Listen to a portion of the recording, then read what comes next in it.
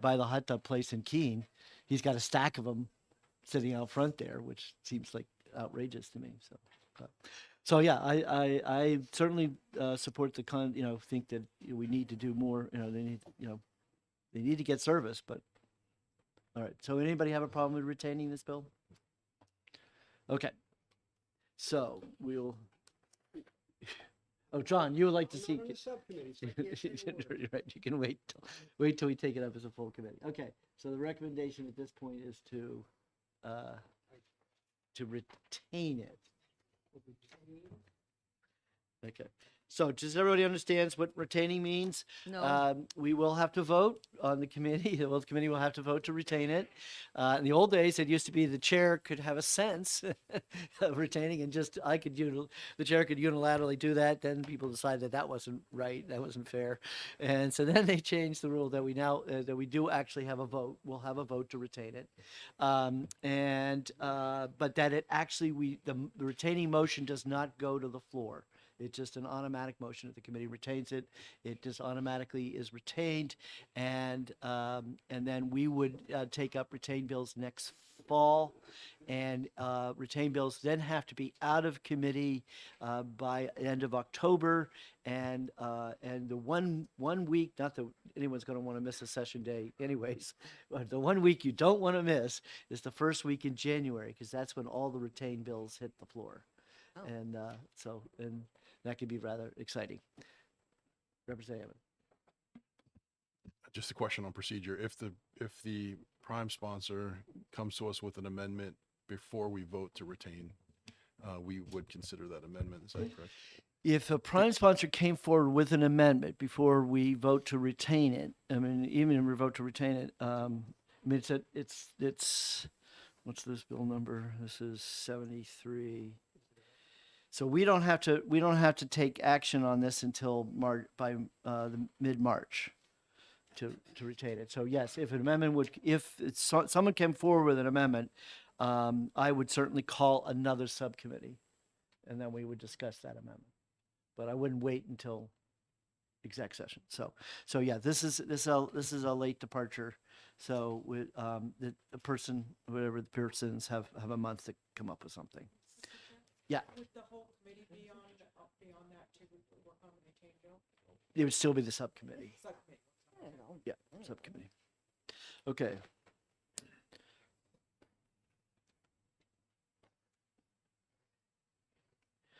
Okay. Next up, 173, relative to toilet facilities provided by restaurants. So wasn't there someone from the home builder, The building code is code enforcer, right? The code enforcer, is that he or she here today? No, but they're recommending we just repeal the whole statute. Is that right? Yeah. Okay. Not inexpedient. This was to repeal the RSA. Is that, if I got that right? That's my recollection. But the codes aren't ready yet. Code's not ready yet. What, the code's not ready? That was the mechanism. Yeah. What code was supposed to be ready? The state building codes. The state building code was still, It's still in development, but eventually we should repeal this. eventually, Right. okay, so we just retain it, because we don't know when that'll happen. Right. So I guess we should just retain it then. Okay. Is everybody okay with that? Retaining? What are we doing? Gonna retain it? And for what purpose? We're waiting until the new building, state Oh. building code gets implemented, and in that time, we would then repeal this whole paragraph.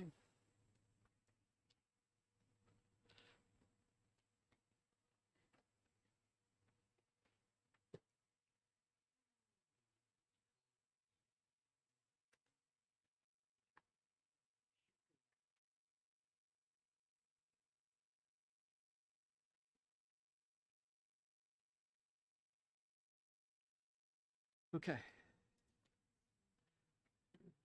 All right, moving right along. All right, 178, relative to enforcement of condo liens for assessments.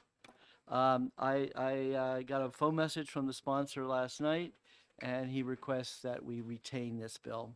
I had a long phone conversation with him on Monday, and I basically said, you need to, if the issue is that the banks are not foreclosing, then you need to work with them to figure out a way to get them to foreclose. But I said, my sense was from this committee that we were not too excited about the idea of the neighbors foreclosing on you simply because you haven't paid your fees. But I don't know how anybody else see it any different than that. Representative Phillip? Want to point out one other issue with the bill that wasn't discussed much previously. It also provides inadequate protection for tenants, that a number of condos are leased out by owners who are not actually using the unit themselves. This would allow for tenants who are renting the unit in good faith to potentially be evicted despite paying their rent in full, who have nothing to do with the condo fees, and would then be displaced because an owner who doesn't like the amount they're paying for a pool fee and is withholding the condo association fee, those tenants would then be displaced through no fault of their own. We need to find a protection for good faith tenants in the bill as well. John? Good luck with that. Well, it may be this is just sometimes there's a bill is just a bad Right, bill. right, I knew Right. That too. Mr. Chair, wasn't there supposed to be an amendment that made this only applicable to houses that have been abandoned? Right, that's true. And That isn't was that what we're that was voting the amendment they were trying to work on. But we don't have good that luck yet. on defining that. What's abandoned? Yeah, right. Abandoned says, okay, there's no things in it. Well, Steve Jobs was pretty sparse in his living arrangements. So you might not have much in there, and people can say, oh, that looks abandoned to me. Well, Oh. just because the person has got a job overseas and not around, but he's paying his mortgage, or she is paying their mortgage, they're paying their taxes. And the only thing they're not paying is the association fee, and maybe they think they don't have to pay it or shouldn't have to pay it because they're, That's not right either. that is true. We have a request from But- audience members. Yes, okay. Come on up, Garrett. Yeah, no, you don't have to come up. Just speak from there and speak loudly. Okay. Well, actually, you might just speak to the mic. I'm sorry, Representative Gibbs would like you to speak to the mic. Okay. I'm sorry. Yeah. I just wanted to provide a quick update. We actually had a brief morning with the bank on this bill. Both sides are willing to work on it. Both sides are willing to meet to discuss it. And we do believe that if you retain the bill and afford us the time, that we will be able to turn this into something passable. We believe that there certainly is a problem. We are going to attempt to resolve it in a way that works for both sides, and that's what we hope to be able to present. Great. And Question. the bankers agree. Right? I have a question. Chair, Mr. You want to Chairman? say, you want to speak to it? Okay. Oh, okay. Yes, Representative Herbert, you may go ahead. But just an observation, my memory serves me correctly, there was an issue of how long you can go with the lien. It's not an immediate thing. I mean, there was a time frame. Was it 6 months? Well, the 6 months is in the current law now. And Right, this- was there that a- was that was what we already passed over the 6 months. But this was that if it wasn't occupied for a year or something, was there a timeline on how long it wasn't occupied?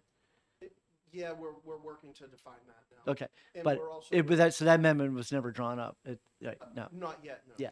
So anyway, so that wasn't actually determined, but that yes, there was. Some discussion about it, and I was unclear as to what that was going to be, because I Right. thought the time frame was important. Yeah. So, stay tuned on that. Okay, yeah, go ahead. Sorry. Thank you, committee members. Yeah, we did have a brief conversation, and we would be open to at least looking at what is proposed, as long as it doesn't impact banks' property rights, and obviously the foreclosing of the unit by the association is always something that is very concerning to us. So, but we are open to at least looking at some language to see if it could address their concerns as well as protect our property rights. So thank you. Great. All right. So, yes. Okay. Representative Gibbs, and then Representative Cole. Thank you. I'd just like to reiterate that I think it's extremely important that any amendment provide protection for the condo owner so that the condo owner would not be foreclosed and evicted from a $200,000 unit for a $2,000 unpaid condo fee, because that's what, as I understood it at least, the bill as presented was just 6 months, and it didn't change the 6 months unpaid condo fees. And I calculated that out just for my own unit, and it was a little over $2,000. And I just wanted to reiterate the importance of providing some protection against that unfairness. Thank you. So that's three things. Representative Cole. Thank you, Mr. Chair. I'd like Ryan to come back up and talk about the risks the bank has to take. No, we don't. We don't have to do You don't have to do that? No? that. But we all hear you.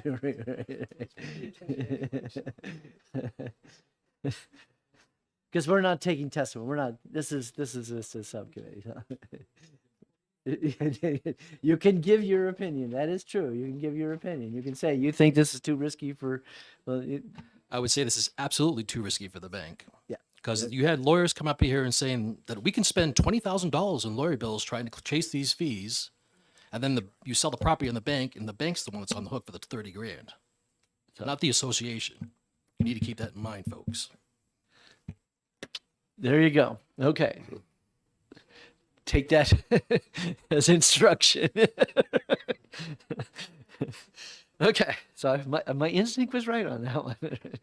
Okay, all right, moving on. Relative to condo disclosure of financial information. So this is now Representative Almy. So Representative Almy, you do realize that this is not what accountants do.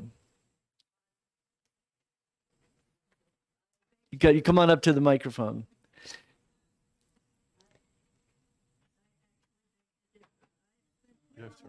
You have to turn. You have to press the. Right. You know how to do this.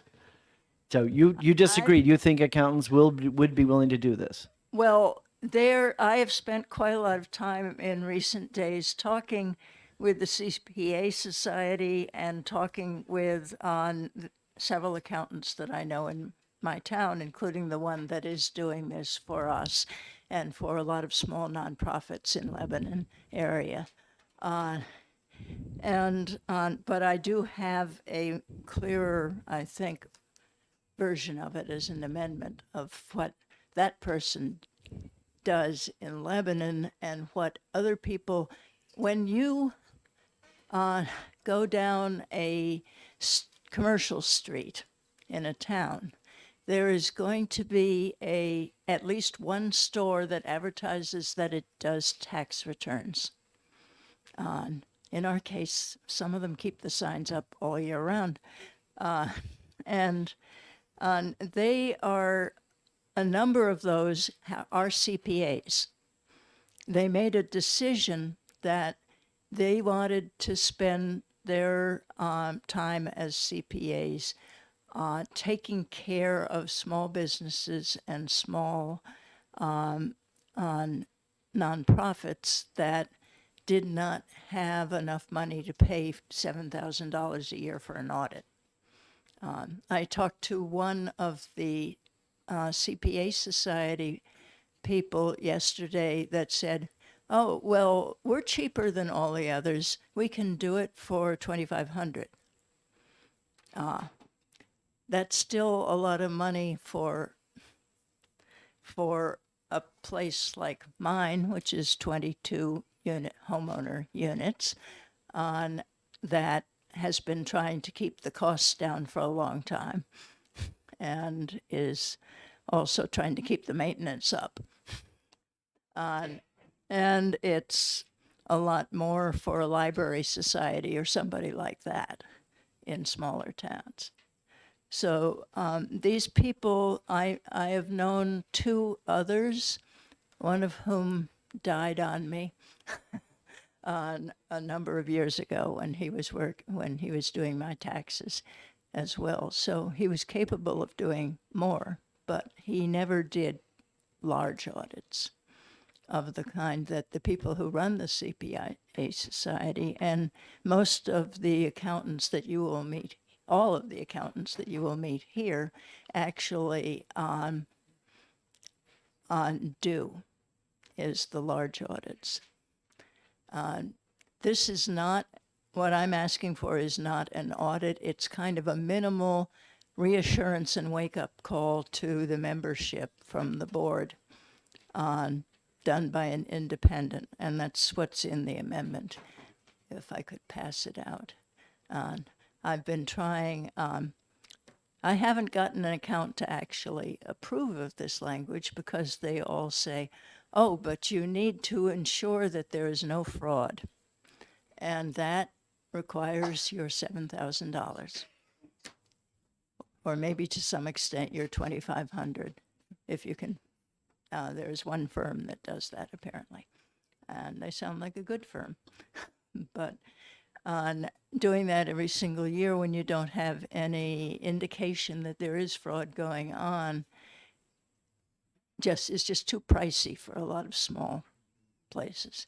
And also, I was thinking that you would not approve of requiring of a condominium board that they spend $7,000. I'm pretty sure we would not approve. That is true. And that a lot of them would find ways to avoid obeying that law, and they'd end up in court anyway. So this is just one piece of what was done in 239, but it is the part that the accountants had a problem with. So what you And have there to pass out is the same thing I have here. on, Sort of looks like it.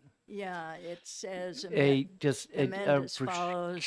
recur, and I guess that's spelled right. A letter for an independent accountant which compares the bank statements with the association's annual budget and records of expenses, revenues, and changes in capital reserves. I put that just on paper because I know you have to do the amendment if you're going to. We would do accept the this. amendment, right? So, But so actually, it's interesting you brought up nonprofits. yeah. Do condo associations have to file a 990 or a tax return? Condo associations have two methods that they can use, and homeowner associations. Right. On the one that we use being small and on not having a paid management, I'm the management.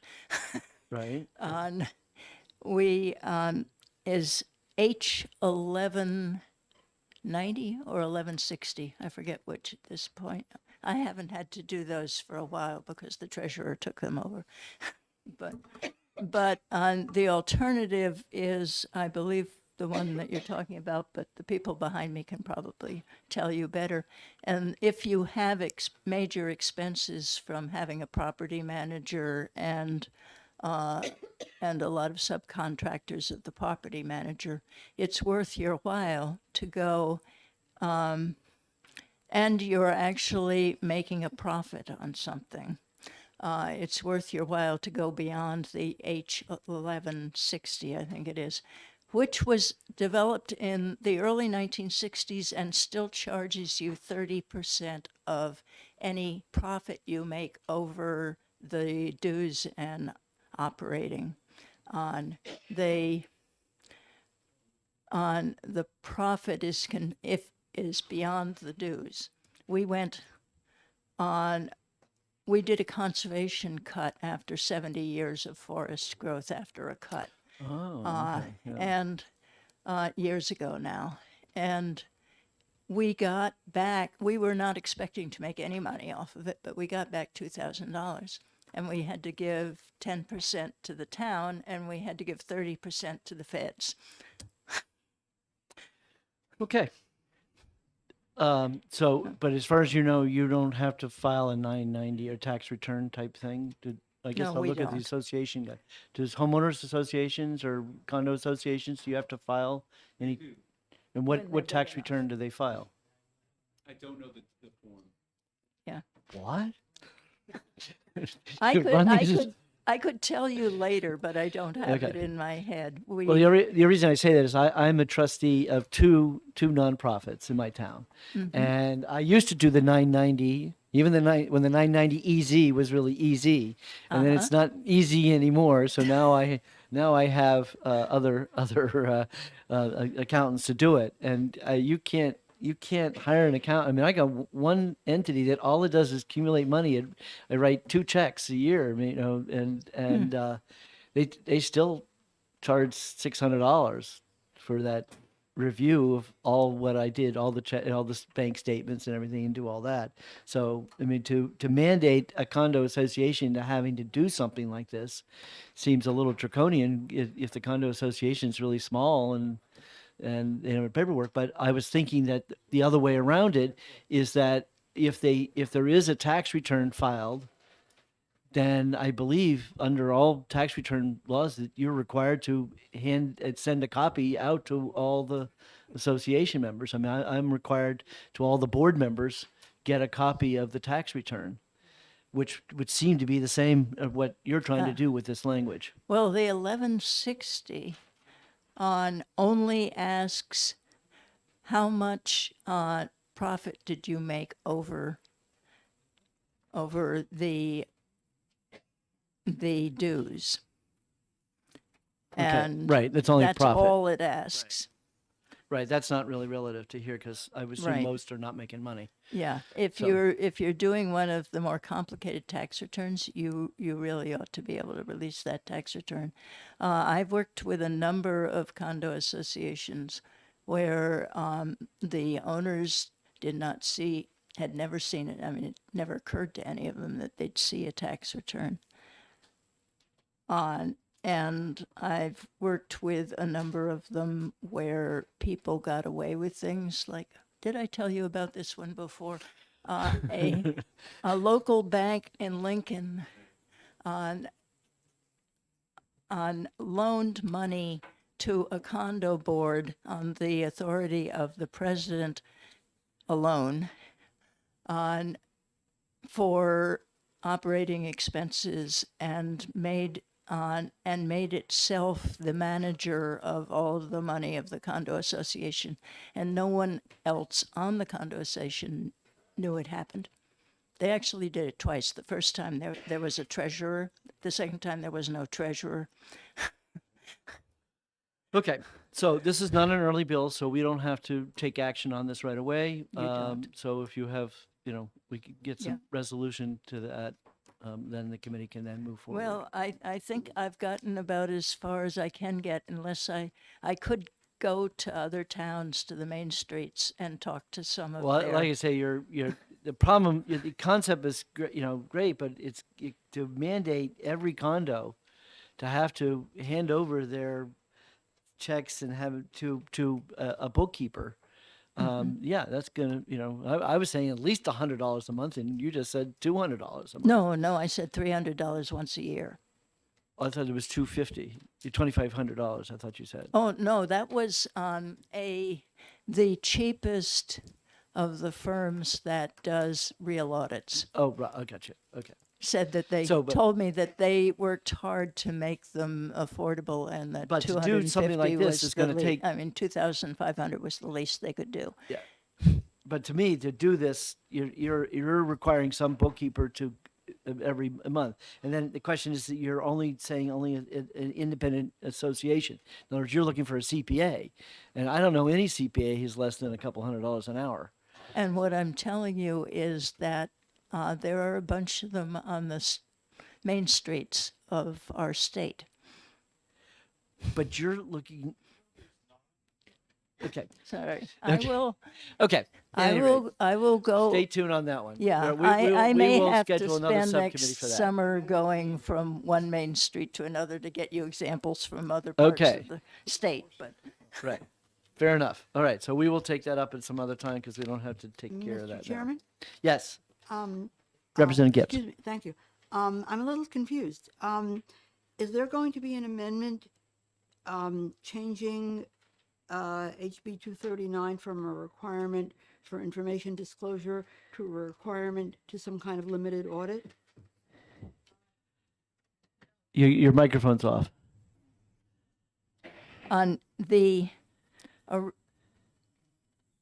I've been struggling to find a way that on 2B is actually in two parts, two stages.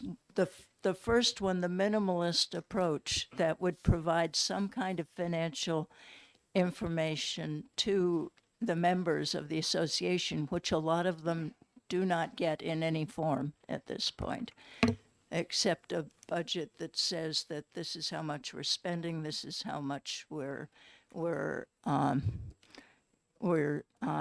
asking you for dues. We're requiring dues of you, because the law is actually that the members of an association have to defeat the budget in order to change what the dues request is. Okay. So I do have an amendment. I could You hand certainly it out pass so that out. people She'll could take pass a out look at it. her, Thank you. her amendment. Thanks. Okay. I think at this point we're not ready to take action yet. We can wait to see how this trickles out because this is a late departure. Okay, moving on to the next one. House Bill 459, relative transaction exempt from the regulation of business practices from consumer protection. No, I don't have PFAS. I have 459 first. Okay, this is one where half the room is here for. Okay. Is there anybody who thinks this bill is a good idea?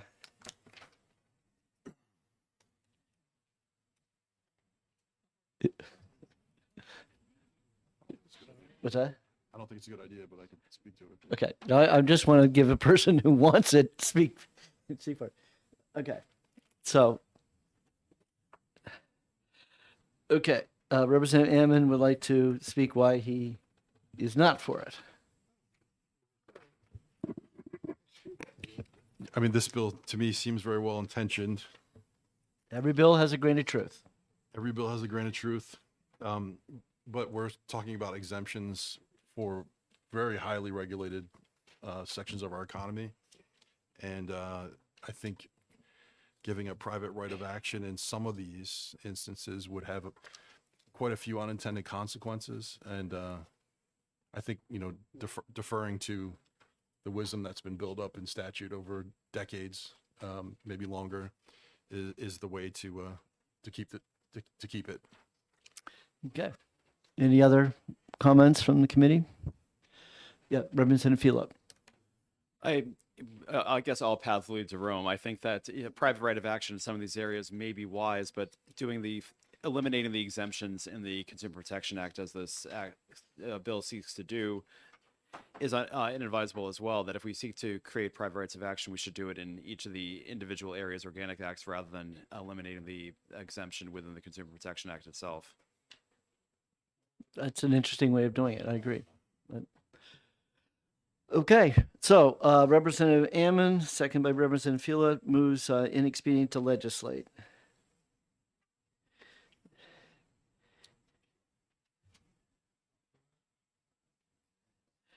Any discussion on the motion? Okay, the voting on this is just the 8 people. You all know who you are, right? Okay, all those in favor, raise your hand. 1, 2, 3, 4, 5, 6, 7, 8. Okay, motion carries. Excuse me, Mr. Chairman. Yes. Just to be sure, this list looks like it's the older list.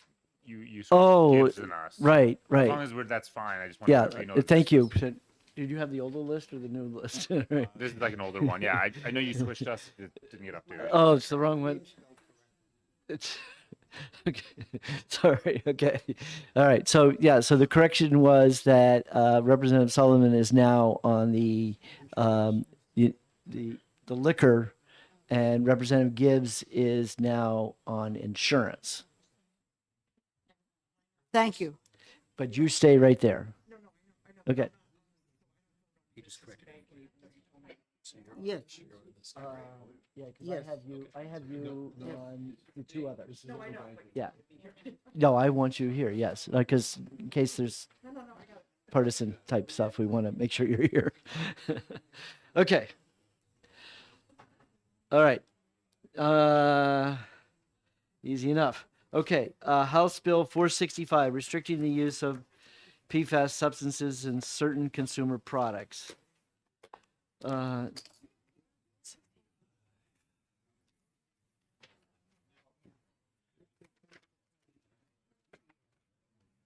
just trying to figure out what I want to do on the previous bill, and I'm not happy. Okay.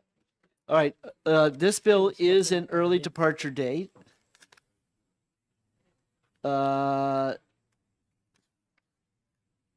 Geez, okay. Which one did this bill? What did this bill do? I know it's this is business. This is banning. This is yeah, the carpets, right, right.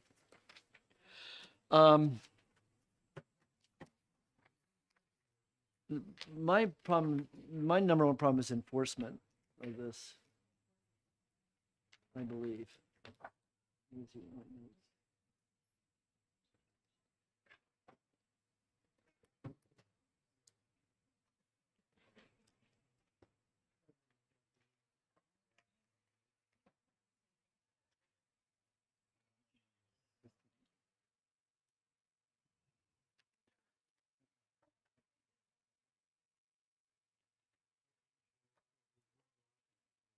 So we have, don't we have another PFAS bill? Don't we have a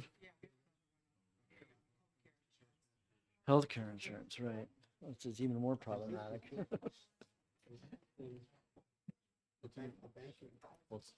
banking.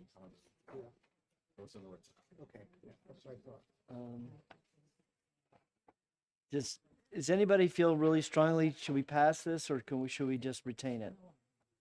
I think we should pass it. I think it's pretty simple and then just. Well, it's not simple. Who's going to enforce it?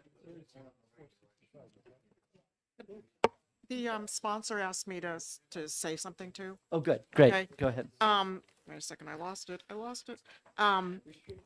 Representative Ebel couldn't be here today, and she wanted to bring to the committee's attention the fact that babies and children are playing on these carpets, and the dust can be inhaled and ingested, as well as it gets on their children's hands and toys, which I think is a significant issue that we need to address.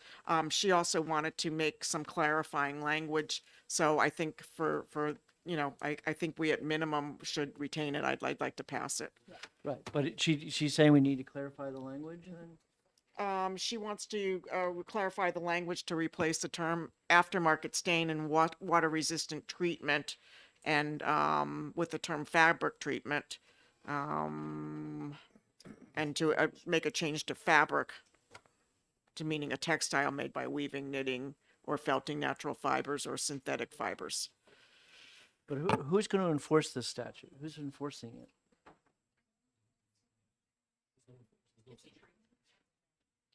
And is there any evidence that these carpets are still being sold today? I mean, I haven't seen Scotchgard ever advertised recently, but Now it's called PFOAs. it's called what? PFO. Right, and so the people really are buying this stuff? Yeah, go ahead, Representative Thaxton. The issue is it's in almost every, and so my concern with this bill is not only is it being sold, but it's on probably this carpet and virtually every carpet you buy. If you go to Home Depot or your favorite carpet wholesaler, you're going to be buying carpet with PFAS on it. So there's no replacement product. So you have a bill from New Hampshire, that's fine. And as she said in the testimony, she checked with, and there's no manufacturer of carpets in New Hampshire. That's true. There's only 2 or 3 in the United States. So you've got a whole big industry, and maybe it's the right idea, but what you're gonna do is it means nobody in New Hampshire is gonna be able to buy new carpet if this passes the way it's written. and you'll have big retailers. The enforcement comes, Home Depot doesn't want to be sued, so they're just not going to sell the stuff. Right. Representative Gibbs. I think it's important to note that the effective date on this bill is July 1st, 2025. I would be doubtful about this if the effective date were sooner, because it's pretty clear that the carpet manufacturers and sellers are going to need time to gear up to comply with this. But an effective date more than 2 years down the road, I think will give them time. And if that's not a sufficient amount of time, we should consider an amendment that would move the effective date farther out. But that said, the problem is apparently severe enough that I would say, provided we give the manufacturers and sellers time, I would recommend ought to pass. So this committee over the years has used the retain an interim study methodology before to put put people on notice. I think I'm going to really date myself. Representative Crow Dickinson, who is from Conway area, and he kept wanting to stop having Maine come over and try to collect taxes from New Hampshire businesses that were selling appliances into Maine, and evidently Maine would do that. And so he put in a bill, and what we did with the bill is we always kept the bill alive, right? We always interim study it, retained it, interim study. We never killed the bill, and he said that was useful, in which and Maine evidently stopped coming into the state of New Hampshire because we did that. So, and I would say in this case, then that this is a good argument to retain the bill, to let everybody know that we have a bill and we're ready to do something when it becomes clear that the the marketplace is not addressing the problem. I think the retaining is a good idea, though. In doing so, I'd actually would hope that we would work to solve the problem Right. rather than just saying. Well, it's sort of this problem. We're not scientists. We're not, chemical scientists are going to figure out how to make carpet that is stain resistant. Is that the issue here? Is that all carpets? I mean, I know this carpet, was within a year, but we just bought this new carpet that I saw, somebody spilled their coffee on it, and it's still, that stain is still there. That was the argument in Washington whenever they asked about climate change. They all said, we're not scientists. So, it's, meaning we can't do anything about it. We So, can't, right? No. Well, I'd like to see what we can do. Okay. Right, Representative Hammond. Thank you. I just wanted to call back to Representative Spears' comment a few bills ago about the marketplace having an incredible power to change the behavior of manufacturers. I think this bill is important because it helps to highlight the idea, makes people aware of it, but it's really up to the consumers to put pressure on manufacturers to change their processes. I think you can see a myriad of examples of that working and being effective, but maybe people wouldn't know about the problem if this bill was never submitted. So to me, the bill's a mandate, and I think we should tread lightly when it comes to mandates. But consumer education is important. Okay, so the motion's retained. And everybody okay with that? Representative Spear, you would like to comment? I just want to comment, and I appreciate your quoting me, by the way. But this is a health issue. This isn't, well, if you don't have repair this week, all right, so someday you will. This is a health issue, and we heard testimony that was devastating as to the impact of PFAS. This bill needs a little more respect, I think, than retaining it, maybe something, because I have talked to people in my neighborhood. Some of them didn't even know what PFAS was, and they're drinking it every day, and they don't even know. I looked at the website for our water supply, and the groundwater is a mess, and they tell you don't drink the groundwater, but meanwhile, the water coming out of Pennachuck, it's not perfect either. It's not bad yet, but it has been going up. They show the graph. It's been going up. if we somehow educated people, something, because this is getting pretty bad. Representative McAleer. I agree. I think putting an ought to pass on this gives it a little more teeth than retain. I mean, everybody's talking about this problem, but nobody's doing anything about it. And I think we have a chance to at least put one step forward here by ought to pass on this bill. Thank you. Are you okay with retaining it? No, I'd prefer to ought to pass. I think that puts more teeth into it. I agree. Herbert. I know Herbert's voice a mile away. No, I agree with the severity and emergency. People have to know that there is an emergency going on around them. And that's why I would go out to pass, put it into law, and then all of a sudden everybody's going to talk about it. And when that happens, we might get something done. But right now, they're just dumping it in the landfills in New Hampshire, and and in Merrimack, you can't even, don't go fishing and eat the fish. That's a problem, and it's an emergency in my opinion. So I'd run the red flag up on this particular piece of legislation. But how are you going to enforce it? I don't care whether it's going to be enforced. I want to know that everybody else knows it needs to be enforced. Just like Okay. this gentleman talks about the consumer pushback, blowback, because all of a sudden people are just going, and guess what? Then you have something happen. Okay. Representative Post. Is this more a federal issue because most of the carpeting comes from out of the country?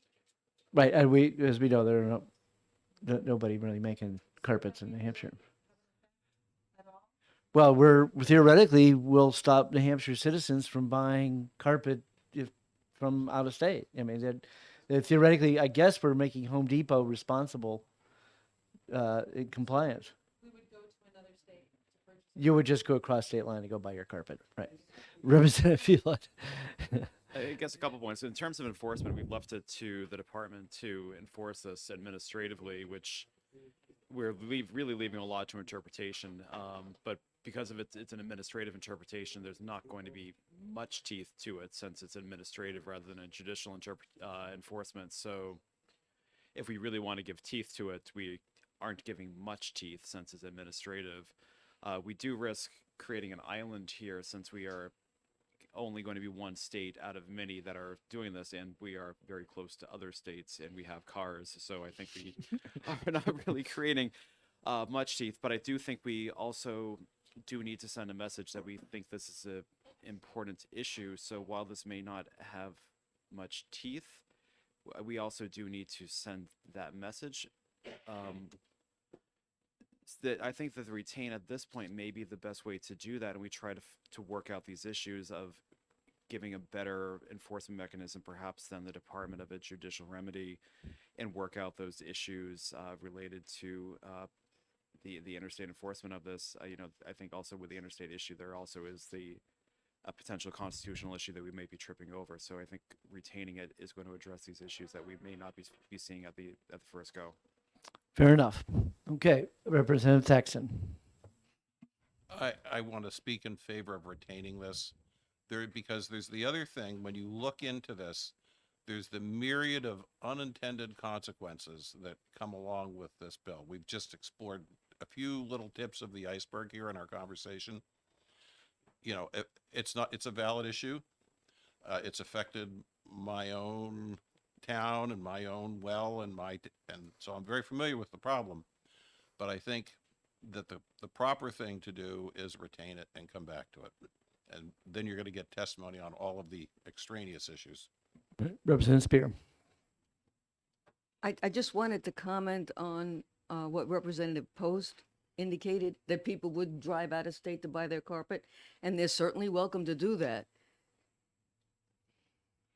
But with the law in place, even if it has no teeth, they know that what they're doing is, I am making a conscious decision to go out of state and buy something that is detrimental to my health. And if you still want to do that, knock yourself out.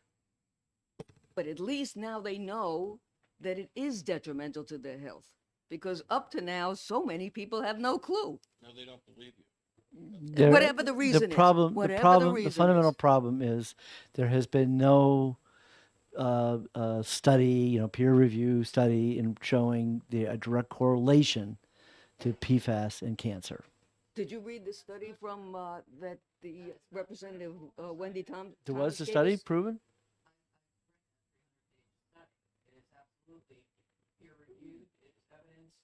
That there it. Okay. Okay. Okay.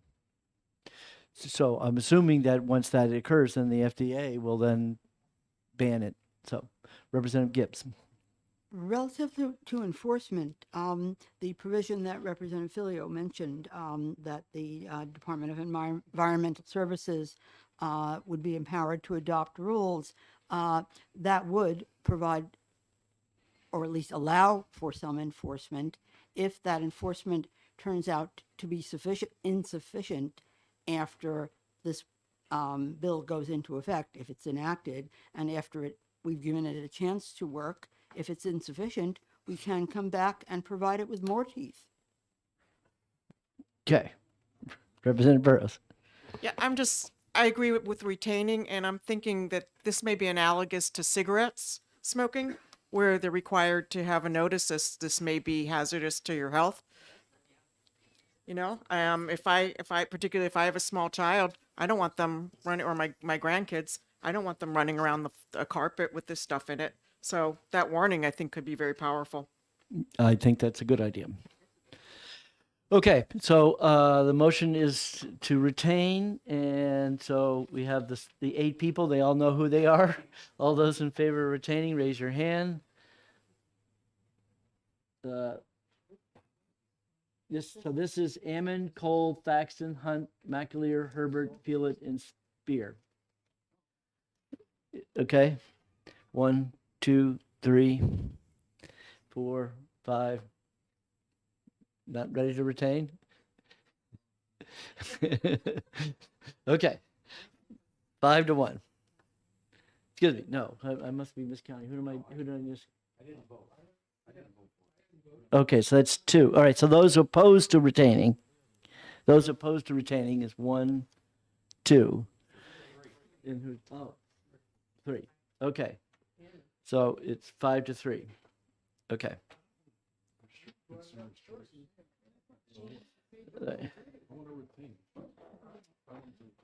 Okay. Retain. Okay. All right. Okay, then we have one liquor bill. Right. Okay.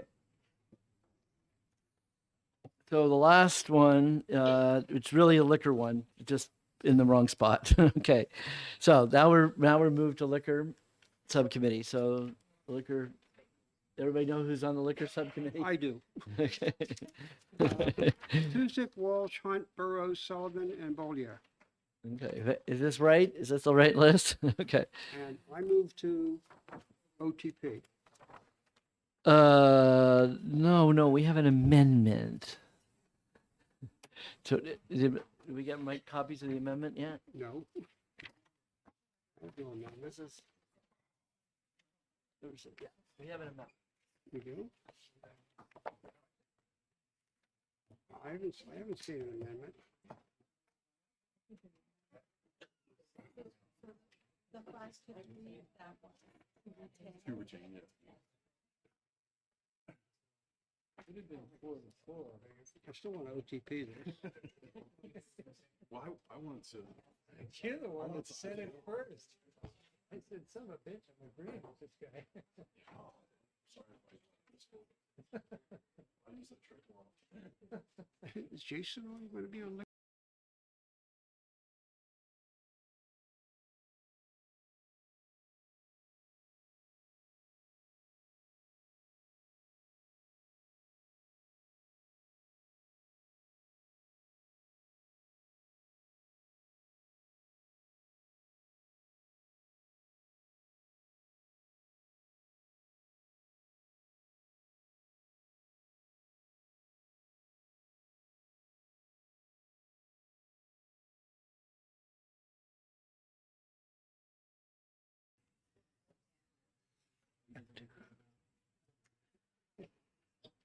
Okay, so who has the correct list of the subcommittees? Because I know, all right, Gibbs Yeah, I and got it. Stewart Um, switched. Here, Oh, Vincent's on here now. Okay. now, liquor, Patusic, Walsh, Hunt, Burrows, Sullivan, Bollier, and Osborne. Okay, that's not the right list. Okay, that includes, it includes Osborne and Vincent. Well, then there is no. updated Okay, list. it's eight, yeah, I'm sorry. Okay. I have an amendment for this bill, and we're missing a committee assistant for me to get copies of it. So, I think what I'll do is wait till she gets back. So let's just hold off on that. I can briefly describe it, what it says. Basically, it says that we raise the penalty to 7,500. We leave the 10 days in it, but it then says if the employee was not trained. If the employee was not trained, then it's 30 days. Automatic 30 days. Automatic, 30 days. Automatic 30 days. So this is a carrot for restaurant owners To get trained. to get their employees changed, or certainly get the ones they think might be potential to overserve their employees.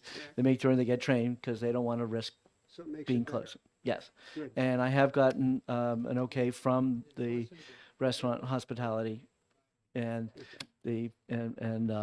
and also I talked to Maureen Mooney. I don't know if she's here, but I talked to Maureen Mooney and she thought it was a good idea. I'll move OTPA. Okay, but I don't have that. Let me just get that, see where we are with that amendment. And so let's move on to the next one. 146. All right, relative to the closure of state liquor stores. ITL. Anybody like this bill? No. ITL. Okay. All right. All right, Representative Bulio. Yeah.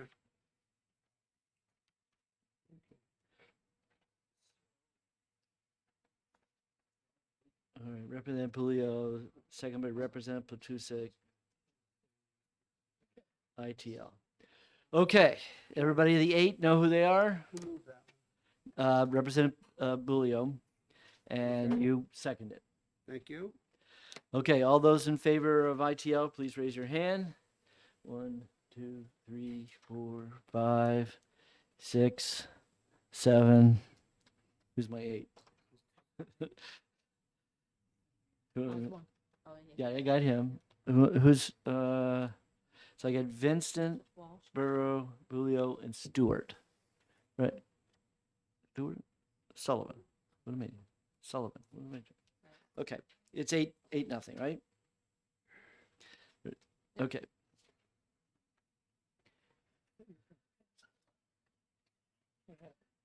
This one? Yeah, we killed this one. 146.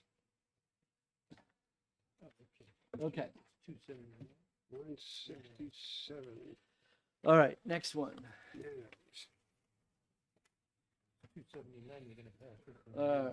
Yeah, that's gonna, DOTP. 167 relative to Nano brewing license. Okay, so my understanding is that the commission is going ahead to approve that particular location because he did have it proper. But bringing up the bigger question of why are we picking on Nanos when it comes to location. And that unfortunately was just a history of the Nano legislation, which was that no one ever visualized a beverage manufacturer having manufacturing, bottling, canning, whatever, inside their home or their barn. It was only, that issue only came up when it came up to Nanos. And Nanos, the whole idea was that you would start out as a home business and then you would expand. And that's the reason why it was written in there. But for all intents and purposes, you can't manufacture any alcohol in your home. So I recommend that we just retain this bill so that A, we can see what's coming over from the Senate, and B, is that we then kind of clarify that this is not something we're picking on Nanos, but rather than this is true for anybody who's manufacturing. Representative Sullivan. Yeah, so, I mean, this is more procedural. I don't really know how the process works, but Yep.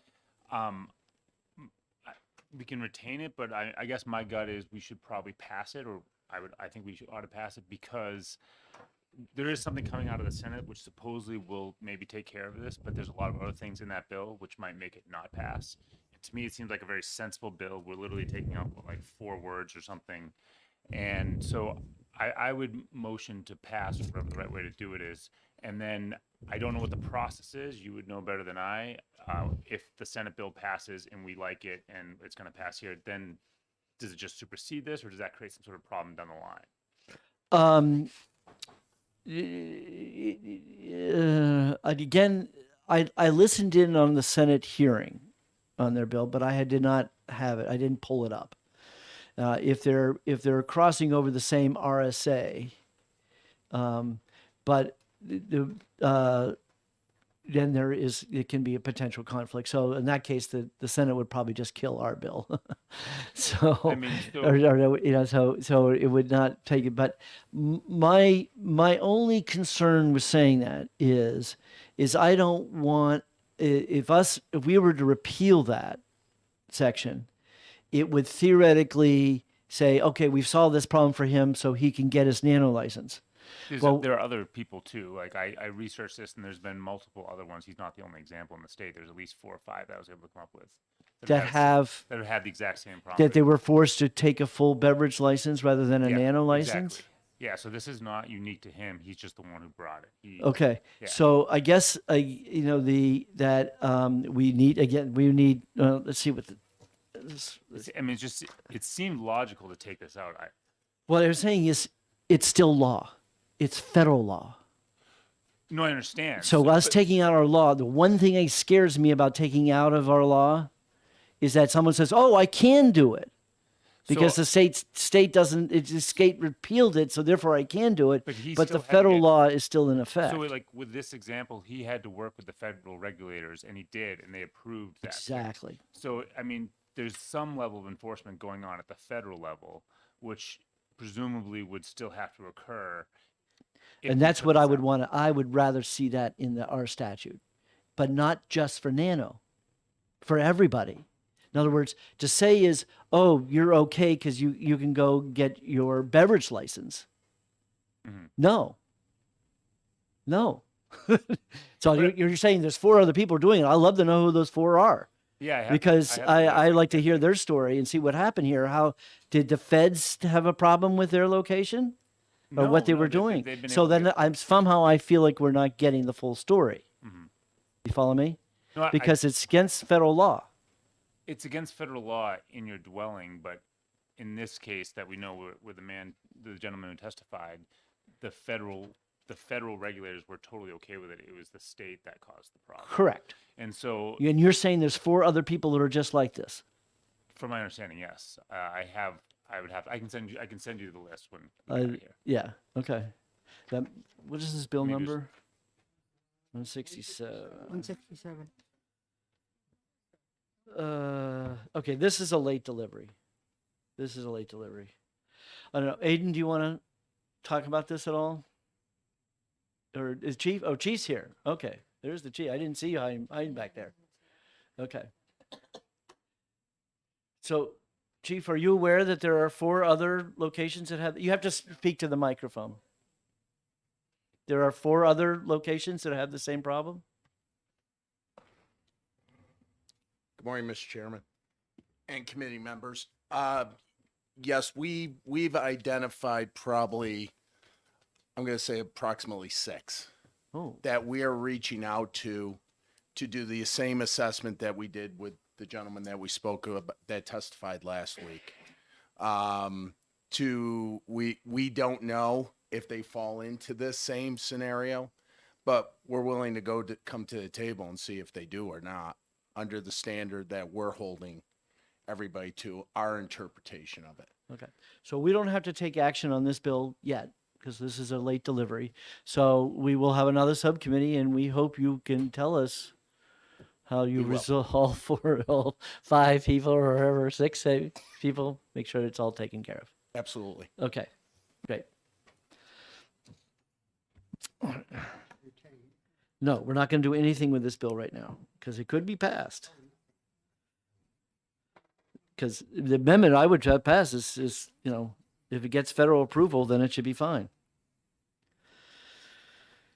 Regardless of what type of manufacturer you are.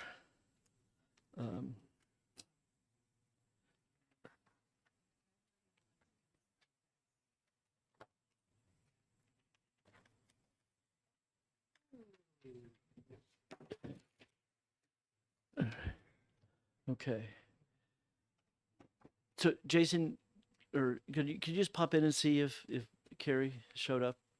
Yeah, I think she was there. She there now? No. Okay. Okay, that's the next one. 531. All right. Anybody want to speak for this bill?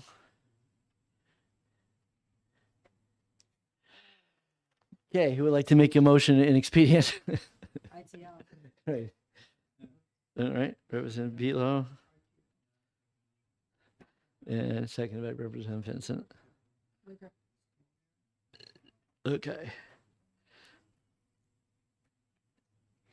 All right. All right. Representative Bealow, second by Representative Vincent, moves inexpedient to legislate. Any discussion on the motion? Seeing none. All those in the 8 members of the subcommittee, please raise your hands. 2, 3, 4.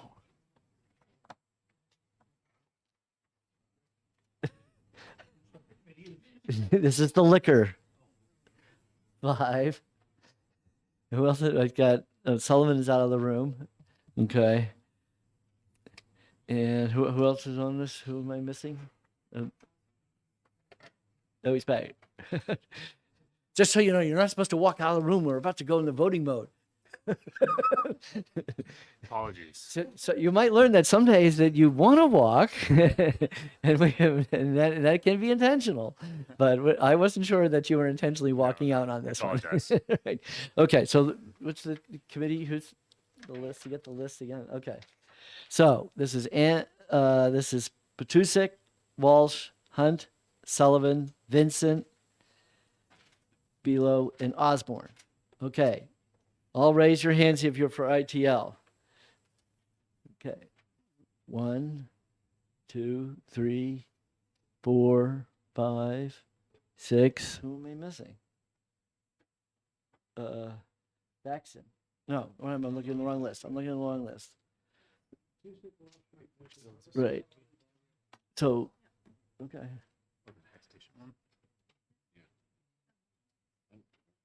Right. What's that?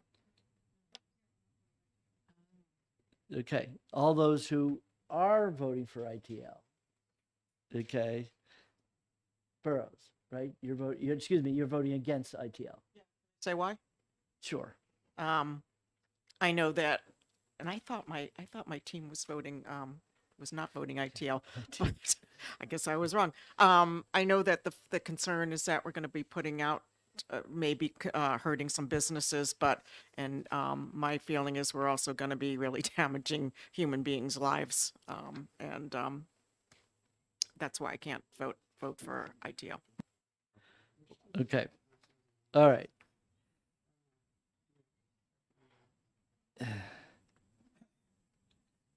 Okay, so one, how do I this list? I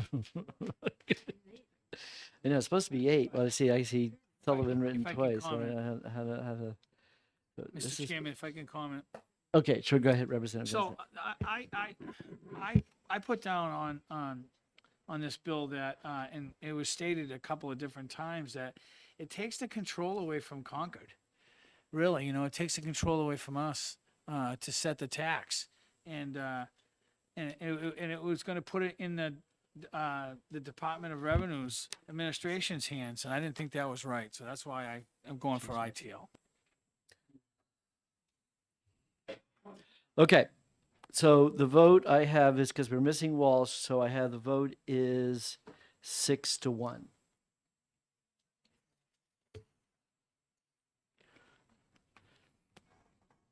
Okay. All right. Okay. Okay. Next up is 6-12, relative to the fees for New Hampshire and wine manufacturers.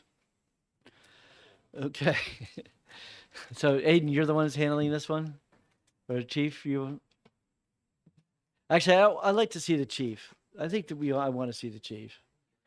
All right, so I did a little homework, and well, Aiden did a little homework for me, and we find out that when it comes to wine, we do have a de minimis license already for wine, and so how many were they, Aiden? How many there was? I can pull it up. Getting that information for you now, sir. So de minimis license, this was the issue is if you're just a farm, and you want to make wine. So you can get a license to make wine and sell it there on your farm, and the license is $100. And there are 36 out of 50 that are under 36 36 out of 50. out of 50. So that means there are more of these people than who really are making more wine. Or over 1,000, what is it? More than 1,000 cases, Chairman. 1,000 cases, which just seems like a lot of wine. So then the next question I said is, so of those 36 who are at this 5%, who are paying the 5%, how much are they contributing to the tax revenue? Which, think about it, now they're the majority. There's 36 of them more, so that leaves 14 of the other ones. That is approximately $108,000, which represents about a third of the total revenue. Okay, so they're a third of the revenue, but they're generating 108. Right. So the question is, the way the bill was presented, it had two parts to it. One was, I don't know, release of all the fees or something, and another was to get rid of the tax. Am I correct with what was in the bill? Someone have a copy of the bill? There were several aspects to this bill. Right. The first was changing the sample sizes. We're not going to change sample sizes. The second was changing the tax code, Right. The fee codes. So it was 50 cents a gallon. Changing it to 50 cents a gallon, right? Right, Okay. correct. As opposed to 5% of the sales. And then the last section was an added paragraph regarding the exemption of 100 gallons per year for a household with one person, and up to 200 gallons of wine per year for a household with two or more people from the tax in paragraph 4. Oh, that was an actual. They didn't have to pay any tax, right? Correct. Right. So I guess that's where I was focused in on.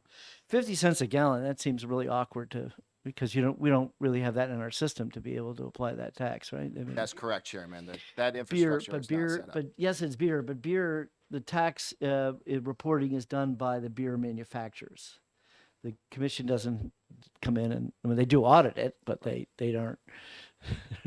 and obviously, the reason why we had set the 5% was that they, in lieu of a fact that we're not selling them through the commission, which was really the bottom line for us as the state of New Hampshire, is that when the prohibition ended, we let beer go through distributors, and wine and distilled was going to go through the commission.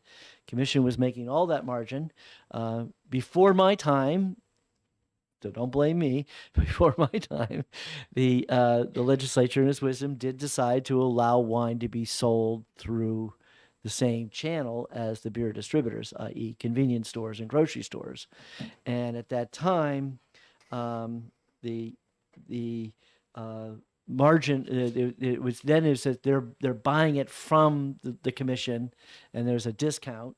It's the only discount I know in the world in which the more you buy, the lower your discount is. But we got away with that for somehow. But notwithstanding that, if you are self-distributing that wine, so you're not going through the commission and you're bringing that wine into the retail outlets, or you're selling it yourself, that's where the 5% kicks in. That's where the 5% tax kicked in.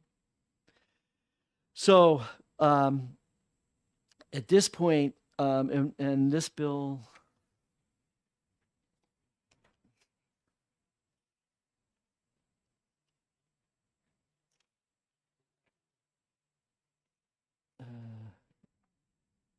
this is an early departure, so we have to make a decision on what to do with this bill. We don't have to do it today. We can wait a week. We can think about this. But the question was, is it worth it to reduce the tax? I mean, we're already making the fee pretty de minimis. I mean, it's $100 fee seems pretty de minimis. To whether we really want to mess around with the tax or not. So I guess I'm leaving it up into what the committee feels about this bill. Representative McAloon. Thank you.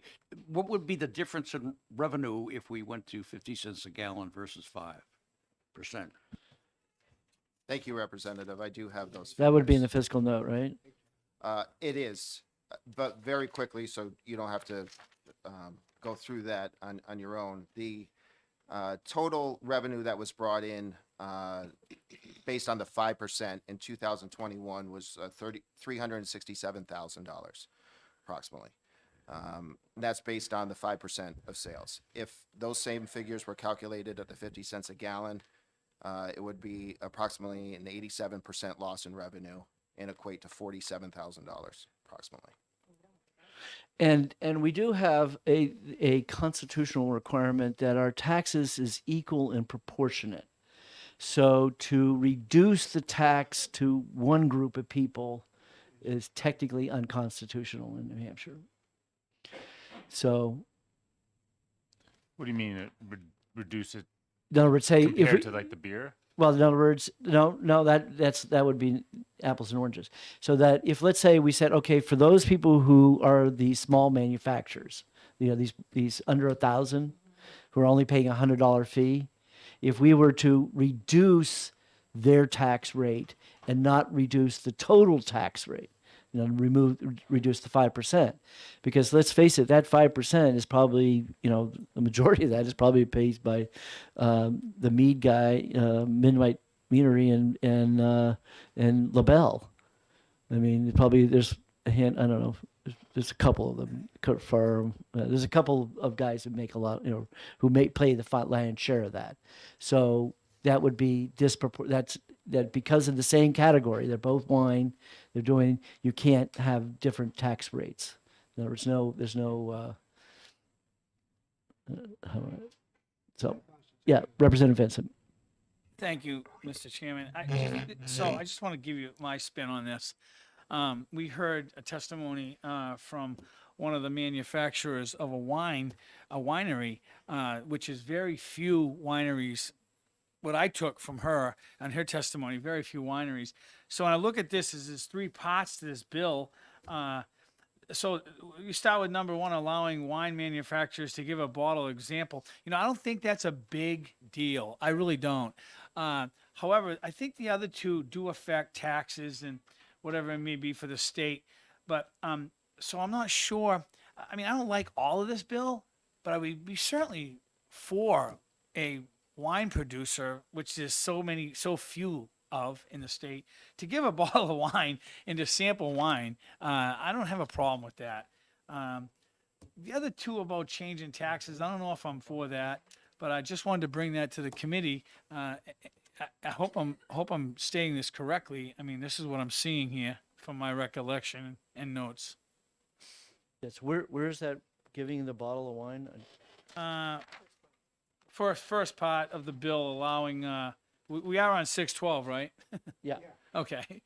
Sometimes that's happened too, sorry. But allowing wine manufacturers to give a bottle as a sample under certain conditions. And her testimony was that there's only, I believe, 2 or 3 wine manufacturers in the state that actually grow the grapes and do the wine, or one maybe it was. And they wanted to kind of give the wine away because they didn't actually meet the food requirements, if I'm correct. So do they really want to give the bottle away? I mean, or do they want to charge rooms and meals tax? It's a 6-ounce pour. Oh, it states here to give a bottle with a sample under Yeah, certain what line, conditions. what line are you looking at? Right under the bill, right first Number page, 11. 1, allowing wine manufacturers to give a bottle as a sample under certain conditions. I think it's line 11. Yeah, I see that. Oh, I'm Okay. sorry. I'm on the front of the bill. I Right, so they're apologize. going from the 2-ounce glass per person and then a Oh, yeah, yeah. full open bottle of wine to groups of 2 or more. Oh, we got 2 or more. Right. So there's more than one part to this, I see. It's more than just a tax. It's Well, There's a lot of stuff going on, yeah. Yeah. I get you. I just wanted to bring it to right. the So I community's guess the attention. discussion is someone's coming in and taking a sample of the wine, and they can, and under our law, they can either charge for that sample or if they want to, they can have they collect the rooms and meals tax, or they can just give that sample for free. And so then now you've cracked the bottle open, and that's the only person that day is going to come in because this is a little farm Right. stand off in the country. But I also think that it had something to do, if the committee remembers correctly, about them having the license to give or sell the bottle because of not being able to meet the food requirement. I mean, am I the only one who Yeah, remembers the food. this? Well, Yeah, I remember that. And the it's like, food. The there's food a food requirement. When is the food obviously, requirement? chief. I don't know if the food we ever had the food worried about the food requirement because we did that for the nanos. Okay. So the nanos we had a nano plus, and a nano plus was if you had a food truck. Okay, but at the end of the day, the nano only can give away he can give a sample as a pint. He can give a pint rather than just one because we were thinking the nano guy won't have a lot, so but those nano guys are not giving that pint away. They're charging for it. Right. And so I hate to kill the bill because I don't know. I guess I don't know all the nuances in there. I would say is I have a problem with the 50-cent a gallon tax because of the 5%. It's got to be across the board. We already have the $100 fee, so I really don't see, and we don't have the ban on it for growing it in making the wine inside your house, right? That's not in this statute. Mr. Chairman, I mean, all my notes, basically, I think it was a logical thing, but this is the first I've heard about it potentially being unconstitutional. So Yeah. I think that's something we should explore. Well, that's unconstitutional. If we were to decide not to, we would apply that 50 cents only to the small guy. Right, right. Okay, but to go 50 cents a gallon across the board, we're going to lose $800,000. Right, right. But actually, correct me if I'm wrong, it would be considerably more because if we were to do it across the board, we're talking about every bottle of wine that's sold. No, Not- no, not this is just- only. Well, it's only. Yeah, no, he's done that all the way across the board. So No. He's doing it only for this group of small wine producers. New Hampshire- Not, New not Hampshire across pro- the board for all wines. No, for all wines. No, And no. that would be No, we don't charge 5% tax on that because we're only charging a 5% tax. No, as a matter of fact, we don't have a 5% tax. We have a 25 to 30% margin when we sell those wines. Okay, there's no tax involved. The 5% tax is only if you're bypassing the commission. All right. I think it's on zero. You just assume kill it? Isn't this Petusek's bill? You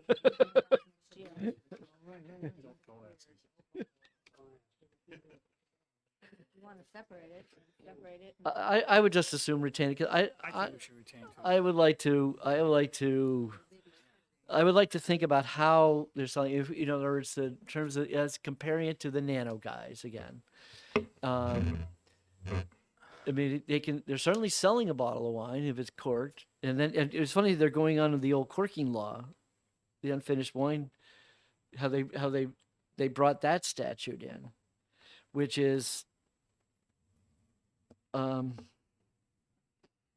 mean, theoretically, they could sell that whole bottle, right? Even though it's been cracked open and a sample was given, they could still sell that bottle. That's correct. Mr. Chairman, if you're so gonna what does this what does this language do? What does this language do? What is this doing different than its current law? So the only thing that I can surmise out of this, and thank you, Chairman, is increasing the sample sizes from 5 ounces to 6 ounces. Right. For 2 samples, that's 12 ounces per person and 24 ounces per 2 people. A standard 750 milliliter bottle is 25 ounces. So they're saying, I believe what the intent here is, if you serve 4 glasses of wine, per person at 6 ounces, that's an entire bottle. But we don't really care that it's a bottle. That's just it's a meaningless. That's correct. It's a red herring, if you ask me, because we would say you can easily sell that bottle, cork it, and take it away, like the Correct. restaurant license has. In the way this language reads, I would like to bring up that, again, this is essentially making a wine bar out of a wine manufacturing license. Yep. So it's not only a bottle, it's bottles for 2 or more people. There's no limit here. Right, and that we've kind of held the line on that with Nanos. So, okay, I guess we could kill it. Sorry, John. You can vote no. Right. Does anybody think otherwise? Anybody feel sorry for John?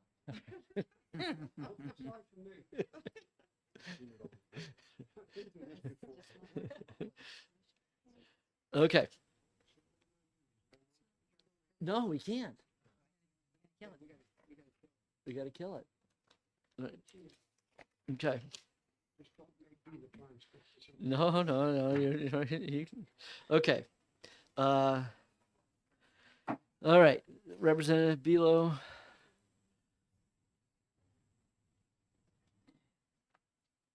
And who would like to second the motion?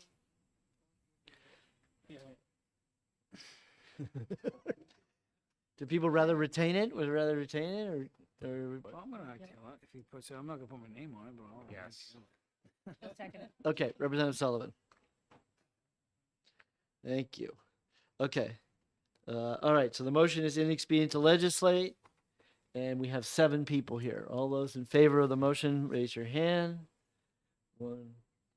Is that a hand up? Is that 1, 2, 3, 4, 6, 7. Okay, great. And Mr. Chairman, if I could just say that maybe it being rewritten and coming back again would be a better thing, because it was a little out of character, so to speak. It was just all It was a over the laundry place. list. Yeah, I mean, it was. I It was a mean, laundry Address list. one I think they thing. had a good point, but I just think it was rewritten. Right, but and I guess my mistake was I forgot that we had already created the $100 license.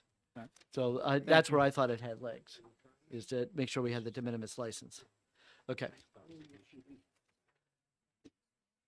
Okay, next.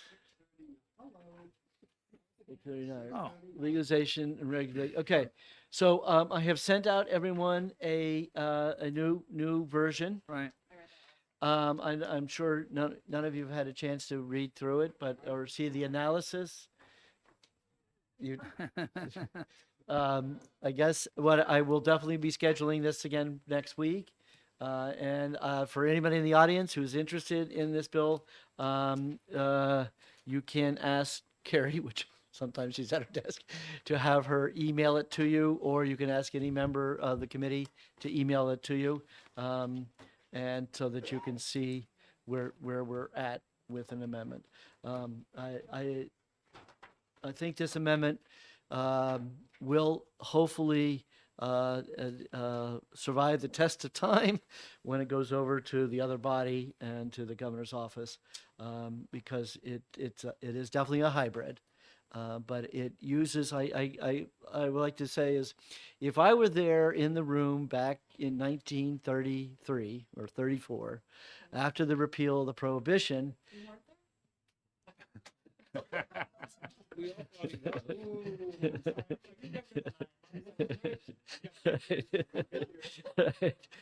and my hair was truly platinum blonde. No. I'm sure when they made that decision to go through to create the Liquor Commission and to say this is something that clearly a lot of people is very concerned about how it's being made available to the public, they resigned. They went to this commission idea, knowing that theoretically we, the state, can control what's in there, knowing knowing it's safe and know it's not, the safety of the product, knowing where it came from, and B is that it certainly would reduce the risk of selling it to underage people, so I'm thinking that maybe is probably the right way to go. So, at any rate, I'm hoping, yes, Representative Osborne. Thank you. Just to clarify, when you said you're scheduling this again for next week, will that be a public hearing or another work session? I'm not treating this as a non-germane amendment. I'm treating this as a germane amendment. So that will be the time in which the subcommittee would vote on it. But I didn't think everybody had a chance to read it. And so that's the reason why I'm scheduling another subcommittee next week. But then we would vote on it. So in terms of next week, we would do, I'm looking at Thursday morning subcommittees, and then Thursday afternoon will exec. So can I ask you, who did you work with on the amendment? Who's bringing the amendment forward? So this is For the new bill. the new, I would hope this is a commerce amendment rather than take total ownership for it for myself. But I would hope that everybody in the committee can feel that you're comfortable with this. But in terms of who I worked with, is my focus was making sure that it was enforceable and structurally can work within the system that we have now. And the amendment Does that? does that. And you sent it out? And I sent it out. Yeah, I sent it out this morning. Oh, this morning, okay. Yeah. We should see it in our email. Yes, you'll have it in your I have it. have it in your email. Did I send it out last night? Oh, I sent it out last night. I'm sorry. I did send it out last night. Yes, Representative Gibbs. Thanks. Just a question. Why is this bill being considered separately from House Bill 544? So 544 is not an early bill. This one is early. So that's why I chose to do it this way and get the ball rolling. But I would say that the other one, the 544, was heavily used in the structure of this one. So that's why I would call it a hybrid of the two. And that was last year's bill that did pass the House overwhelmingly last year. How could you, does it make more sense to talk about them together rather than voting one down and not knowing what we're gonna do with the other one? Usually when we have two bills like that, we would hold on to the second one as a retained so that we have a vehicle to work on something if the other one didn't have the outcome that we were hoping for. So, Representative, yeah.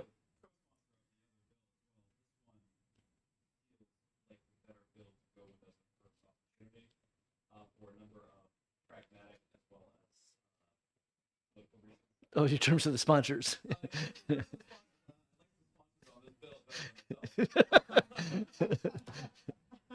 also, I think that going with the private model may be a better way to go in the first instance and finding a route towards being also canvassers. Right. For constitutional as well as practical reasons. Absolutely. And I would say that I was keenly aware that I didn't think it was a good idea to have state employees selling, state unionized employees selling marijuana and bongs. Yeah. And then we would have the other one in case we, yeah. Okay. So stay tuned to next week on that one. All right. And last but not least, repealing the drug affordability bill. Usually huge bongs are like 6 Okay. things. I've been to one. Question, Mr. Chairman? Yes. Why is repealing the Drug Affordability Board on the liquor subcommittee?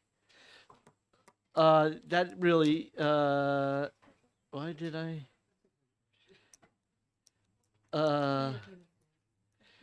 I guess I was thinking that we needed to move on this one, that this had an early departure date, I think is, but it doesn't. So never mind. We don't need to discuss it at all. We don't need to discuss it. We'll do that some other time. It's not a liquor. Hey, it's not a liquor. And it's not an early bell. Right. Okay. With that, we're all done. Oh, wait a minute now. I do have one more. Oh, wait. Yeah, where's my, did she ever show up? It's too soon. It's the one that just raised all the fines, fees on me, not fees, but like the penalties for like serving somebody. Remember we talked about it? It's like this is like a solution in search for a problem. Yeah, it doesn't. There's a top story, which we should take an answer Right, for here. right. But at the end of the day, it's like, 2,500 versus 7,500, and she didn't like the fact that they closed. They didn't say that it's Scarlet closed. Razor. They didn't have the Scarlet A. yeah. And also like. Okay, so unfortunately, she's still not here. So what it will do is I will email that out to everyone. But what I'll do is, given that we've talked about it a little bit and everybody feels somewhat comfortable with it, I will go ahead and have the amendment drawn up, so that we'll be ready for next week to exec it. 279. Okay. So if anybody has a problem with it, with this, by turning this into a carrot, please let me know what you think. But it seemed like we were all, everybody. Yeah, but this is, for all intents and purposes, we're making it mandatory because that means if you have one employee who's overserved somebody, you're shut down for 30 days. And what I've heard is, if you're shut down for 30 days, you're done. Yeah. I think it's working. Well, we voted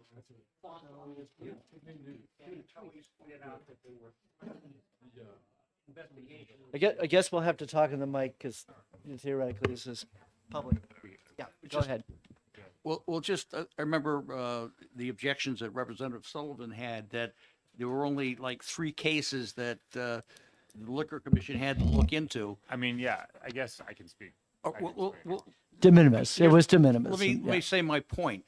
I think there's 100 cases where people walked out of the bar totally zongo and didn't get in an accident. And those are the ones that we want to prevent. So it's not a case of the ones that got caught. It's a case of the potential ones. So I just don't think that was a good argument. That's all. Thank you. Ouch. Well, my argument. Are we talking about now? I mean, I can. We theoretically, I did say this was I can unfinished. hold So, off on this argument until we see the thing, or we can go at it now. I don't care. but at the end of the day, you're okay with our with the amendment. The amendment saying that if the employee was untrained, I was the one who is on our caucus was the most opposed to this bill, which is why he's referencing. Gotcha. So that's where this is coming from. You're Right. So how do you feel about this I mean, this I'm compromise? I don't really like the bill in general. I think this is my personal view. There was a very sad story, Yep. and it moved all of us who heard it. But I don't think that this would have saved her life, and I don't think that this will prevent things like that in the future. And I think Okay. it's a solution in search of a problem, and it looks like it's something we're going to do that may have unintended consequences, which for me are concerning. I think that the bar community and bar culture, everybody thinks the negative of it. They think of people going there and getting wasted and driving home and irresponsible things, which do happen. I don't dispute that. I think as long as we have legalized alcohol, that we're going to have those issues. But my bigger concern is the potential unintended consequences of chilling the bar culture. And some people might be okay with that. You might be okay with that, though, if you're somebody who doesn't frequent bars or doesn't understand some of those bars. But when you do go to a really busy bar, it's a lot to ask for a bartender to be able to identify somebody who maybe has had too much to drink. And there's 300 or 400 people in there, and you're like serving them within 30 seconds. Like, it's hard to evaluate that. They might go to other bars or other bartenders, so nobody has a real accurate count on that. And I think when people are talking about bars, I think a lot of people in this room probably are going to places where it's a sit-down bar, not the stand-up club type bar that people in their 20s are going to. And those establishments, for all the negative that they get on the news, are also bring a lot of positive to our society in terms of people meeting their spouses there, people socializing. They move to a community, that's where they start to make friends. Like, putting an unintended chilling consequence on that industry, I think, is something we need to think about. And I think this is a very tragic story. I don't know that this law, the way it's amended, or the law that's on the books now, is going to prevent anything. I really don't think it will. So that's my view, and I think we need to really be cognizant of how it might chill the industry. Well, let's go back to his original statement, which is, I think we should just mandate that everybody get the training. Well, we know that doesn't work because the employee could only be there for a week, and then you decided they're not going to work out. So mandating that is not a good idea.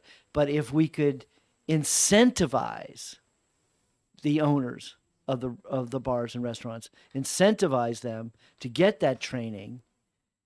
But again, I mean, what's the difference? Because that if your argument is that you can't mandate it because they might only be there for a week, they might only be there for a week whether you incentivize or you mandate it, right? So, like, to me, it seems like the exact same thing. You can incentivize all you want. If that bartender's there for 3 weeks and they leave, just like if it's mandated, it's the same problem. We haven't solved the problem. Well, but it goes back to the decision by the commission was that where they found fault to the owner, to the restaurant owner, was that no employee had training at all. And so we're saying is how do we get over that hump? Because we didn't mandate it, that we want them to get that training, because hopefully then that way the commission would not have to use that as a reason for why that over-serving occurred. I mean, if the owners are training their staff, right? Like, I guess it's through the Liquor Commission's website or whatever. They have some sort of. Yes. How effective that is, I think we should discuss too. I haven't seen it, but I would be very curious. I mean, I think honestly, if we're gonna just get it out in the open, is it gonna be any different than when I sat in all my corporate jobs and I had to do sexual harassment training? Like, does it actually teach you? Like we had here at the State House? You did go to it, right? I didn't go to that, no.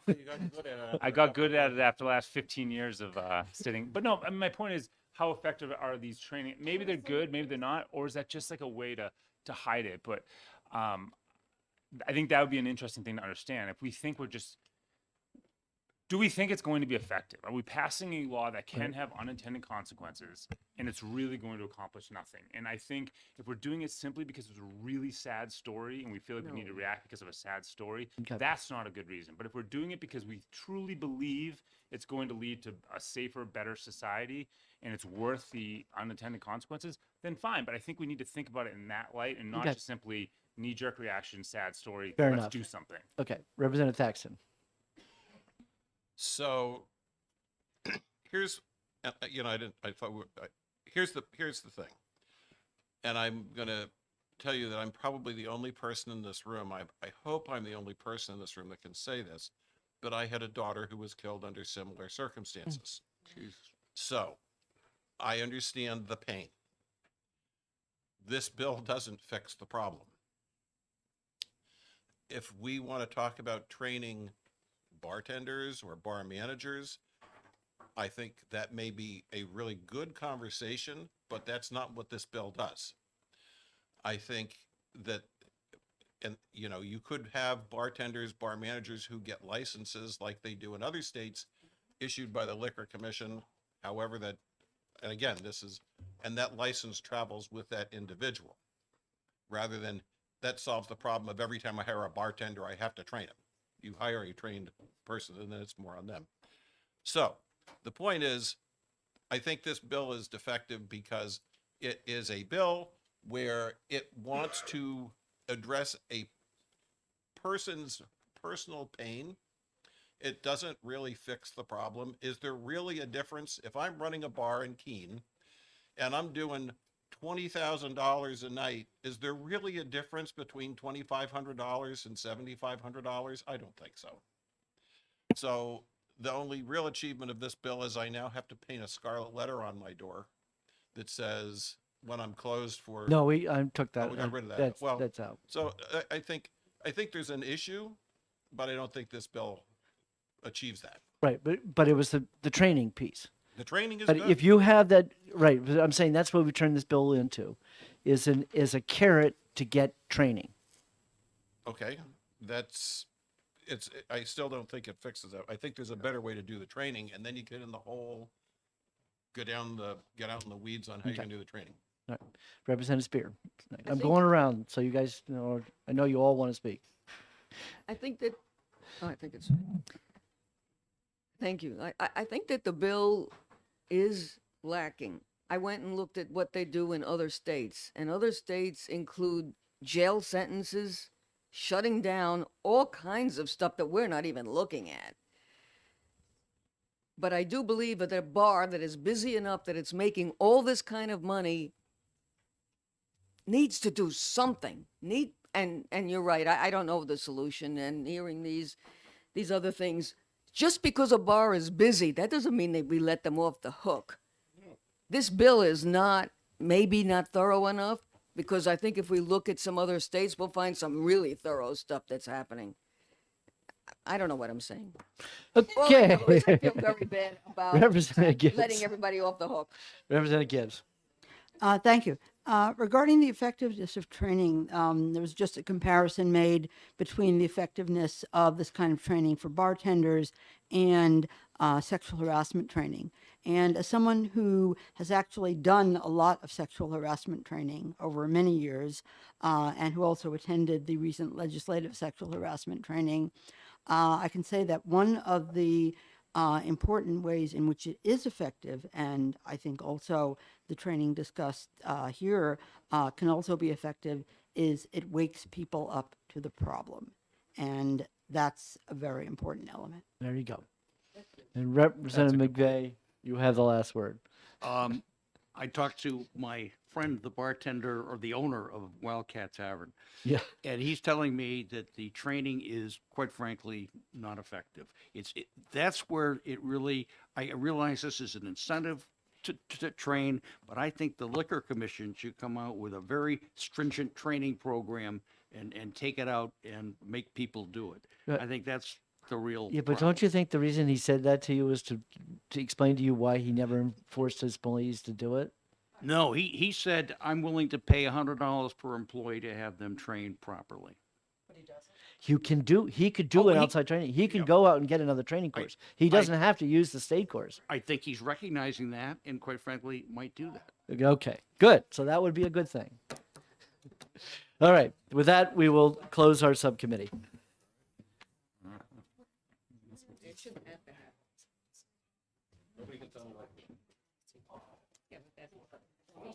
I think the other thing I don't like about this bill in general, I as don't the way like what you saying that just because that bar is busy, they shouldn't have to have any That's responsibility. not what he was, I don't think that's what he was saying. That's not what I'm saying. What is your first? Gary, I don't think that's what he was saying.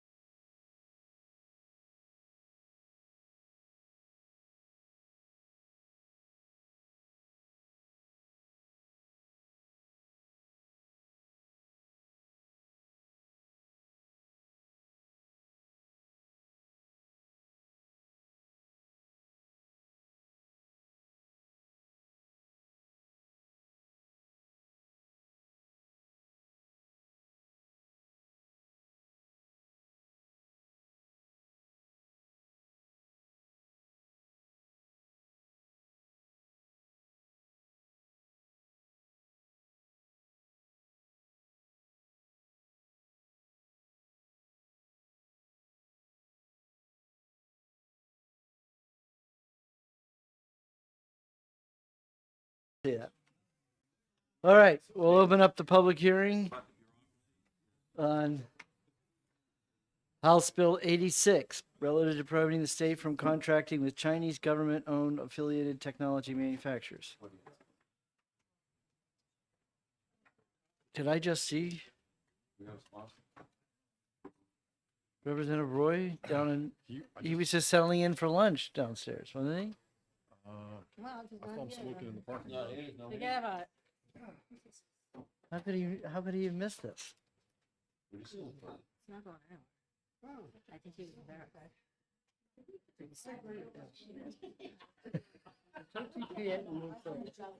You don't think it should, you say you get 24 hours of life before we kill it? I could have sworn I just saw him downstairs.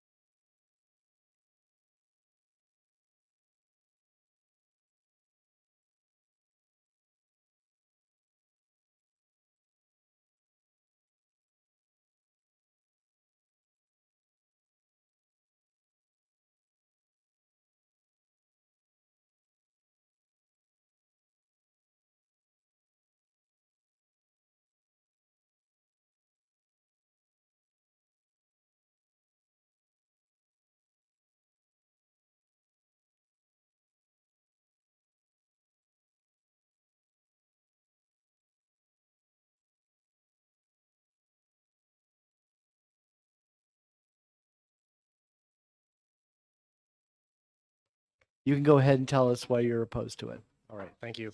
All right. Good afternoon, Mr. Chair, members of the committee. My name is Dennis Goulet. I'm the Commissioner for the Department of Information Technology.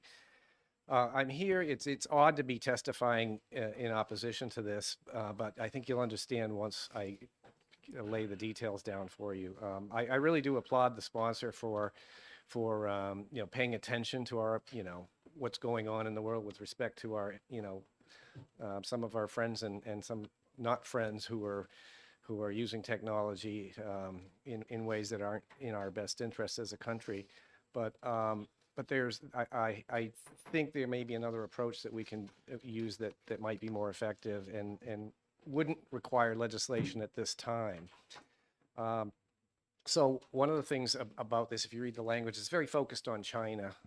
We have other countries who are using technology in ways that aren't in our best interests either. So we would look to anything that we wanted to put in place. We would want to be able to target any other entity who is using technology in a way that we felt was not in the interest of our state or our citizens.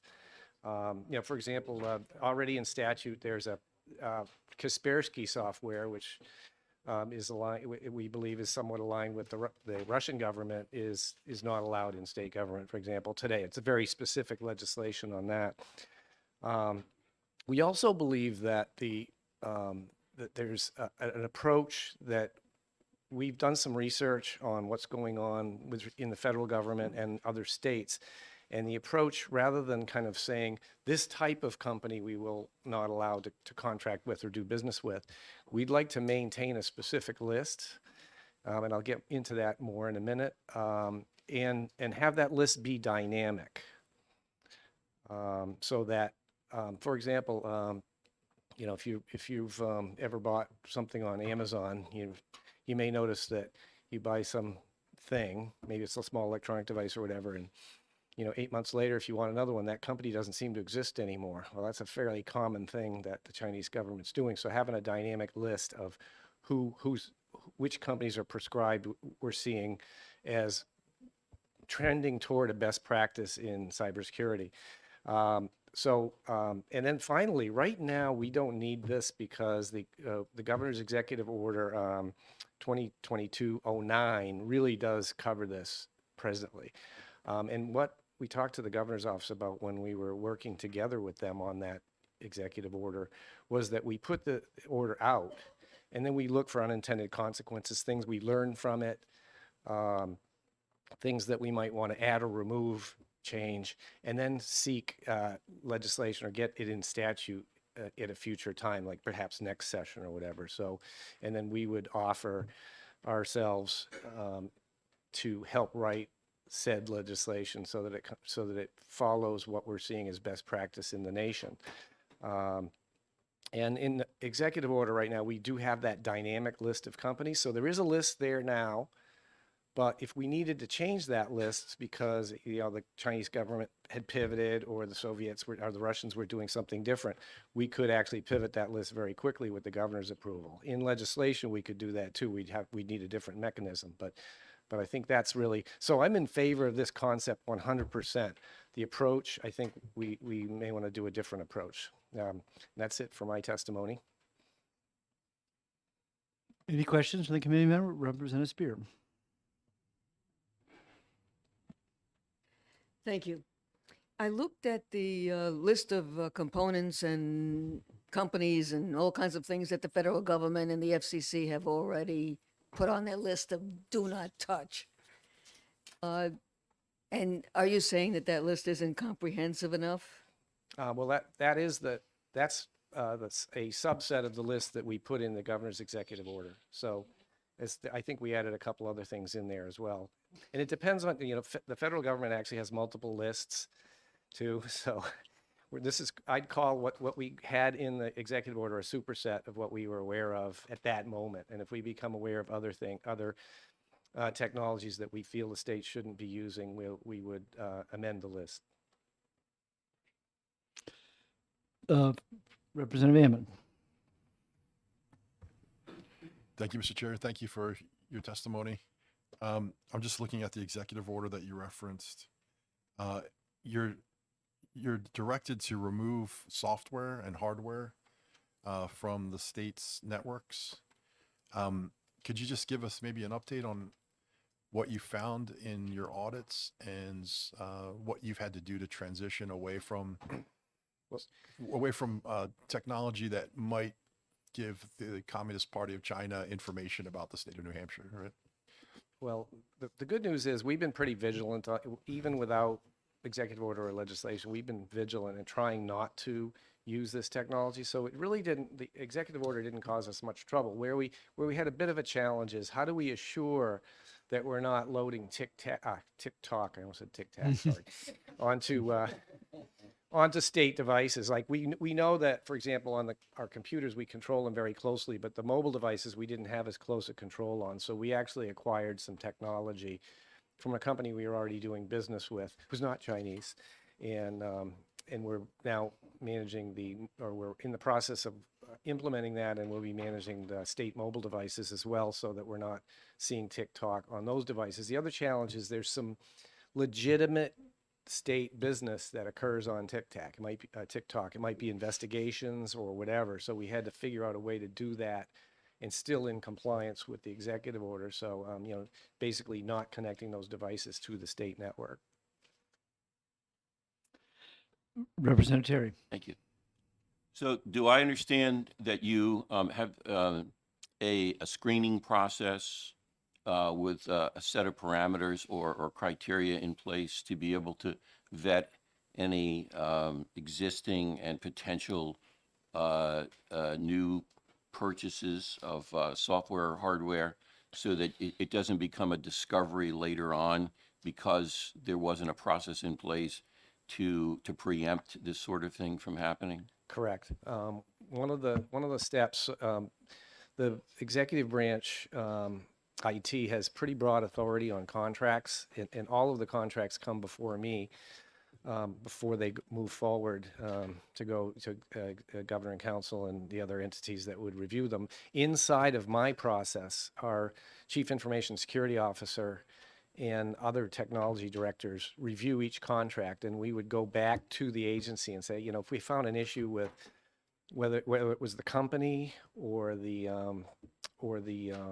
terms of the contract that we felt might not be safe from a security or privacy perspective. So we have eyes on it, and typically what we advise, and we try to do this with the agencies, because we do have IT presence in almost all the agencies.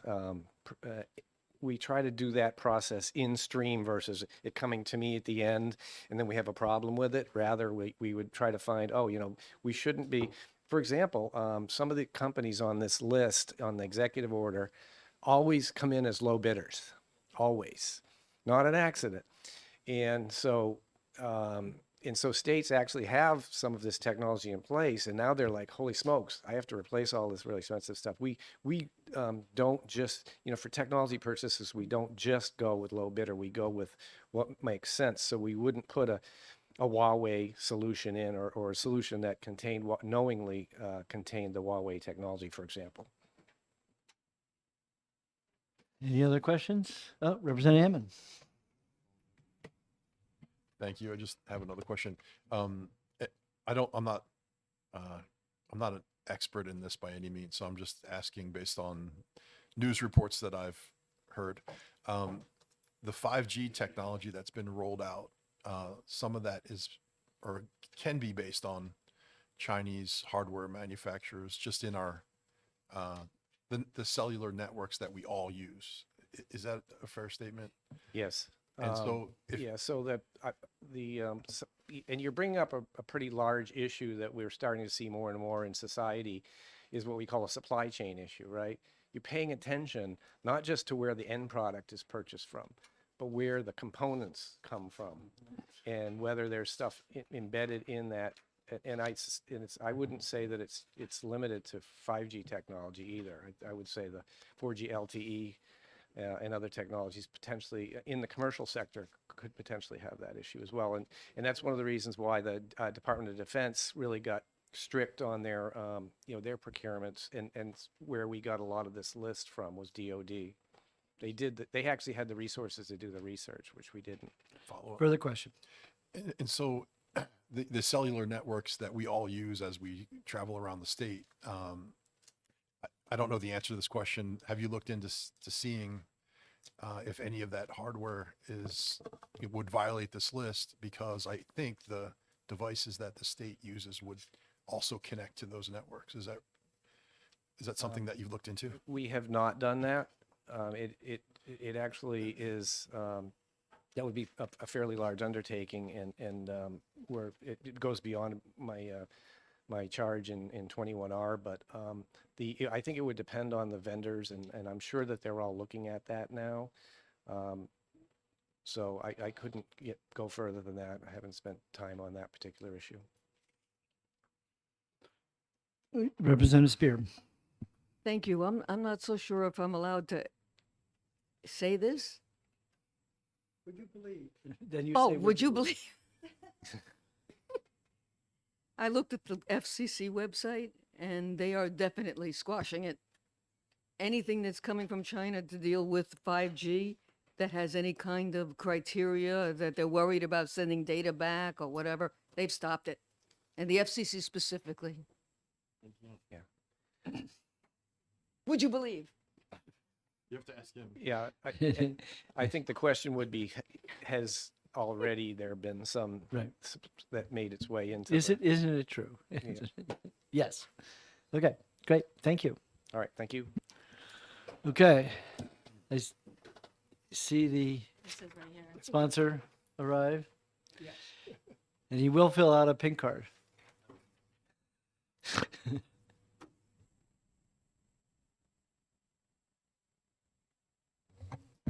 My name is Representative Terry Roy. I represent Rockingham 31, the towns of Deerfield, Candia, Chester, and Auburn.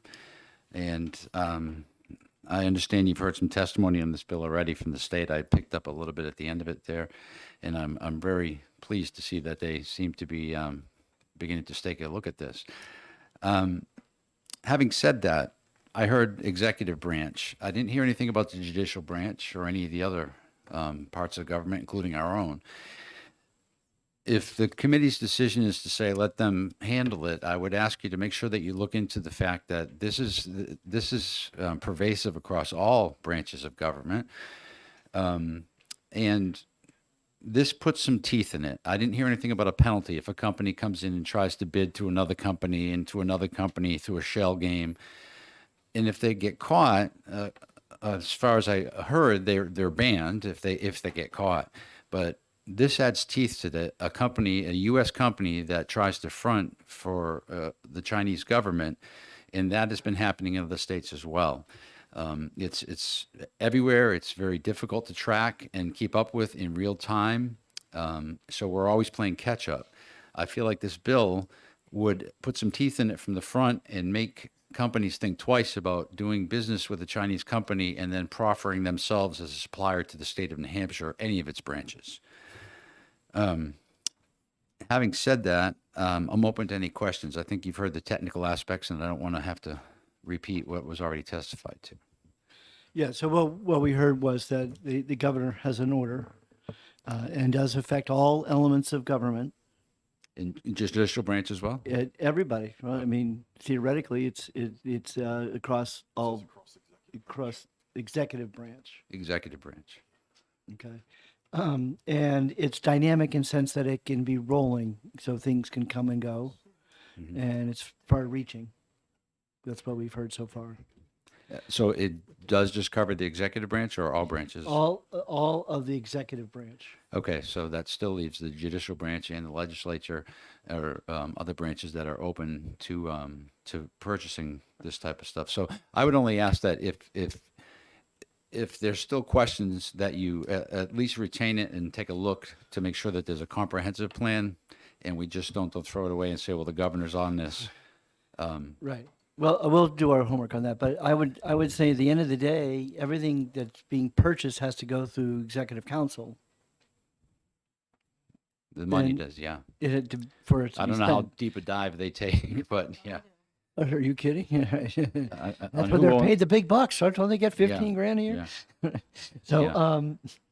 So, yeah, so we will make sure that that governor's order is effective everywhere.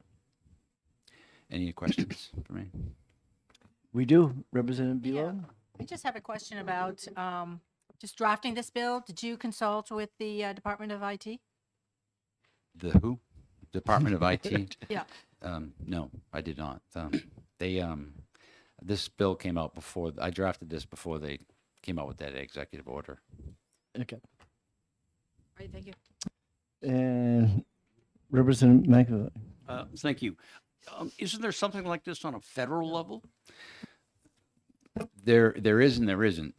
They put something out on a federal level that wasn't broad and it only handled that they can't mandate what states do. So they can't tell states you won't do business with this company. So technically it's not illegal to do business with a Chinese company. They advise you probably shouldn't. So they, on the federal level, they say, we're not going to, but the states are kind of on their own in a kind of Wild West thing. So the model legislation came from the Association of State Governments. So they are recommending that the member states actually take action on their own at this point, just to make sure that they're not being left on their own. You're welcome. Thank you. Any other questions from the committee members? Seeing none? Thank you. Thank you. Let you get back to your committee. Chair will call on Lily Tang Williams, who's in support of the bill.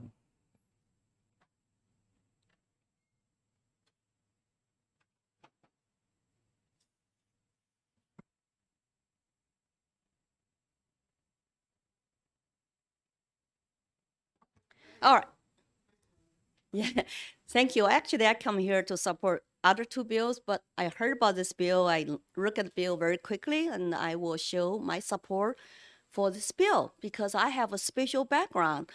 I was born in communist China. I lived there for 24 years under the iron fist of China's Communist Party. And I went to law school. And my business right now, one of the home business I have is actually the expert witness.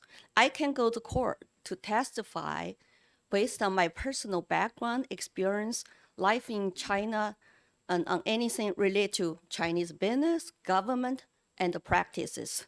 So this bill is good because I know that some other people might not know, especially the business community, that the Communist Party of China is very clever, very shrewd to package their companies and also their messages to the world, to be friendly to China and think China is somehow free market, a little bit free market economy.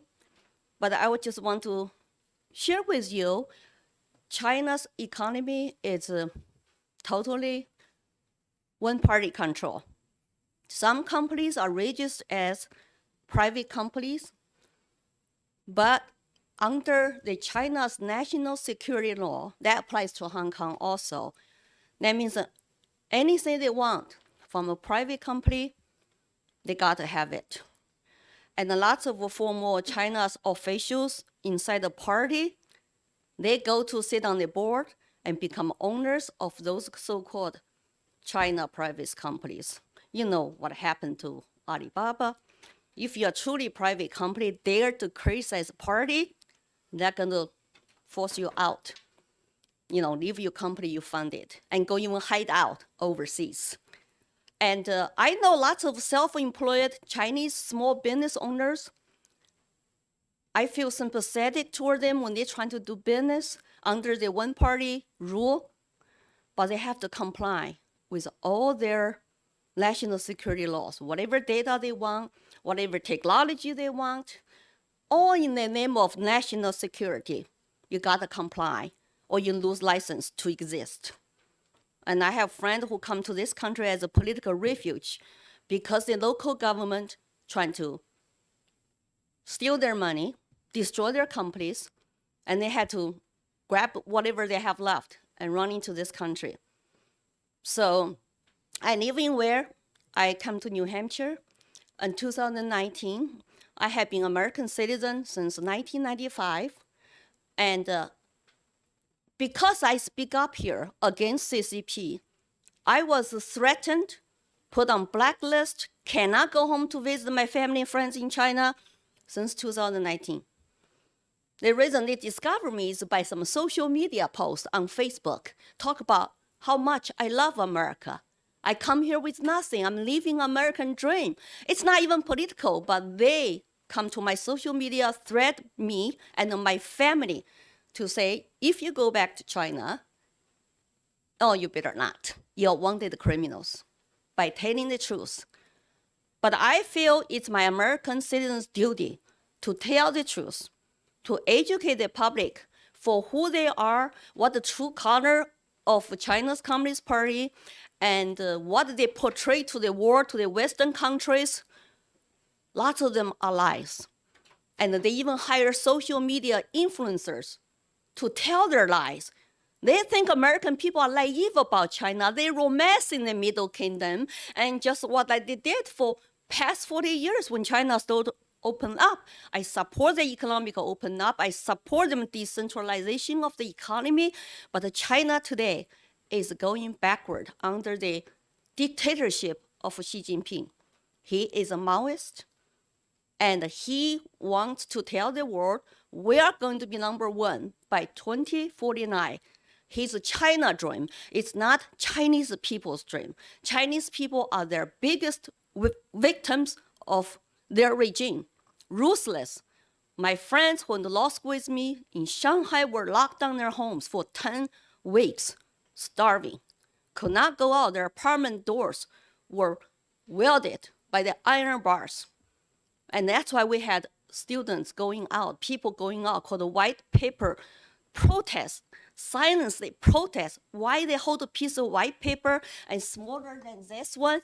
Because they say we have a lot to say, but we cannot say it because we will get locked up. So we just stand up there, hold a piece of paper, quietly protest, because they thought this zero COVID lockdown is gonna make them not to be dead anyway. They might just protest. So now they just got rid of that, which is good, right? But then the collapse of medicine, the healthcare, so people are dying, and they don't even tell the world how many people are infected, how many people died, and their numbers are totally lying.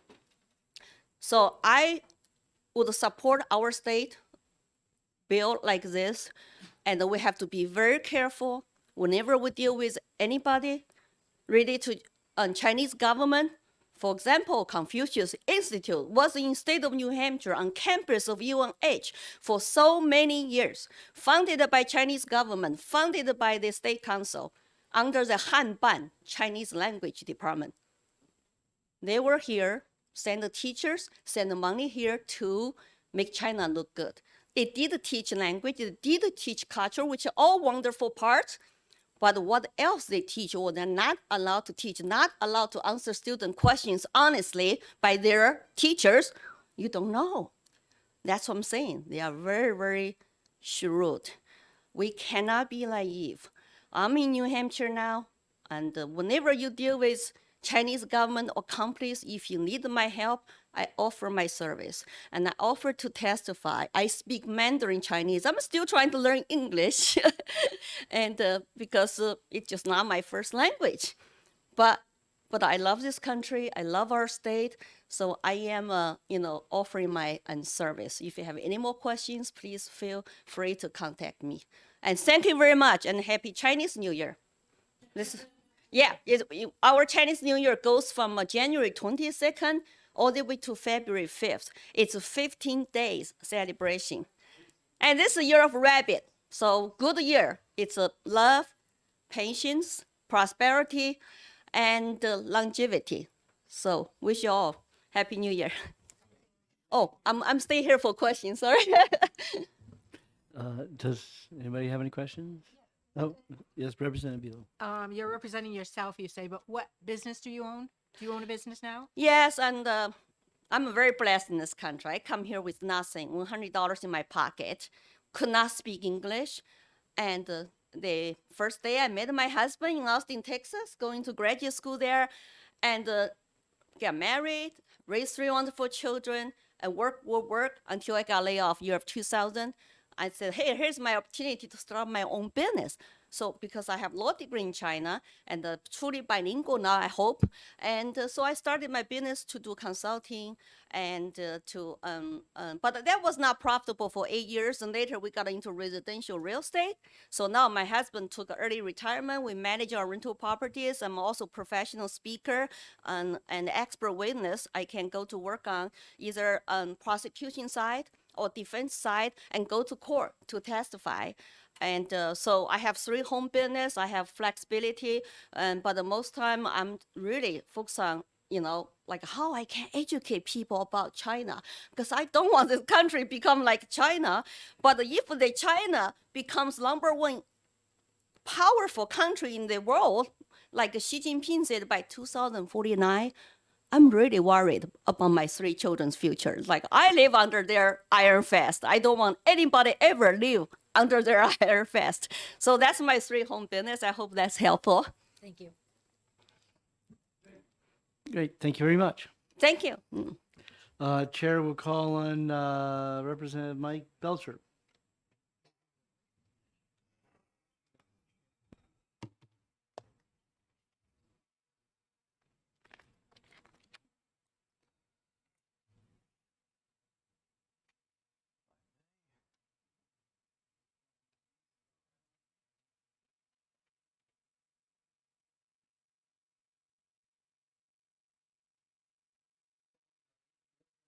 I'm sorry, are we all set with HB 86? Okay, sorry. Close the hearing at 86. I wasn't paying attention. Okay, so we are now about to do 225. Okay.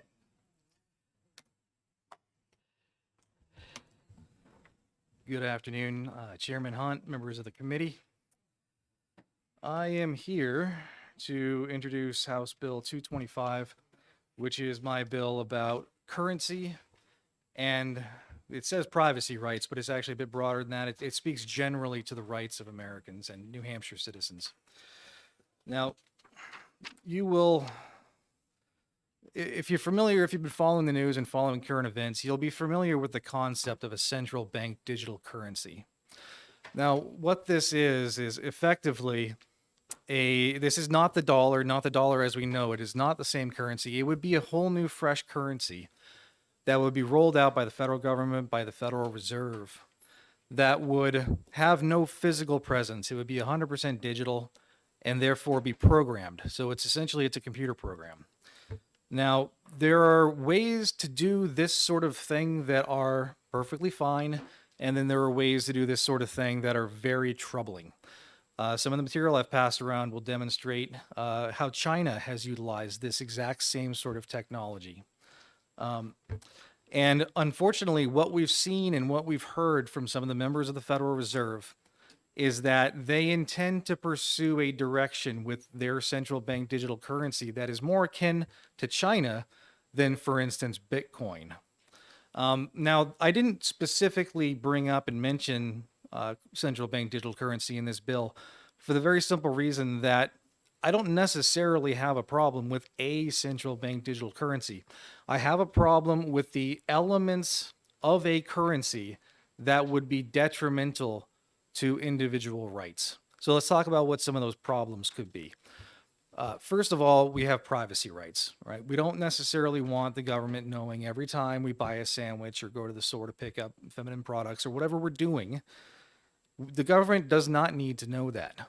But with a central bank digital currency, there could be systems in place allowing such information to be real-time available to the government or to their partners, such as the Federal Reserve or the big banks.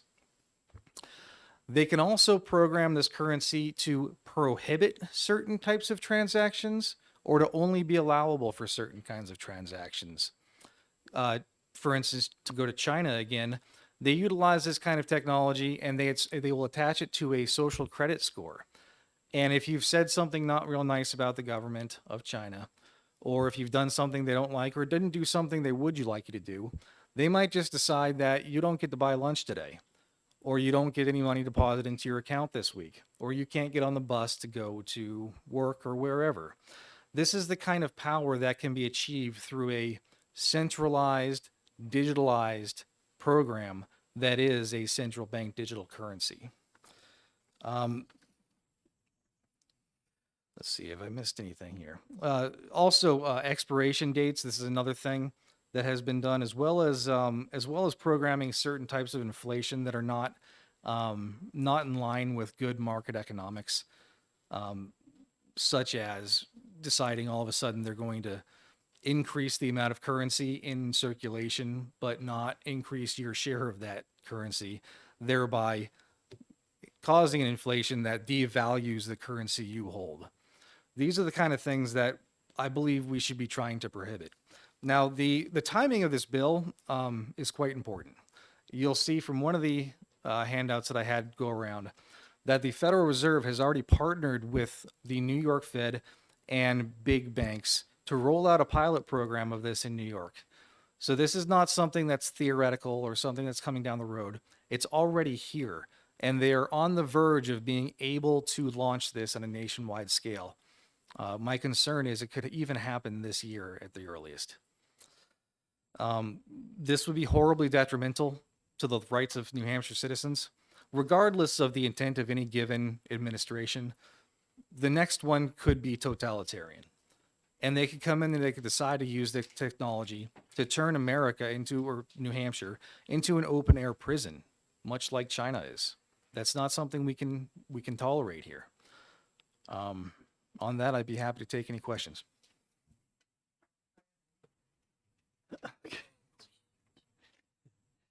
Representative Spear. Thank you. I went on the Federal Reserve website. They said that one of the prime issues that they have is to maintain privacy, and that executive order says that they will maintain privacy. I would like, okay, so that my question is, I've done a lot of looking into this. And so my question is, since this is very hypothetical, everything you talk about is very hypothetical, has not happened yet. They've been talking, and privacy is like #1 issue. They've been talking about how they might implement. They haven't implemented anything. And in fact, the Federal Reserve says they don't want to move unless they have agreement from Congress. Congress already has several bills in place or working through the Congress that would ensure privacy, that whatever Federal Reserve implements has to have privacy as their top priority. My question is, should somehow Congress falls on its face and the Federal Reserve turns out to fall on its face and they issue a currency, a digital currency that is not private. This state currently gets $5 billion a year. That's B with a B from both Medicare and Social Security, just those two services alone. This law would say people, those $5 billion cannot come into this state. That the total is about 100, it's about 50% of the population would not get their Social Security checks, nor would they get their nor would their Medicare get paid for. Is that what you envisioning happening with this? In the hypothetical case where Congress and the feds fall on their face? I think I can pull a couple questions out of that. To the answer to the first one, as far as the hypotheticality of the question, the privacy issues, I believe there is a readily available quote, you can look it up online, from Jerome Powell from the Fed, making clear that the central bank digital currency they have worked on is not anonymous. So that's something that's out there. You can find that. As far as the rest of the question goes, we're getting into some details there, and I don't need to go into details. All I can say is you cannot put a dollar amount on freedom. Okay. Representative McAvoy. Thank you very much. If I just look at the situation that we're in now, credit cards, phone, all of that could be traced. I mean, what is so different about this that the government can't go into my credit card account and say, he can't buy lunch today or this and that. And that guy that murdered those kids in Idaho, is that what it was? The college kids? Yeah, Idaho. And they traced him with all the blips of his phone. It seems to me that everything you're talking about now is already available to a perverse government that wanted to use it. I don't see that this really is that much more extreme. Thank you, Representative. So that brings up a very good question, and I think there's some nuance that needs to be teased out a little bit. So first of all, this bill only addresses things that are inherent to a currency. Meaning, for instance, you have a dollar bill, you go into a store, you spend a dollar bill. That's a private transaction. But if you decide to use your credit card, well, that's a mechanism that is not inherent to the currency. And that kind of information can be traced. The government can go find out if they have a warrant to find out what happened. And that's all good and fine. What I'm talking about with this bill is things that are inherent to the currency. So in other words, the currency itself would have to have a built-in mechanism to actually provide this information to the government or the government partners, Fed or whatever, automatically, not through some secondary architecture that exists. Does that answer your question? Well, still, wouldn't the government, under current circumstances, need a warrant to get in to see that? Under current circumstances, yes, but with a CBDB, they would not. Why wouldn't they still need a warrant to look at that information? Because a non-anonymous CBDB would have a mechanism in place that makes this information readily available, possibly even in a real-time manner. I could compare it to all of these other programs we've heard about as of late, where the federal government has been looking into other things that maybe they shouldn't be looking into. But when you add the technology to these sort of things, it becomes much easier for them to create mechanisms that automatically allow them to look into private parts of people's lives. And that's all this addresses. It doesn't say they can't get a warrant for information. There's nothing wrong with that. All right, John stepped out of the room for a second. I don't know who had their hand up first. I'll go to Representative Sullivan. So you just said that there's no price for freedom, but this essentially takes away the freedom of people who may want to participate in something that perhaps is in some way more valuable as they deem. So if, for example, this becomes some sort of standard, that they have this new currency that's run by the Fed, and I find it to be super convenient, I'm willing to accept a little bit of loss of privacy. You're now saying, as a New Hampshire resident, I would not be allowed to do that. Does that not take away some freedom of choice? No, you're not exactly wrong about that. And I've heard some similar things from what you might consider sort of libertarian anarchists, who would make the argument that by restricting a person's individual freedom to use a potentially tyrannical central bank digital currency, you're infringing on their freedom.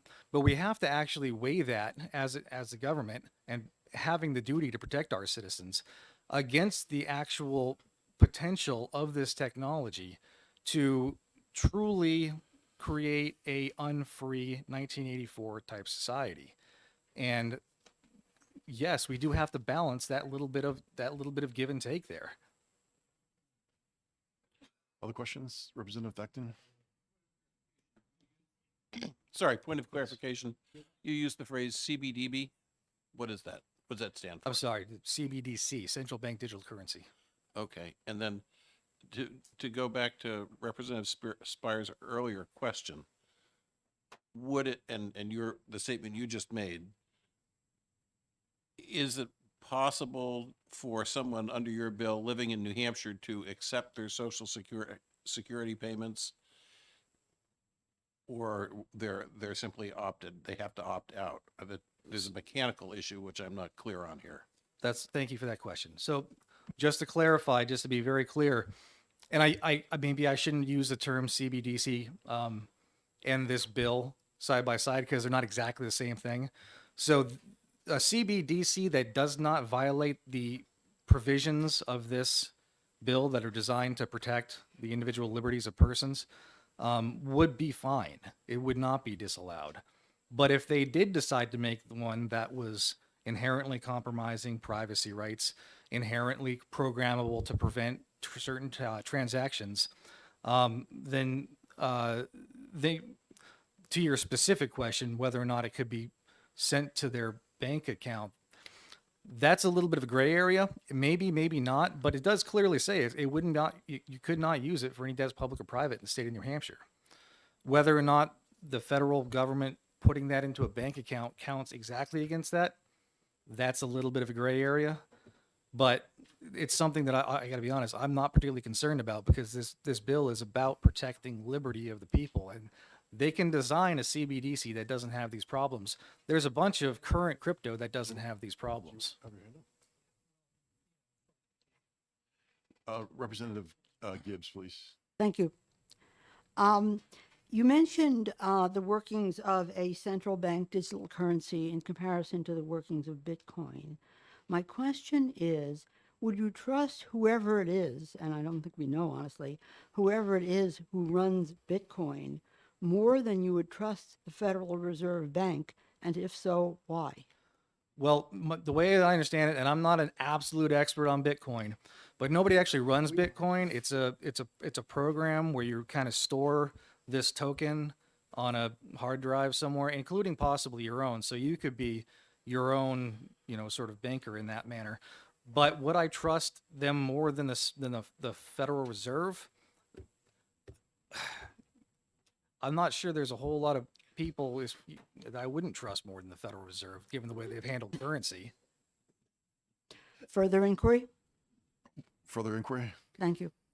How do we know that there's no individual who runs Bitcoin? I understand that there are computers all over the world apparently churning out Bitcoins in some way that I don't understand either, but someone set up those computers. So how do we know there isn't someone or some group or some company that runs Bitcoin? Thank you. So again, my understanding is there is a fixed number of Bitcoin in the world, and that doesn't increase. I believe it's just a program that exists. But as far as how can we be sure somebody isn't running that behind the scenes, I don't exactly know how to answer that question. I think we're getting into the weeds discussing Bitcoin. There's a lot of different currencies we could be discussing, but let's go back to the bill.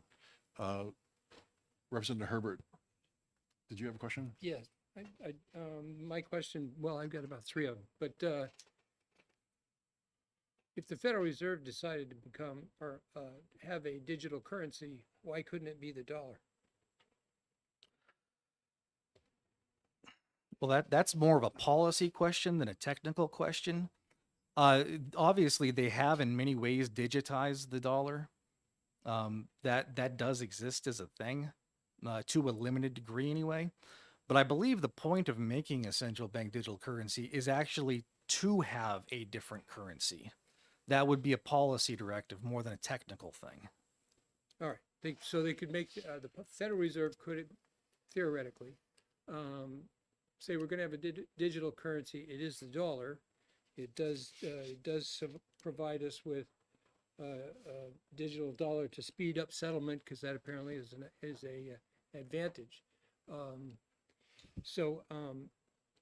The other, I'm assuming when you say the word autonomous, you are referring to the cryptocurrency ecology. I'm sorry, could you repeat that? When you say the word autonomous, then it sounds to me as though you're referring to the cryptocurrency, what I call the ecology of the cryptocurrency. It's a peer-to-peer, very secure type of. I'm sorry, can you point me exactly what reference you're making as far as autonomous? It's Is that in the bill? What are we? I'm trying to get it. Well, I haven't read all your bill. Okay. But you have made some things, and I have questions about them. Number one, you answered, because the dollar could, in theory. I believe it could be in theory. Yeah. Yes. When you use the word autonomous, I'm not quite sure exactly what you mean by that. You used the word several times in your, I don't remember you I- saying the word, but maybe you did. I'm sorry, I don't actually recall if I used it or what context I used it in. well, my understanding would be that that is the one of the cryptocurrency's characteristics. and Oh, I advantages. believe I think I know. Anonymous? So I may have suggested that the currency itself Yeah. was Okay. not I'm not was sure. was decentralized. It was not not like being, as far as Bitcoin anyway, not being overseen by some person or entity, but rather, unless you actually give it to a person or entity to oversee it, is my understanding Right. of how that. I mean, is look, working. crypto is decentralized finance, and I get that. Mhm.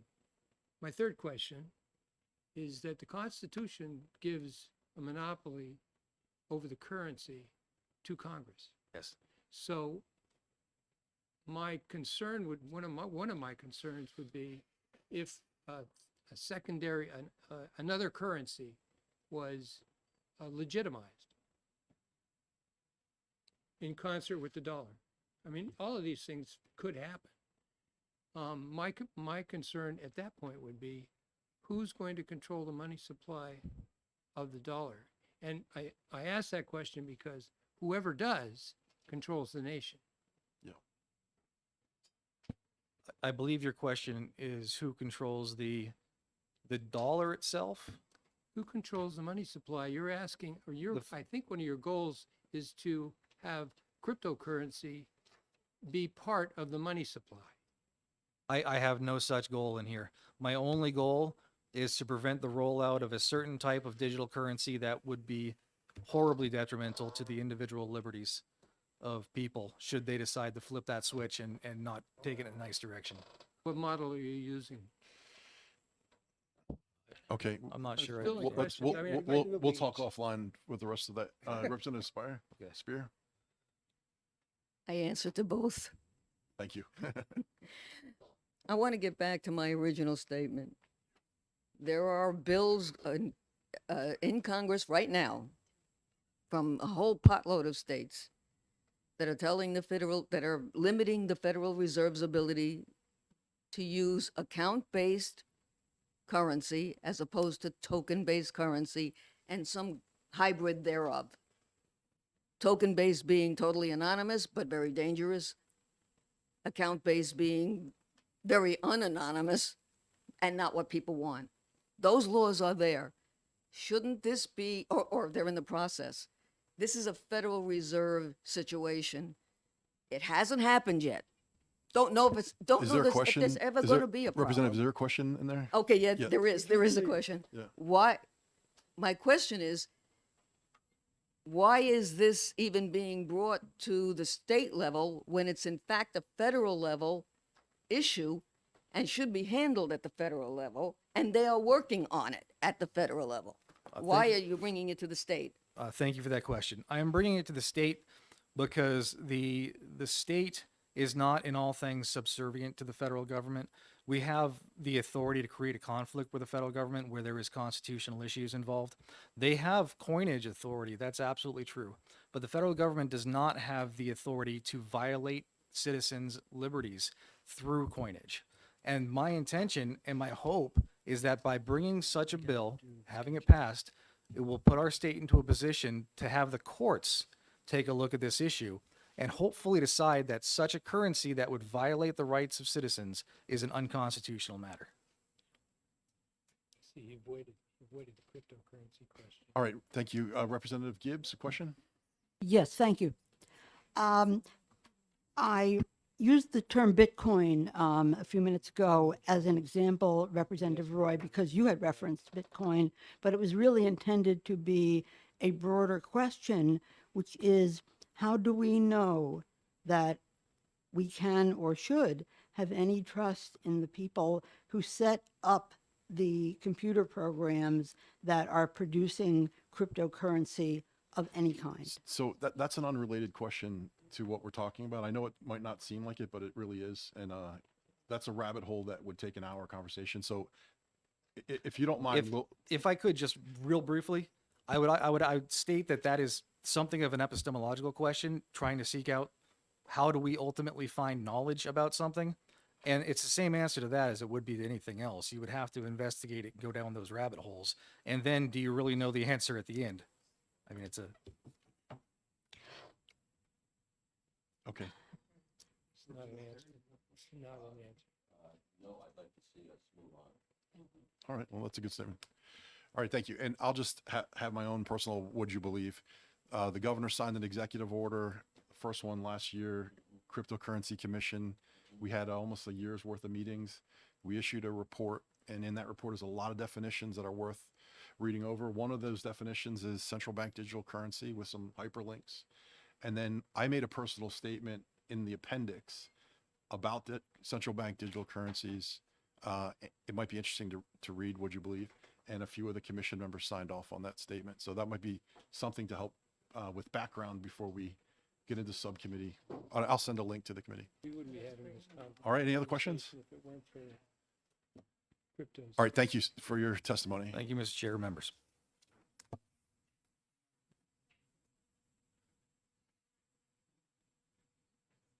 And next up, we'll have Representative Hull, and he supports the bill.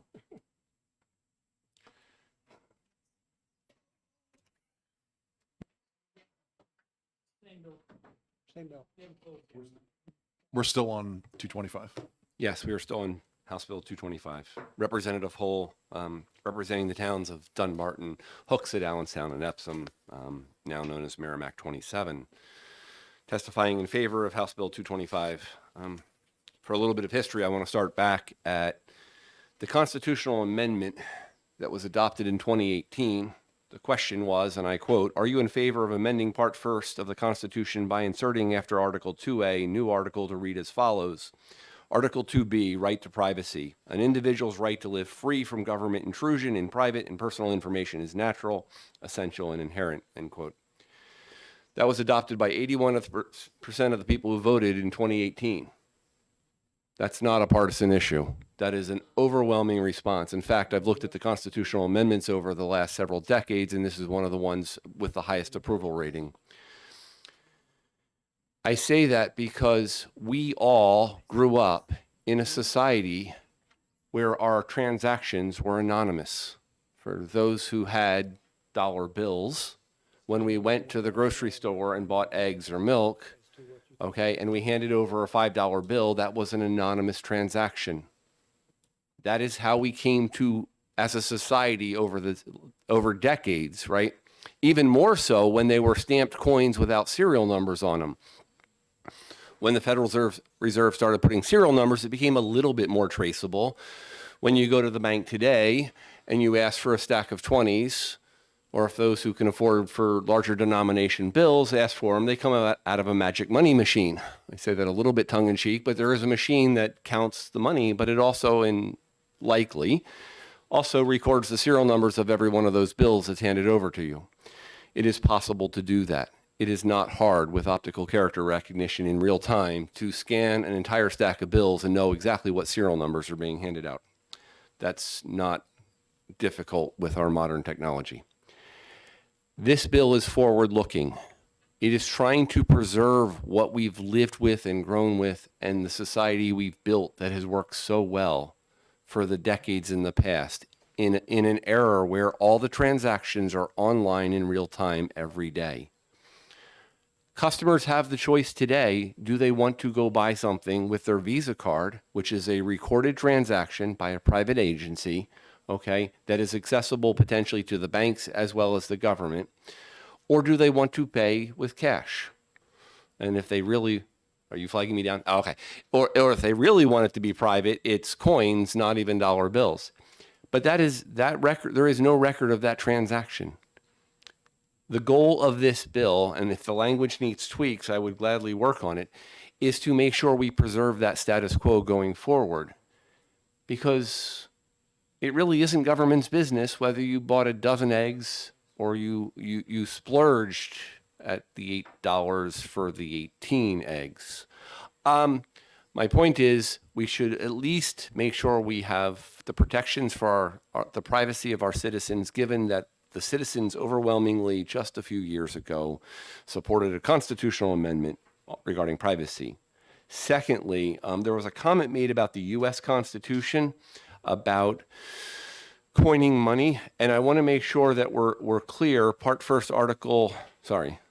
Section 1, Article 8 specifies that the federal government, and I quote, where is it? To coin money, regulate the value thereof and a foreign coin, and fix the standard in weights and measures, unquote.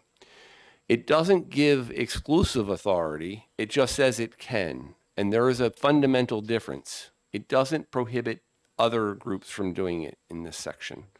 With that, I'll close my testimony. And if there's any questions, I'll take them or I'll go back to my Any committee. questions for the witness? All right, seeing none. Thank you. Representative Hull. And next, we'll call Representative Sellers. Supports the bill and asks for 1 minute.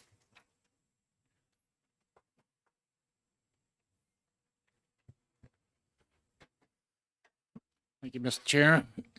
Thank you, committee, for letting me speak for actually about a minute, I said. That's all I'm going to really need. Just to give an idea, and just Bitcoin in general, just in case you're not aware, when you actually own Bitcoin, you're your own bank. And I use Bitcoin loosely, meaning all types of crypto coins. You are the bank. You lose it, it's gone. Just an idea. So looking at this bill, it says no currency.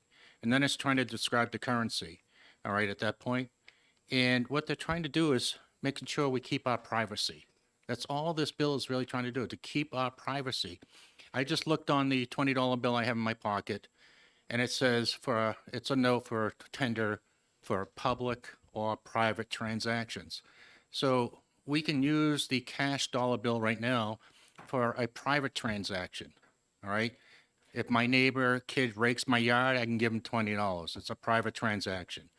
Well, if a cryptocurrency comes up or some type of other currency, or tangible, what it might be, I want to be able to use that to pay my next door neighbor kid to rake my yard. It could be still a private transaction. We don't want to lose that. And I think that's what we're trying to do here is they're trying to protect the citizens of New Hampshire. And we want to make sure that's protected. That's all we're doing. And this is not Republican or Democrat. This is everyone. I think everybody from time to time has some things they do they want to keep private. All right. So that's what we're trying to do is keep things private. Thank you. Thank you for that succinct testimony. Any questions? All right, seeing none. Thank you. Thank you. Is there a question? I just wanted Representative Sullivan. clarification. So I think that you stated it. You're not against the technology, but you want to make sure the privacy aspect is supported and adhered to in New Hampshire. I'd like to say I'm against the technology too, but there's no stopping it. It's coming. Some type of cashless society is coming. So therefore, I just want, if we can, let's keep it private as long as we can in New Hampshire. And the follow-up real quick, so you're seeing that this is eventually a cash replacement proposal, eventually, at the federal level, if you know? From all I know and what's coming down the pike, yes.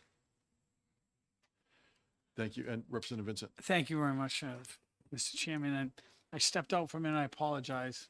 Too many meetings and too many people to make happy. You'll keep happy. However, and if you cover this, I apologize to the committee.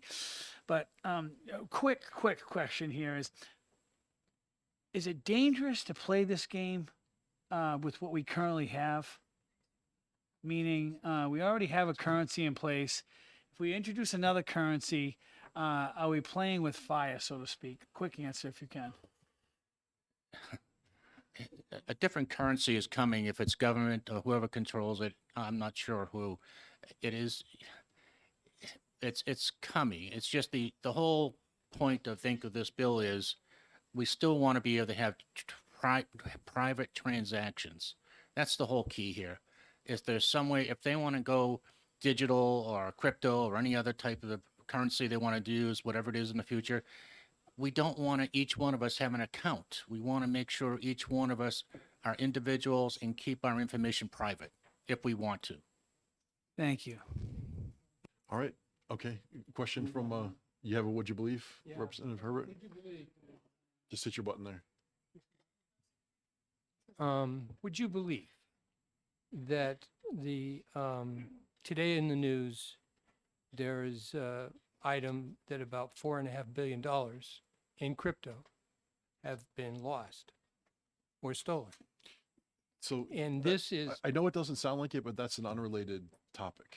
It's tangential, but it's not. I have You're a talking about follow-on. something else. We end up with dollars. Okay. So, and as a result, and this is a very secretive system. When you want to launder money, or you want to hide, you're a tax cheat, you want to hide money, you want an anonymity. And that's the reason why there is a pushback when you say freedom and you attach it to a lot of stuff, but freedom from being caught by doing something illegal is something. Apparently, when I hear that, it's almost like this is the danger. Is like I think you're wandering into territory that is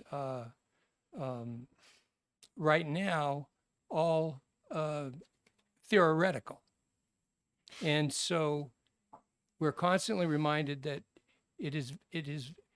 Would you believe it is almost, or it's been proven, it's almost impossible to hide forever whatever you're doing. And so I have a lot of skepticism, would you believe, in Would you believe that? replacing a dollar. So yes, I believe you can't hide everything. That is impossible. But we're always going to have that element out there that is trying to do something wrong and trying to get, to hide their money for one reason or another. But we have a lot of citizens that just want to have their privacy. So, and that's what we're trying to do in New Hampshire. Yeah, I don't want to see money laundering or anything like that. It's not necessary. But you have that element out there, and until they get caught, we have them. All right. Thank you very much for your testimony. We have 2 cards left for this bill. Thank you. Thank you. I'll call Joel Venezuela and ask for 10 minutes, maybe a little shorter than that.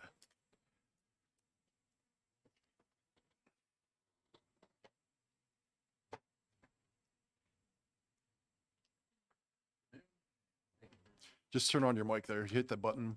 There you go. Hey, good afternoon, and thank you very much for the opportunity to provide testimony today. I do believe that this bill raises an important issue, and I'm, in general, supportive of the push to preserve privacy. However, I do think that the language of the bill might unintentionally cause some legal complications for other forms of digital assets, such as cryptocurrencies. And in particular, right here, no currency, whether tangible, digital, or otherwise, which inherently compromises privacy by provision of transaction or usage details to any government agency or partner. Now, most decentralized digital assets run on public ledgers, public blockchains, and they tend to be pseudonymous, meaning they aren't always tied to a physical identity, except they still are all completely public. And so, for example, if you make a payment and that's tied to your public key or public address, then that could be considered, now that is provisioning data to a government entity and compromising privacy. And this could be used to apply to just about every digital currency or digital asset out there, including Bitcoin and Ethereum, of course. And it could, of course, end up providing a chilling effect to businesses seeking to do business in the state of New Hampshire and decreasing the New Hampshire advantage. And so while I do support the general thrust of the bill to preserve individual privacy in finances, I do think that there at least needs to be some rewording in exactly the way this is written to not necessarily encompass something that would ban an entire, as of now, perfectly legal sector from doing business in New Hampshire. And I'd be happy to answer any specific questions about this. Mr. Chair, could we get a name? I don't have a question. And a town and organization is there? Yeah. I'm Joel Valenzuela. I'm a crypto and blockchain consultant from Summersworth. Thank you.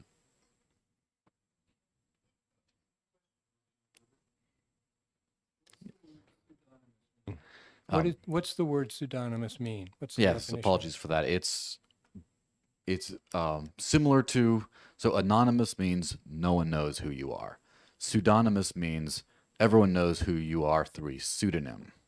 So for example, it would be, like for example, if you have a social media handle, sometimes people don't have those under their full name, but they're very well known under that handle. And that's what pseudonymous is. And so for example, most popular cryptocurrencies are completely public and very easy to, definitely much more easy than the US dollar to examine every single transaction out there, except that the identity behind everyone who uses them is not always known. Of course, this is becoming increasingly more known as they're more associated to, for example, certain financial institutions. One final, just another pseudonymous. So, would I be correct in saying that an illegal drug cartel could use a system have a pseudonymous name, and that would make it easier to get dollars for it, or euros, or anything like that? Would pseudonymous be an attraction to that kind of activity? I personally don't think so, because at the state of the way the technology is today, blockchain analytics companies have had quite a good track record of working with law enforcement and associating individual transactions and individual addresses, especially across the more popular networks of Bitcoin and Ethereum, to individual identities, especially at entry and exit points into US dollars, for example. So I don't really see that as a significant issue. I'm surprised, actually. Joel, just one more time for the record. You're representing yourself Yes. and another company? Yes, my company, Death Center LLC. Okay. And spell that, please. DSCENTR. Okay. Thank you. Any other questions? I have one, if that's okay. Yes. Could you explain the difference between a dollar bill that is a piece of paper that I put here, and maybe the wind blows it and it moves, and maybe it doesn't, and electronic currency that's programmable? Could you explain the difference between those two things and how it relates to the bill? Might take a while to go through all the particulars because there's a large gulf behind that. But essentially, the money most of us use today could be considered a central bank digital currency in that it's issued by a central bank. It is a currency and it is digitally represented. Few of us use the majority or all of our transactions in paper cash. And so already there are digital ledgers between banks and other financial institutions that do transmit the dollar value between different accounts. And so when you go to one of the challenges with the whole CBDC issue is that it still remains extremely vague as to what exactly specifics will kind of constitute that. And so as far as programmable money, there are certain blockchains which can be used to sort of preset certain conditions for usage, as opposed to, for example, when you a manual way, whereas you call your bank and your bank says you can't send to this account, we put a freeze on your account because of this or whatever. That would be like a manual way, and it is possible to kind of automate some of these things. For example, there's a token called USDC, which is a US dollar backed stablecoin, which is on several networks. It's basically a representation of US dollar that's backed 1-to-1 by actual dollars in a bank somewhere. And in that, it are programmed some limitations of where it can be sent. For example, sanctioned addresses by the US government there's a list of these sanctioned addresses, and programmatically it just can't be sent there. So rather than a bank, which then would have to sort of manually figure out where you can and can't send something like this, something like this can just be kind of inherently programmed into the token. All right, thank you. And Representative Post, do you have a question? Yes, thank you very much. And thank you for being here today. Thank you. It's very interesting, but as you're saying all of this in answer to Representative Ammon, all I'm thinking of is we already have that. It's the credit card. I sign up for a credit card. They give me $20,000 to play with, right? I pay my bills with it. Then that when after I pay my bills and I have to pay the credit card, I log on to my bank and pay it there, put in my bank number, and they take it. Never touch a dollar at all. So would you say that this is similar, although it would be a bank rather than a credit card? Yes, in this case, it would be, I suppose, similar. Mostly, in my opinion, again, a lot of this is still rapidly developing, not only technology but also policy across a wide variety of world governments.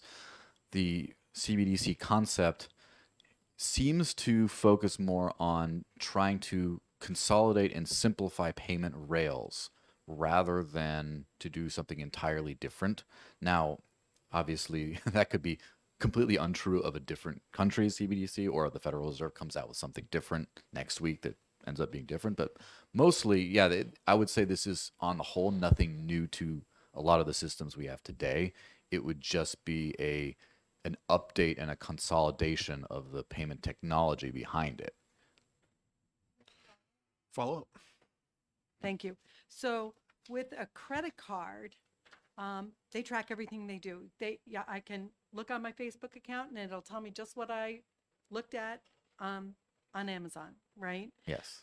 How would we preserve with this type of currency that we aren't tracked on every little thing?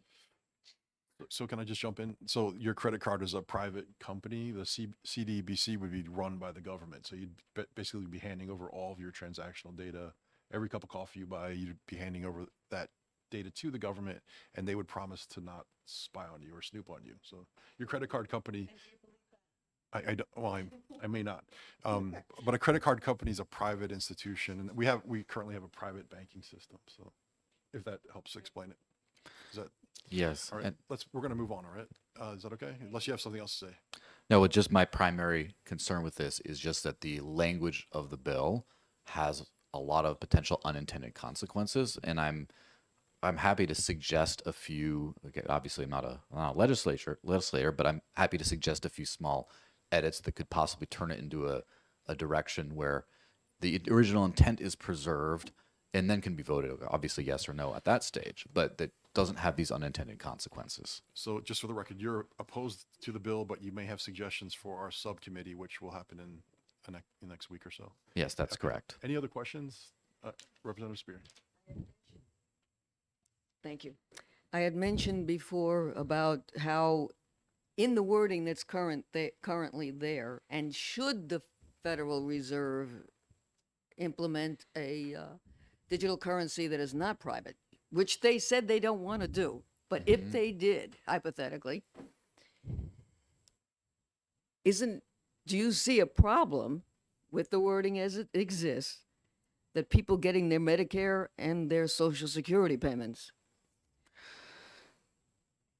Potentially. I guess we'd have to see which form this kind of system ends up taking. But in general, I'm in favor. I personally do not favor language which would tend to, which could have the possibility of banning or accidentally limiting or banning a wide variety of things. I personally rather focus on banning, if that makes sense, as in not forcing people to use a certain thing or not. But a lot of times when you become a little bit too sweeping with this kind of language, you could have a lot of unintended consequences, for example, like that.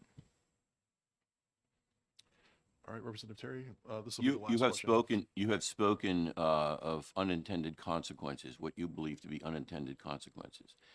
Will you be formally submitting your suggested tweaks, changes to the language to improve the bill to the committee? Yes, I can, if that is useful to the committee. Could we ask him to do so? Yes, please do that. The committee email address is on the state's website. Thank you. Thank you. All right, thank you, Mr. Venezuela. Thank you. And last up we have, this is the last card for this bill, Lily Tang Williams.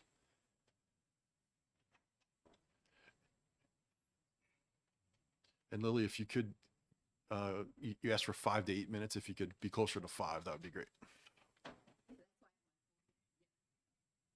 That's good.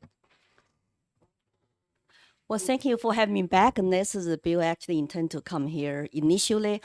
The China right now actually is taking the world leading role in developing digital currency that is totally centralized and pushed down to their citizens. You know why they start to do this? Because exactly Bitcoin and other cryptocurrencies, they saw them decentralized, and Chinese people were trying to invest in those cryptos. They saw that was a big threat to their regime and the economy and the political system. So they banned Bitcoin and other cryptocurrencies, and they're trying to develop their own digital yuan since 2014.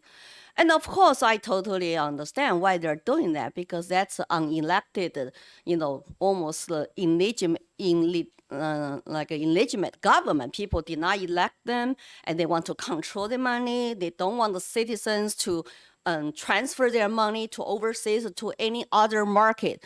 They doomed to be threat to them. But what I want to warn people is that, but their tactics, their behaviors, and their beliefs are on World Economic Forum website. So the other countries are saying, oh, that's convenient, that's efficient. We should learn from China. We want to do our maybe global central bank in different countries, their digital currencies.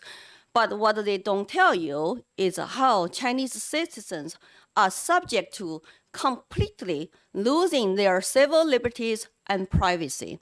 I grew up in China. I never had any privacy. It was an alien concept to me, civil liberties and concept like that. But now with this digital currency, they are already pushing down to 10% of population, which is over 130 million Chinese now, are using digital yuan, and it's on their cell phone. Everything's transited on their cell phone based on a QR code.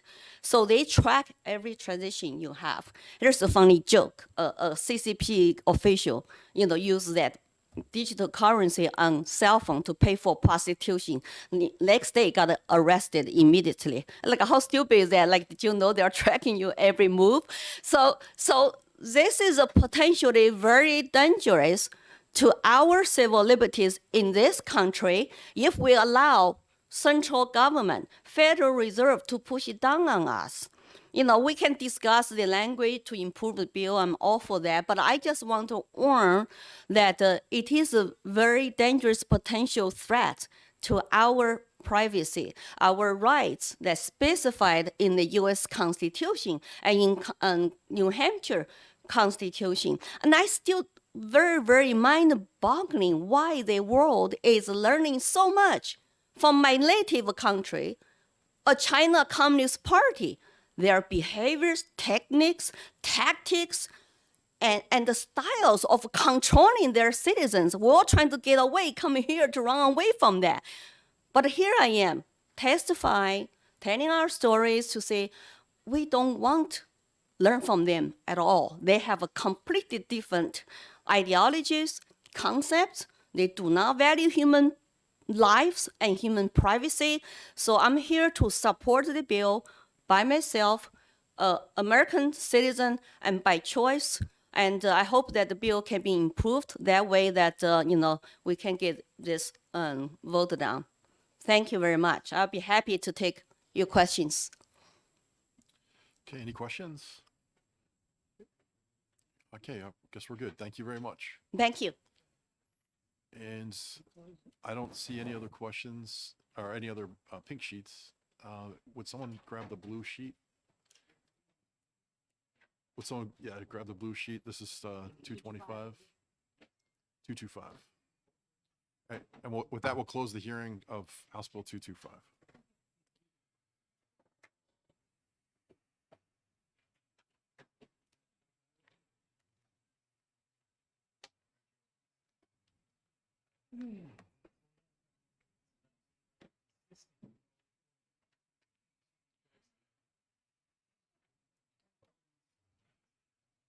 Okay, on the blue sheet, we've had 6 people sign in on the blue sheet for 225.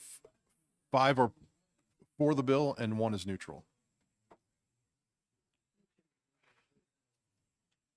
So we'll open the hearing on House Bill 227, and we'll call Rep. Bernardi to introduce the bill.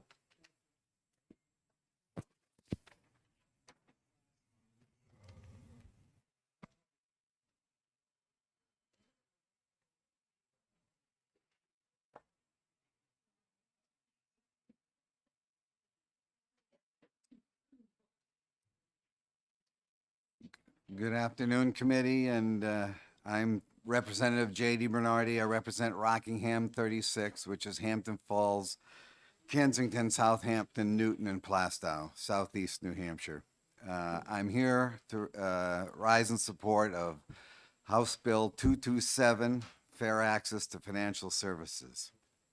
The thrust of this bill is that financial institutions, and I'll just use banks as shorthand from now on, not deny a financial service unless a person fails to meet traditional, quantitative, impartial, risk-based standards established in advance. So this is your traditional financing criteria.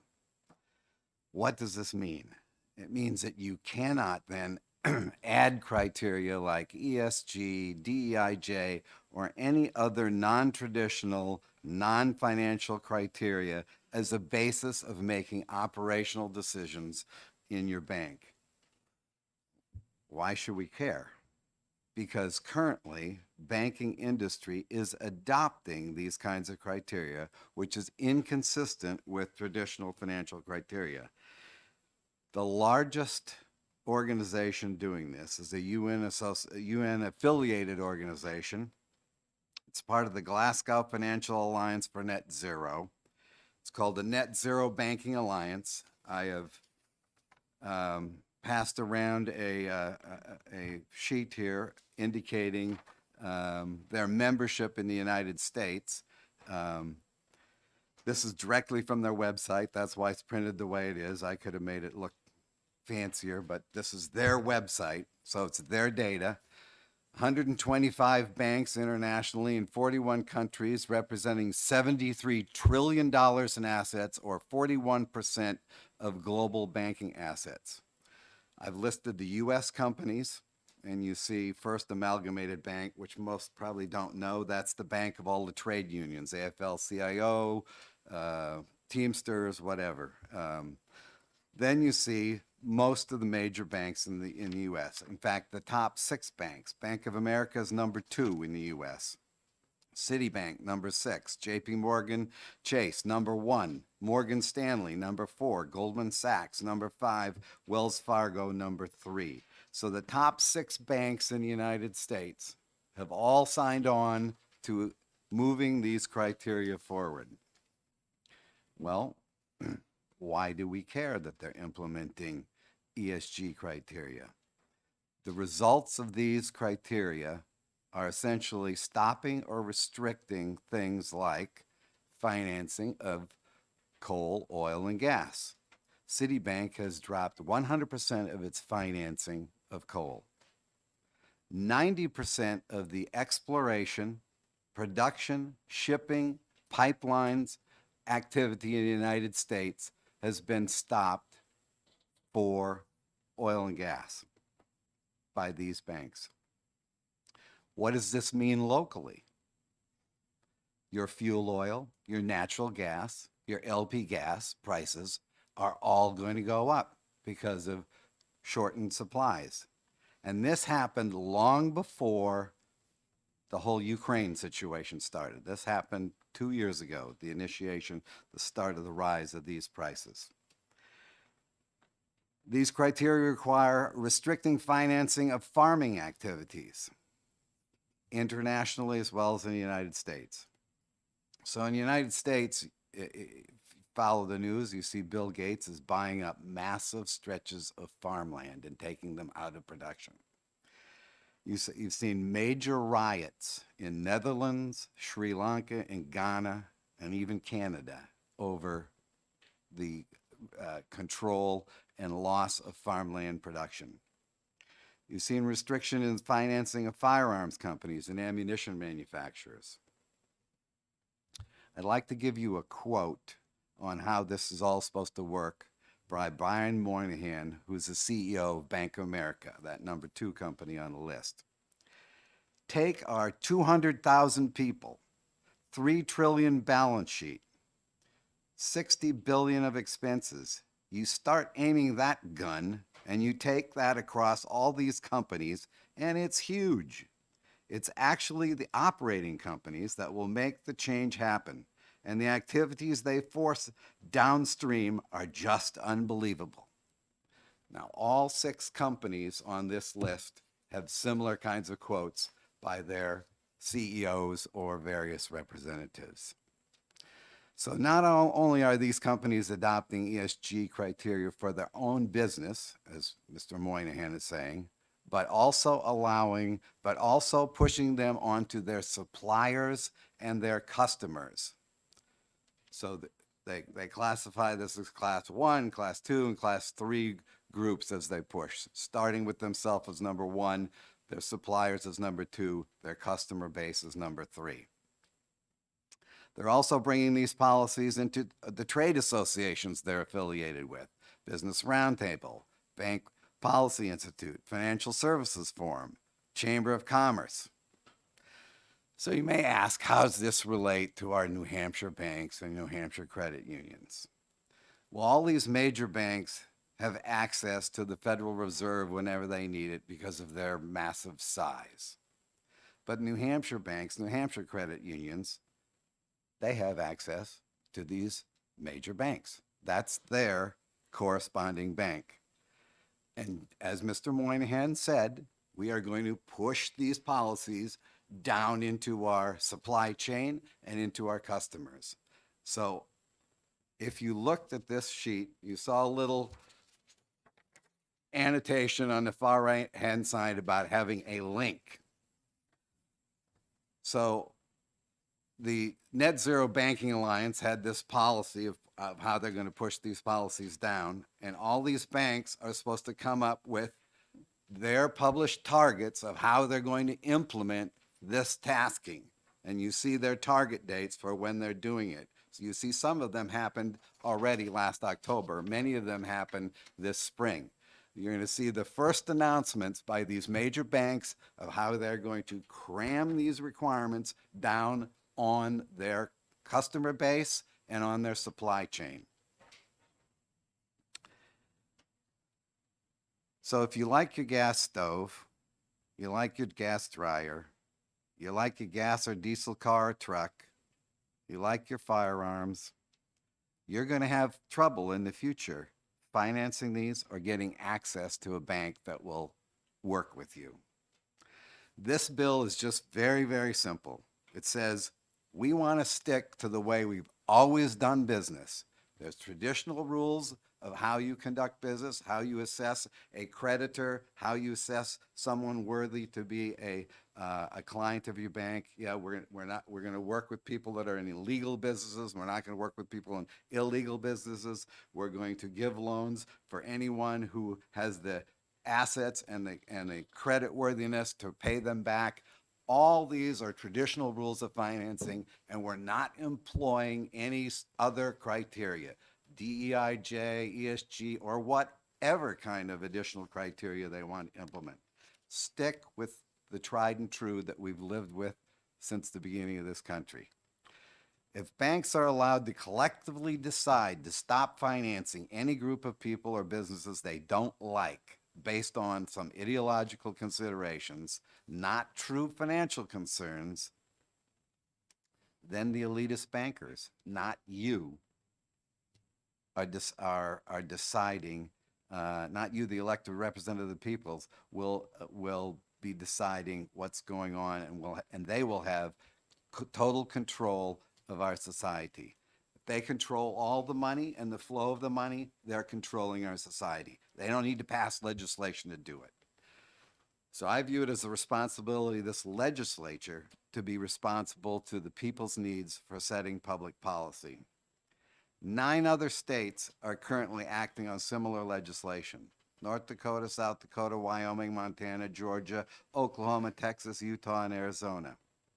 I would also point out that if you don't believe these ESG criteria are being implemented, then you have a problem with our New Hampshire Attorney General, because he, along with 24 other attorney generals, have just sued the Department of Labor over implementing ESG criteria in our traditional pension fund operations.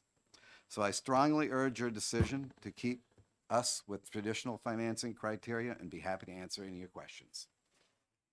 Okay, thank you. So a lot of people had their hand up. I have a list in my head. We're going to go Representative Herbert, Representative Vincent, Representative Matusik, Representative Gibbs, and then Representative McAleer. So we'll go in that order. Oh, I'm sorry. And you'll be at the end. Sorry. Just 2 questions. I'm a little puzzled by net zero banking.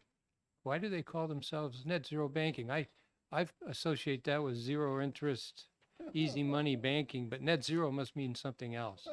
Yes, that net zero means we'll have no carbon by the year 2050 in any of our fuel usage. Oh, okay. Well, all right. That makes sense to me. But the other question is, these are all private corporations.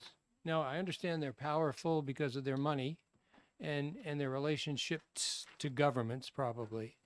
But the thing that popped up to me was, I think something like this occurred to break apartheid in South Africa. In other words, suddenly there was very little money coming into South Africa for the mining and all that kind of stuff, because it was the slave labor and it was racist. So, and it worked, even though they threw the most famous black leader in jail for 20 some years. But so I understand the relationship, ESG, it's all about clean air and stuff like that. And I understand if you're in the coal business or you're Chevron or otherwise, that it might put pressure on you because the shares are not getting bought and sold as you would like. But it's still, I would rather have that circumstance done than have the government start to dictate what the private sector can invest in. That's a would you believe. Would you believe? But thanks for answering my net zero. Okay, with respect to South Africa, that was an international, essentially, boycott that various companies and some governments got involved in. Yeah. That's not this circumstance. This circumstance is you having essentially the major financial institutions, and if you go to that website, it's the Global Financial Alliance for Net Zero. There are all 6 types of financial institutions. So it's the not just banks, but any of the other institutions, the people that are managing our pension funds and whatnot, all the groups associated with that, BlackRock, Vanguard, State Street, all of them are signing on to this program and saying, this is how you have to work. This is how you have to live. That's not appropriate. All we're saying is, if you want to do that, fine, as your little bank, but announce it ahead of time. And if you're not going to do that, then you have to follow traditional criteria. All right, Representative Vincent. Thank you very much, Mr. Chairman. Thanks a lot for taking my question. I just want to let you know, as I deliver this question to you, it's not coming from a Democrat. It's not coming from a Republican right now. It's a neutral party. So I'm not picking sides either way. So what you're trying to say, well, no, I'm talking about in the question about ready to deliver. So what you're trying to say is these financial institutions are trying to take over because maybe some representatives somewhere, Congress here, might not like they might not like the way that gun control is, or dirty type of energy. You're trying to say that they're actually trying to take over what we're trying to do? Is that what you're trying to say? Because that's what it sounds like you're saying. Yeah, one of the roles of ESG, if you have the financial institutions making all the rules that everybody has to follow, if all your money is controlled ultimately by those folks, your options are cut off, your options are foreclosed. Yeah, then they have made the rules and you are irrelevant. Thank you. All right, Representative Matusek. Thank you, Mr. Chairman. Representative Bernardi, isn't it true that MasterCard right now is tracking the gun dealers' transactions, therefore making a registry of gun owners? I believe they were, whether they still are or not, because it has been challenged and it has been made public that this is going on, and there was a great concern over it. So I don't know if they're still doing it, but yes, there have been. MasterCard was involved in that, definitely. All right, thank you. I think I said Representative Gibbs next. Oh, thank you. Question. If a bank, in considering whether or not to make a loan, were to take into account a company's record, either in harming the environment or in avoiding harming the environment that we, the people, all have to live in, why would that be a bad thing that they would take that into account? I think that decision, that's a policy decision that you folks should make. It's not a policy decision the bank should make. So if I'm run a fuel oil company and I need to get a new truck and I go to the bank and say I want financing for my new fuel oil truck, I don't think that bank should have the right to say, I'm not going to give that loan to you. I think, now, if you as legislators say, that's going to be the policy in New Hampshire, we're going to get rid of fuel oil, then fine.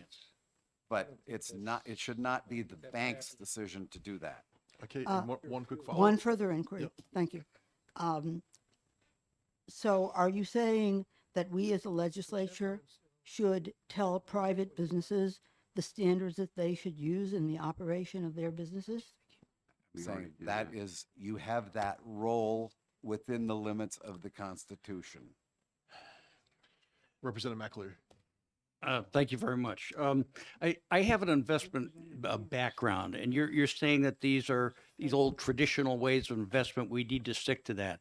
Ways that people invest have changed all the time. They're always being modified. I'm sure you're familiar with BlackRock. I'm sure who's the CEO. It's either Fink or Zink or whatever. Fink. He makes a very, very good case that this is what they're doing, investing in companies that have good ESG scores. They're doing that for financial reasons. They feel that that is a better investment. So, for example, let's suppose we've got two companies that do business along the Merrimack River, and one of them is polluting the Merrimack River, and both of them go to the bank, and the bank says, well, wait a minute. These guys that are polluting the river, they're going to be in trouble. That is not a good investment. Therefore, we're not going to invest with them. We're going to invest with that other company. I believe that you're presenting this as this is some sort of a boogeyman going on here, when it's not. These people, these companies are investing for financial reasons only. And they just feel that using this criteria Excuse me. gives it a better... Excuse me, Mr. Chairman, are we Mr. debating McAleer, here?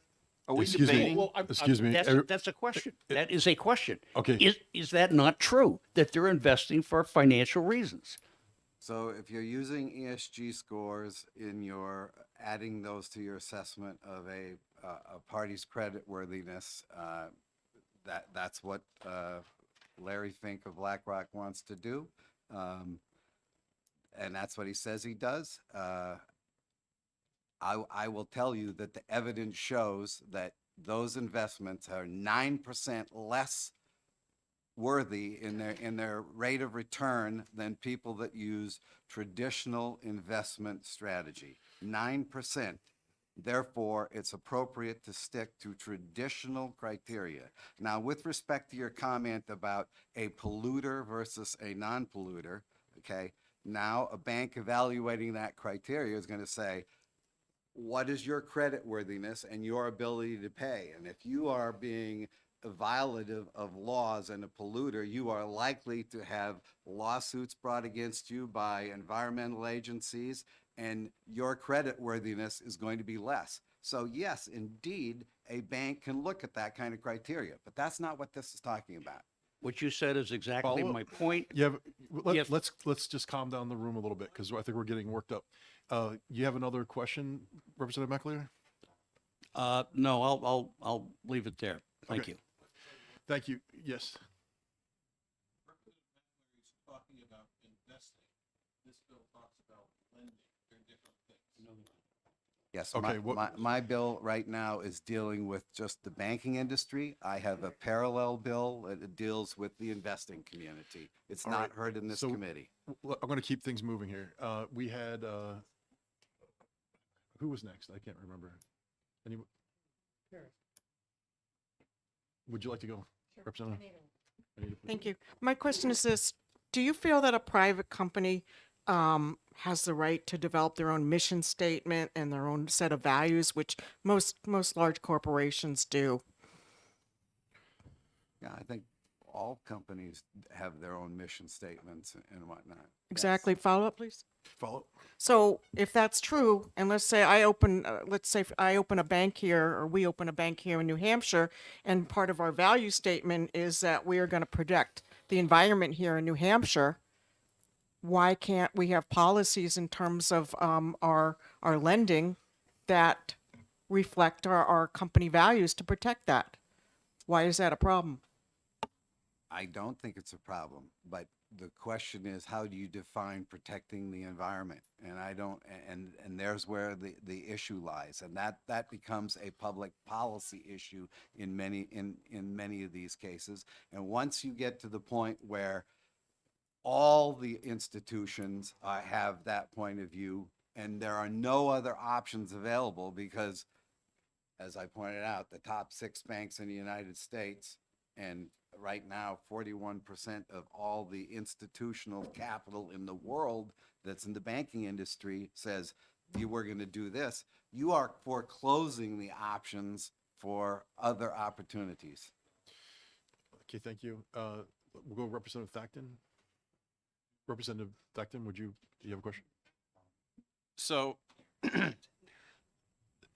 the problem with this, that this is trying to prevent, and is actually discrimination, because when you are lending to someone based on a criterion of, if you, this is the question is, am I correct in my understanding? You are correct. That this is really a discrimination issue. So 45 years ago, I could have a bank and I could say, you have a really good job, but you're a woman, and so get your father to sign.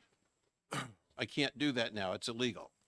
What you're saying right now is you have a really good job, but you don't, or a really good business, but I won't loan to you because you make ammunition. You make ammunition, or you deliver oil to homes. So am I correct in that? Correct. Thank you. All right, thank you. I'm going to go to Representative Terry because I think I missed your hand before, and you have a question for the witness. Yeah, there has been some discussion with respect to dictating to banks what they can do and what they can't do. Do we not already, to the best of your knowledge, already specify through legislation, through law, certain things that banks are prohibited doing? For example, redlining. Yes, that has happened, and yet that gets violated, and it's been violated on environmental criteria in California up to. Yes. Thank you. Thank you. I'd just like to say we have 5 other cards here, so there's opportunity for questions in the future. I think Representative Sullivan, you had your hand up. Do you still have a question? So I'm an economist. I really believe in the free market, and so I'm trying to understand how this is very counter to the free market. It seems to me, if these are truly bad investments, as you said, or bad loans, you said the returns are lower, why does the government need to be involved here? I mean, what's stopping another bank from coming in and being like, we will focus on these issues that are being ignored. There'll be a great opportunity for it. It seems to me that this is something the free market can handle, and if the ESG strategy is bad, then another bank should be able to fill in that spot. But I generally get uncomfortable when the government tries to throw mandates down on people, whether it's good intentioned or not. Sometimes it leads to some concerning outcomes. I understand and appreciate your consideration. I am also free market oriented.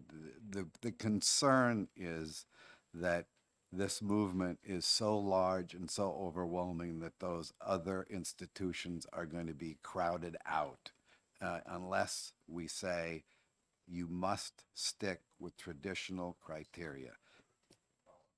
Follow.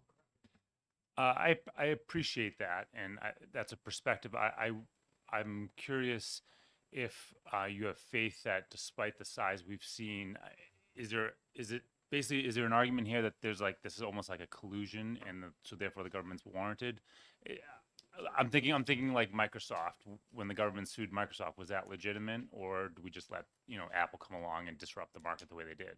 Well, the collusion argument is relevant. There are many attorney generals which are currently bringing suit against ESG movement for collusion. Okay, thank you. It's an ongoing effort. Representative Spear? Thank you.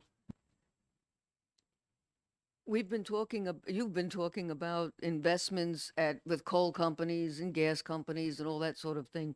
The law talks about individual people.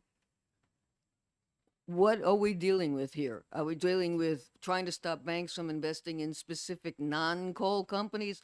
Are we talking about some private citizen going into a bank and getting a home mortgage? Well, this bank is focused on banking activities in New Hampshire. And so, Doesn't say that. well, it's a New Hampshire RSA. So we're not talking, but if someone who's a wildcatter in Texas wants to come to New Hampshire for a loan, I suppose they could. I don't think they would. But the point is more directly relevant to what you're talking about. If you are looking for a home loan, you're looking for a car loan, you're looking for an appliance loan, you're looking for whatever, or you want to start a business and you are of the right kind and not the wrong kind, that's what this bill is focused on. Representative Bellew, did you have a question? I just had a question, just for the committee. What does ESG stand for? Environmental, social, and governance. Okay, thank you. Representative McAleer, you had a further question? Are you familiar with that case in Texas where a county refused to do businesses with banks that were using ESG? No, I'm sorry. Well, just to clarify, what happened is they ended up having to pay billions of dollars more because they refused to do a business with some of these banks that were employing an ESG method of financing. Thank you. All right, thank you. I think we'll call it. That was a lot of questioning. Thank you for taking all those. I think we really delved into that subject. I have the Attorney General's office, Mary Stewart, and they have a neutral position on the bill and ask for 5 minutes. Hi, I'm Mary Stewart from the Attorney General's Office, Consumer Protection Division, and we do have a neutral position regarding this bill. I only have a comment on one provision, which is number 2, Roman numeral 2, which states that any financial institution who violates paragraph 1 shall be guilty of an unfair and deceptive business practice under RSA 358A2, which is our consumer protection statute. And I think, as most of you are familiar, that this statute deals exclusively with the acts of financial institutions, and financial institutions are exempt under the New Hampshire Consumer Protection Act. So to the extent this bill anticipates the Attorney General would enforce, we do not have any authority to do that as it's written. And that's all I have. Okay. Questions? Questions? Representative Spear, do you have a question? I just didn't hear the last sentence that you said. So to the extent that this bill anticipates the Attorney General would enforce the statute, we do not have the authority to do that. Can I ask a question? I am a sponsor, but this is a clarifying question. Is Mm-hmm. there, Talking through my mouth. is there a similar provision in the statutes that govern your authority that could be substituted for that? Unfair or deceptive business practice, is there a similar provision in the statutes that So the bank commissioner regulates and the acts of financial institutions, and they have their own statute, and I believe they are also going to be testifying today. Okay, thank you. Any other questions? All right, all set. Thank you very much. And next we'll call Christy Merrill of the Bankers Association. Ask for 5 minutes opposing the bill.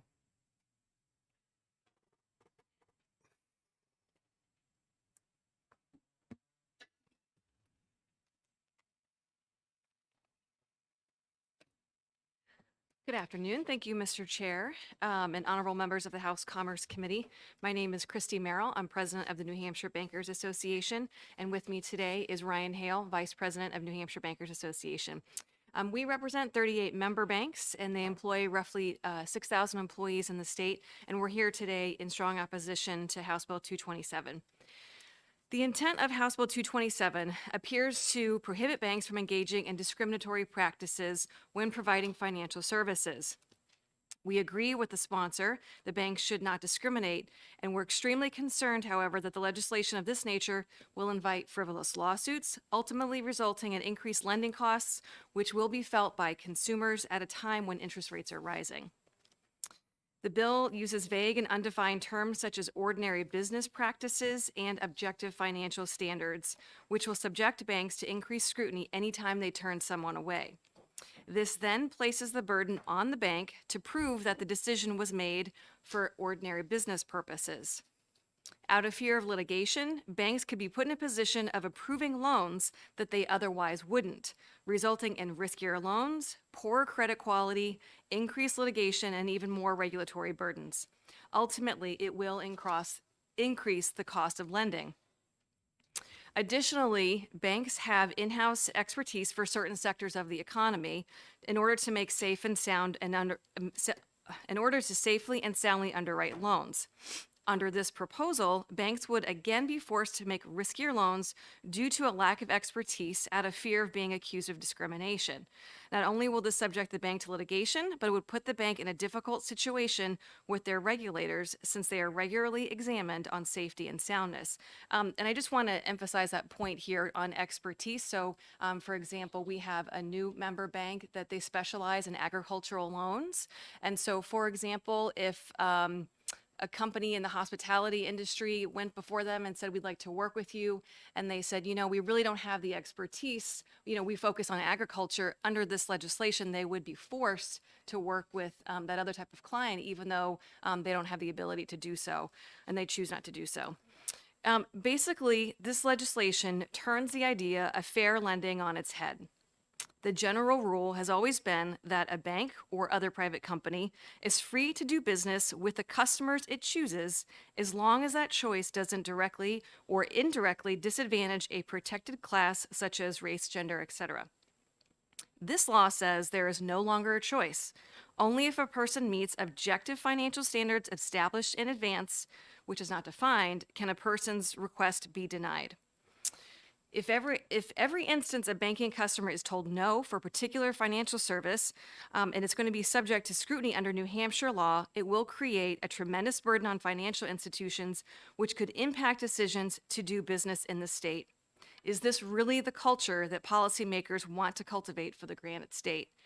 So in looking at this legislation, we did share this with our members and wanted to get some real examples for you as to why this legislation wouldn't work. And so I have just a few that I want to share with you. The first is regarding employee safety.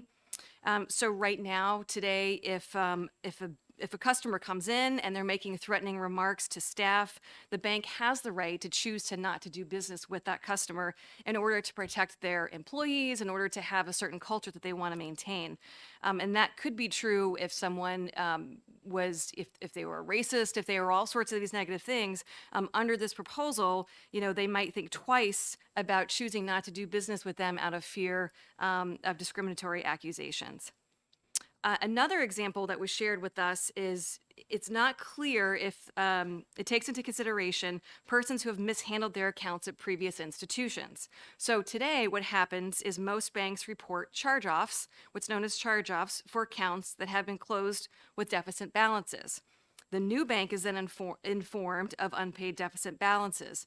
But this language requires the banks would still have to allow that person to open the account. So that's an issue that I'd want to raise with you all. And then another point I just want to make is just, we all know that there are disgruntled customers. And if a customer is unhappy with a bank and they go out in the community and they're bad-mouthing the institution, under this law, they would still be forced to continue to provide them services. In addition to those examples, we believe this bill is unnecessary because banks are already subjected to extensive regulation above and beyond the laws which protect against discrimination. So this is a long list, but I think it's relative to the discussion today. So I just want to list these. These are all federal laws and regulations that touch on discrimination that banks adhere to, and that includes the Community Reinvestment Act, the Fair Credit Reporting Act, Equal Credit Opportunity Act, the Fair Housing Act, Equal Pay Act, Civil Rights Act, Americans with Disabilities Act, and Age Discrimination and Employment Act. Additionally, it appears that House Bill 227 runs afoul of both the state and the federal Constitution.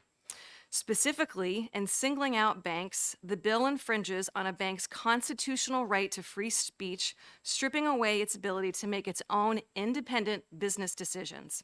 Likewise, the bill deprives banks of equal protections of the laws, singling out banks in a manner that is specific to only banks. To our knowledge, no other business in New Hampshire is subjected to such intrusive government controls.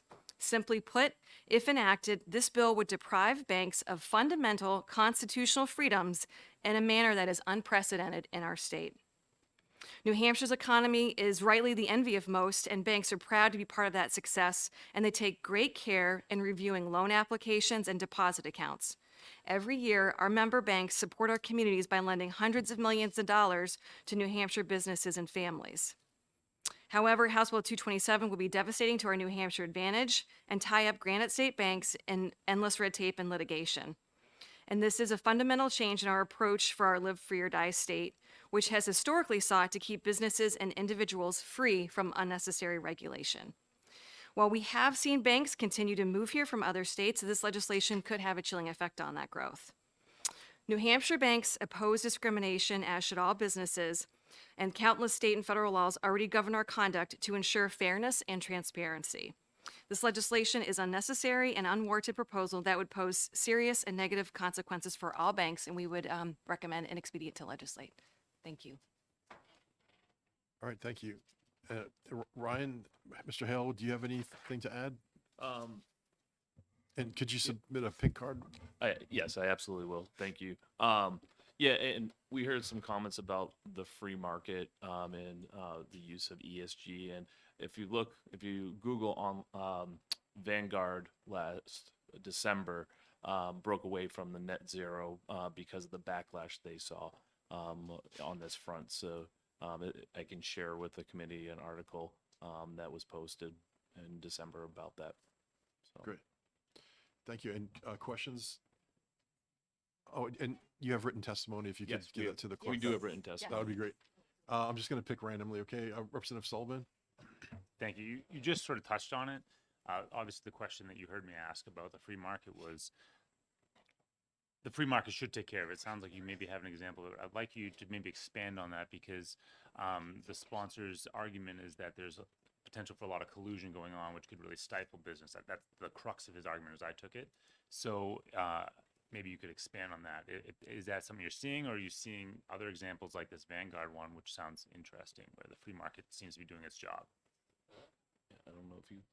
I don't have.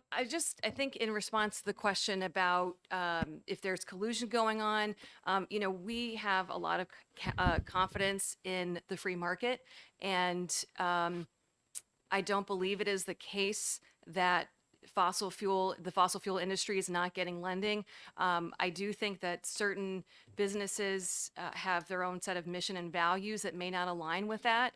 But I think in our capitalist society, if one institution says, we don't want to work with a fossil fuel company, my guess is there is another bank right around the corner that'll be more than happy to take their money. So I know that for some folks, ESG is not popular, but I would simply say that customers always have the right to vote with their feet. And so if a customer does not approve of their financial institution's mission, values, their investment strategies, they always have the ability to take their funds and go someplace else. And so we're happy about, the environment in New Hampshire. We have a competitive marketplace for the banking industry, and we do think that this bill may harm that. Thank you, Representative Terry. Yes, thank you. So we heard testimony, and you were present to hear this, I believe, that the 6 major banks in the United States have signed on to the UN Environment Program Finance Initiative, which I understood to effectively mean that they are adopting ESG policies and goals. Can you tell us, because you represent your member banks here in New Hampshire, if any have been approached to sign on to the initiative, have any signed on? And the third part of the question is, do any of your member banks, have they adopted any sort of ESG policies in lending? So I did not get a copy of that. I did hear that testimony. I'm not an expert on this net zero global initiative of the 6 banks, just going from my memory. I think I wrote them down, but Bank of America, they are a member of New Hampshire Bankers. JP Morgan Chase, they have a presence in New Hampshire. They're a member. Wells Fargo, we help them on some legislative work. They are not a member, but they do have a mortgage presence, no banks here in the state with a branch. I can't speak to whether or not they have been approached, what they've signed on. I can only see the information that has been presented. I can tell you that they are members. Whether or not they are using ESG, some of our members are B Corps. Some of our members do embrace ESG. Some of the regulators encourage the banks to be supportive of ESG. What I can tell you is based on previous legislation last year, when there was talk about social credit scores and ESG scoring, we asked our members, are you using ESG and social credit scores for lending in your banks? And they told us no. And we didn't know what that was, frankly, until the bill was introduced last year. So that's the best I can answer your question. Follow? Follow. So the 6 banks have all established targets which have either passed or are coming due in the near future. You do have member banks here in New Hampshire whose parent corporations are the Bank of America at the very least, and I can't remember the other, Morgan Stanley, JP Morgan, Citi. So you do have members, but at this time, you are not aware of any of the member banks in New Hampshire, members of these, one or more of these 6 largest banks in the United States, who have adopted and are applying ESG policies and scores with respect to lending here in New Hampshire. ESG scoring, definitely not. We are not aware of that. ESG policies, as I said, some have adopted ESG policies. We are not aware of any of our members using ESG policies in their lending practices. Thank you. Representative Gibbs, I think, is next. Thank you. I just wanted to ask if you could send your written testimony to committee members by email. We can do that. We can send that. We can email. Yeah, we can do that. Thank you. Representative Sullivan. Thank you. So when Representative Bernardi was doing his testimony, he said that some of the smaller banks in our state need to access these banks, and my understanding of how it works is that all banks have access to the Federal Reserve, but is that not the case? Am I wrong with that? Like, does a small bank maybe have to partner with Bank of America to get capital, so therefore would be potentially exposed to their ESG program? So my understanding is the same as yours. That all banks have access to the Federal Reserve through a master account, which they can apply for. Regarding small banks and relying on the big banks, the only thing that that I'm aware of that a small bank may do is they may partner out with another institution on a loan if they don't have enough capital to work with a particular customer. They may participate a loan with another institution, but I'm not aware of anything. I don't know if you are. So potentially there's a theoretical ability for Bank of America to enforce it on a smaller bank through that channel. That's like, but It not seems through. very unlikely. Okay, thank you. Representative Vincent. Thank you, Mr. Chairman. Thank you for taking my question. Don't the banks have the right to deny without any explanation to anybody? I guess I'm not sure by your use of the word right. I don't know if they have a right. They're not by law obligated to say, hey, we're denying you for this reason, or are they? I mean, banks, they have customers just like any other company has customers, and they can choose not to work with them for some of the reasons I said, right? So if there's a customer that is insulting and puts their employee safety at risk, they can say no. If a bank chooses not to give someone a loan, my understanding is that customer can say, hey, why didn't I get the loan? They can ask that question, but I'm not sure if that answers your question or not. Thank you. All set? Anybody else? Great. Thank you very much. You didn't call Amelia yet? I was debating these two, but that could be next. Yeah.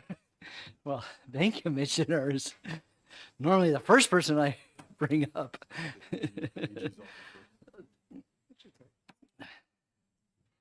Don't criticize my choices. No, I'm playing up for her. Good afternoon. My name is Amelia Galdieri. I'm the bank commissioner for the state of New Hampshire. With me is General Counsel Seth Saraki. So we are neutral, have no position with regard to the underlying policy considerations that have been discussed in terms of political issues. However, we would take the position that this bill is, practically speaking, likely unenforceable as drafted due to the numerous technical defects with it, or technical issues. So, or alternatively, doesn't really, practically speaking, address the concerns that have been brought out before the committee.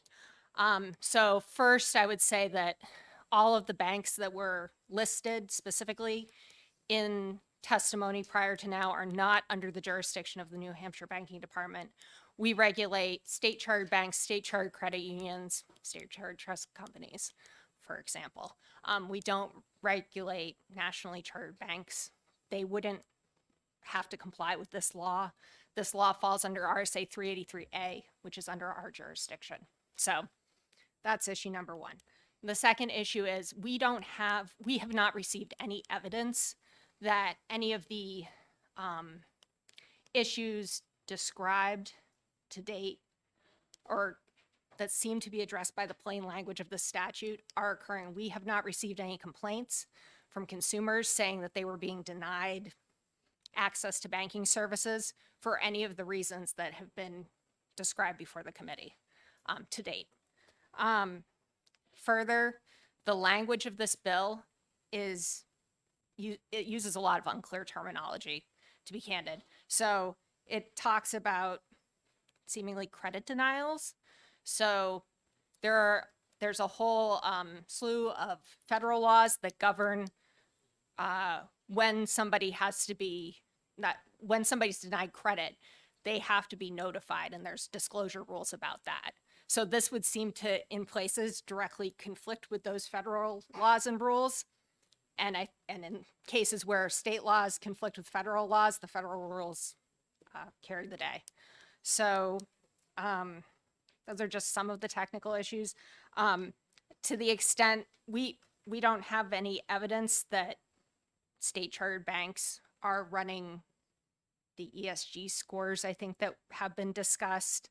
I think we did some research into that last year, and our research tended to indicate that if somebody was pulling an ESG score from some entity that creates ESG scores, that would have to be disclosed to the consumer. So if a consumer was being subject, or credit decisions were being made based on that score, the consumer would know about it, and we would have likely heard about it.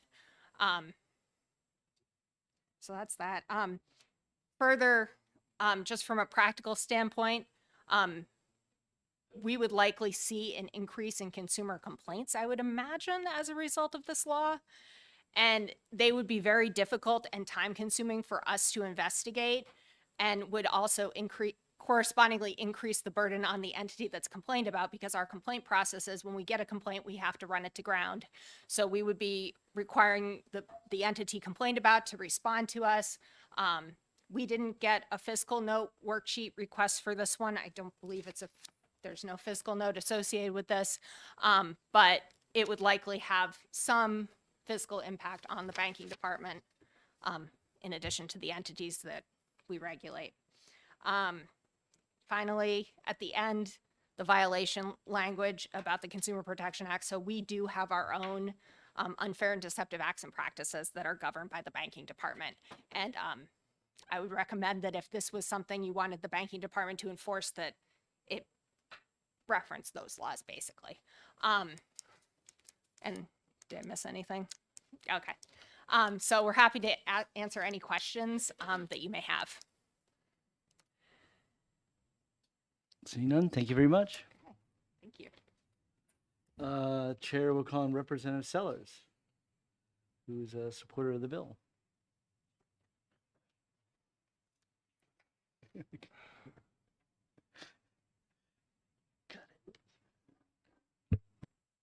Thank you, Mr. Chair, committee again, and I apologize. Last time I didn't introduce myself. Representative Sellers, Grafton 18. I represent 10 southern towns in Grafton, approximately 17,000 residents.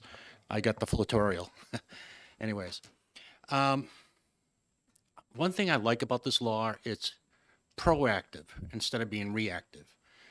And no law is going to be perfect coming out the door. So you may have to tweak it if it's next year, the year after, but we get something on the books, it will protect the citizens of New Hampshire. And one thing that we all do banking. We all do it, and we need it. And that goes back to the previous bill 225, where we're trying to keep privacy, and that's where crypto comes in as well, because you can do, when you go back to crypto, you can do direct transactions. You skip the banks altogether.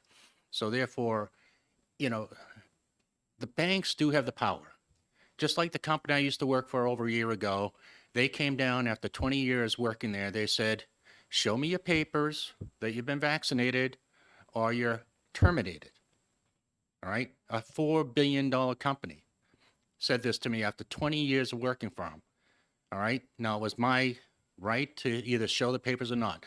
My point is, big businesses have big power over one simple individual like any one of us here. So I believe this bill is actually being proactive. Will it need an amendment or tweaked? Yes, maybe so. But at least start getting it in front instead of behind. Because the last thing we want to do is not be able to go to the bank and buy our next house at that point. There's no way I have $500,000 sitting at my house right now to say, okay, I'll buy that house in cash. Here we go. I have to go through the bank. And what happens if that bank also goes and says, well, you know what? That next house has a oil furnace. We don't want to really finance that, or maybe we're going to charge you an extra 0.1% interest. And, who's going to really know if they charge me a little bit more interest or not from financing that house? There's a lot of unknowns we don't know. So what my point is on this whole thing is I believe this bill is actually proactive. So thank you. Great. Fair enough. Representative Sullivan. Yeah, I'm just going to pose the same question I asked Mr. Bernardi, which is, if you believe in the free market, which I do, why is this bill needed? So again, there's no way, I don't like to put mandates on anybody, and you're right, we're putting mandates on a business, which is an entity. It's not a citizen, it's an entity. But banks and also entities put mandates on us all the time. So I don't see anything wrong with this. Follow up? Further question, you may inquire. So I think I read, and it might be the bank that not the banking commission, but the lobbyists for the bank people just talked about, which is there is a bank, I think, that is just targeting agricultural industry now. So like, are you saying that the free market would not work in this case? And so therefore we can't have maybe a bank that specializes in homes that only have oil furnaces if they think that's a great business decision, or in this example, agriculture. I mean, it seems to me the free market can find their little niches in banks, and I'm struggling to understand why this is needed. So I go back to the point of, will this bill need some tweaking? Maybe so. All right. It might not be perfect, but it's a start. Thank you. Okay, we're all set. Thank you very much. Thank you, Chair. I have Glenn Perlow from the New Hampshire Trust Council.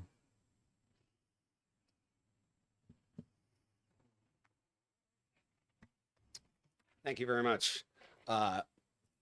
People that preceded me have said everything that I would want to say, so I'm going to be fairly brief. I did send in some written testimony last evening. I do have copies here if anyone would like to review them. It's important. I didn't have a chance several weeks ago to introduce myself, so for those who don't know who the Trust Council is, the chair knows very well because he's been involved in sort of this venture of modernizing New Hampshire's trust industry and growing it over now 2 decades. So I'm president of the Trust Council, and I also serve as general counsel and chief administrative officer of Jordan Park Trust Company. You should know, if you don't, that non-depository trust companies are state banks.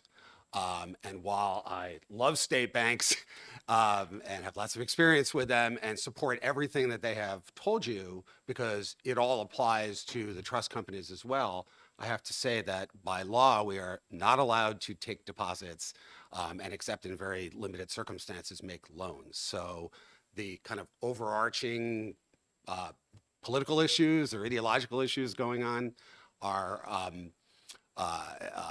we're kind of not really in that fight. However, bad bills can often sweep in many unintended consequences. Here, pardon the pun, but literally our business is built on trust. Many of us have small selected groups of clients.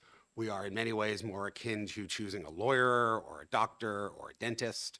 And so I need to make that distinction because the very way that we develop relationships with our clients and develop a mutual desire to work together with clients would seem to violate the ambiguous language in this bill regarding non-financial decision-making.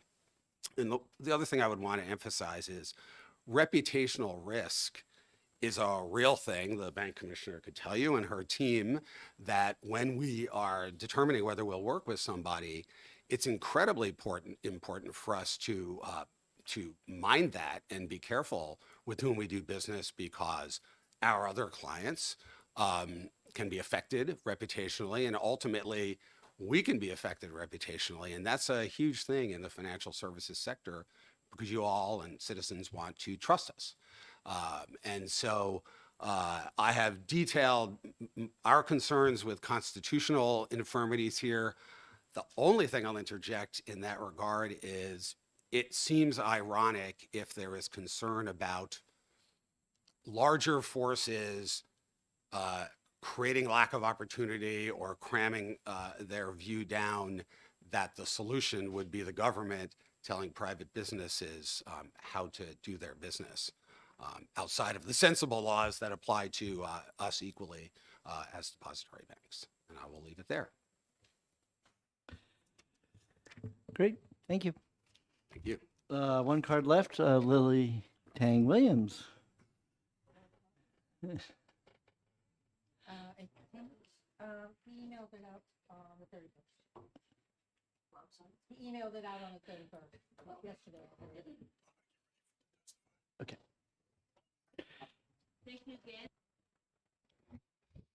I do feel the pain of the industry. Banking industry is very heavily regulated already, but we all support anti-discrimination.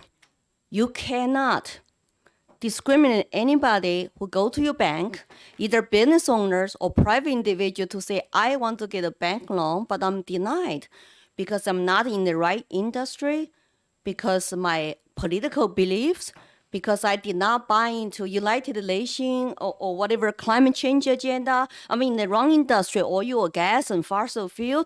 There are lots of things that it's already in the law, so you cannot discriminate people. Plus, as somebody who come here to believe in our U.S. Constitution, people are entitled to protection of private property. When I look at, they also that when you talk about ESG, that's very potentially dangerous. It's already been pushed down on us.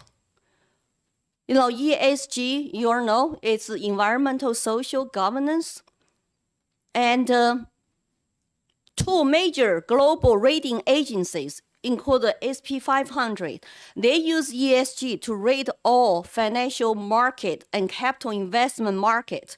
So if you are a red state like Utah, West Virginia, because they are heavy in oil and gas industries, so their rating is low.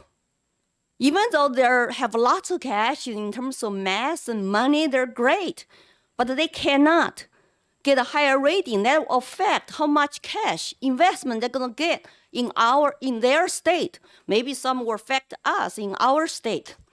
You know why? Because they have a power.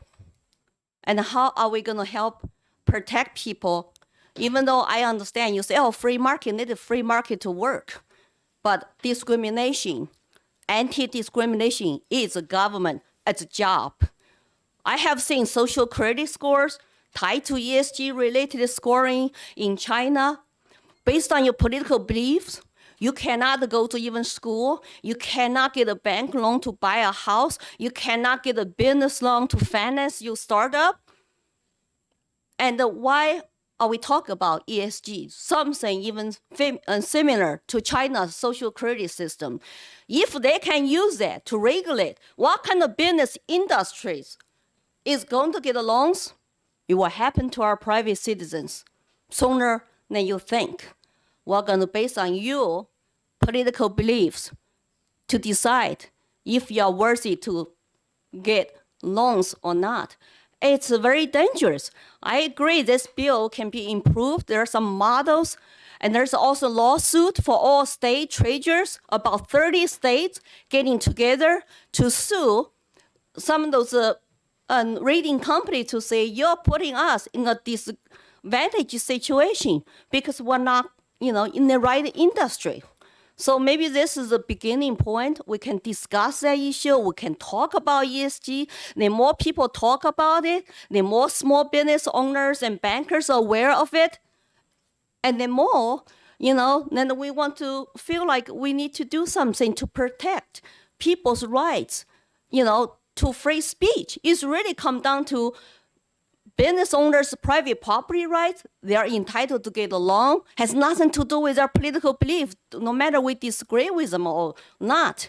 But also eventually, then it's going to regulate private citizens. So that's just something come out of my chest when I look at this bill to say, in principle, I support it, but it can be improved. Thank you very much.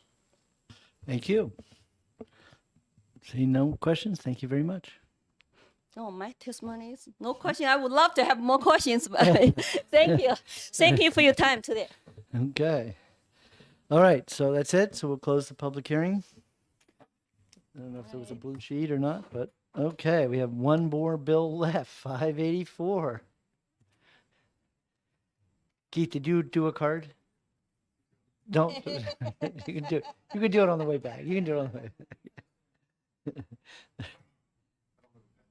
Don't worry about it. We'll get you later. We know where to find you.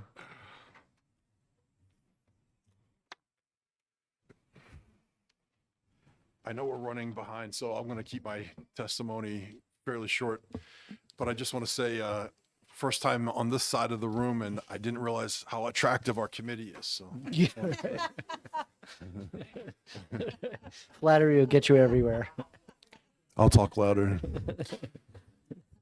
So for those of us that were on this committee last term, we dealt with a bill. It was House Bill 1503, and the genius of the committee, and I'll give credit to the chairman for sure. There was an idea to adopt a new article from the Uniform Law Commission, and the Uniform Law Commission is almost, I think, 100 years old institution. It's headquartered out of Chicago, and its goal is to make commercial code uniform between the states. So a lot of commercial activity is regulated by the states, and to facilitate interstate commerce, it helps if the states have similar or the same statutes. And so a lot of our statutes and a lot of the statutes this committee deals with are uniform commercial code from the Universal Law Commission. And so when we discussed digital assets, and that's a very big topic, it includes lots of things, but think about it this way. In the past, you could have a contract written on a piece of paper, and that people would sign that contract, and that contract would either prove agreement in a contract, a mutual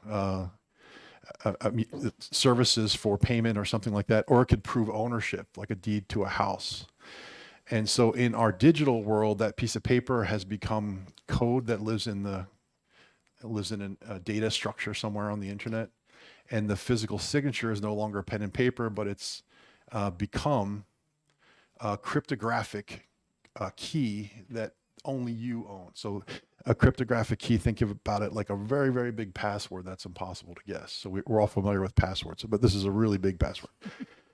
And that, instead of your signature on a piece of paper, that is your digital fingerprint almost. And so the Uniform Law Commission had a draft that was almost complete. It was in the final stages. They took, I think, over 2 years developing it with this large committee. You can go online and look at all their meeting minutes and see the process that was involved. And we got a permission. They waived us and said it was okay if we were the first state to adopt it, and we went a little bit early. And we, in the bill, there was a provision to report on changes that we would have to update. So that's what this bill is, 584. This is a minor, it's minor in the sense that it's a lot of jot and tittles, but it does cover quite a few pages. And these are the final edits, the red line edits to Article 12 that deals with digital assets. And why is this important? For one, this is one of the recommendations that came out of the Governor's Cryptocurrency Digital Asset Commission, was that we should keep up with changes in the UCC, and that it was a good thing that we adopted it because it gives us rules of the road, a very baseline set of rules. And a lot of it has to deal with custody of digital assets. So if I hand you a piece of paper, you can put it in and I say, hold on to this and keep it safe, you can put it in a filing cabinet. But if it's a digital asset and I say, hold on to this and keep it safe, there's a whole set of rules and computer security around custodying that asset. And because these digital assets are becoming very valuable and an increasingly larger part of our economy, it's important that there's rules around. You know, one of the advantages of a digital asset is you can self-custody it. So you can put it like you would put cash under a mattress. There is a way for you to self-custody that digital asset. But a lot of people don't feel savvy, computer savvy enough to do that, or they worry about long-term, keeping it so that they could pass it on to their children and their grandchildren, that kind of intergenerational wealth that people want to build. And so that they hand over the custody to a third party to keep it safe for them. And that's what these rules are generally about, is who has control of the asset and what are some of the basic guidelines for custodying the asset. And you'll notice the Uniform Law Commission, they didn't use the term cryptocurrency, digital asset, NFT, or any of these other fancy terms that we're hearing. They came up with a very generic term called controllable electronic record. So when you see controllable electronic record, you think about, instead of a piece of paper, it's computer code, and instead of a physical signature, it's a digital signature, and that someone can take control over that digital record, hand off that control to someone else. And that's what these rules and guidelines are about. And this bill is just cleaning up the final draft that we had passed last term and making it their current version of Article 12. So hopefully that explains what we're doing here, and I'm happy to take questions. Representative Beal. Thank you, Chair. Thank you for taking my question. Who did you work with? What groups did you work with to work on this bill? So it's the Uniform Law Commission. I believe there's someone here Okay. from the Uniform Law Commission that's going to testify, and Okay. they'll have more in-depth knowledge about the details. So you can go to uniformlaws.org. You can search for the commission that drafted this article, and you can look through all of their minutes and all the conversations they had about tweaking it and changing it. What about this? What about that? And this is the final red line version between what we passed last year and the current state of the document. Okay, thank you. Okay.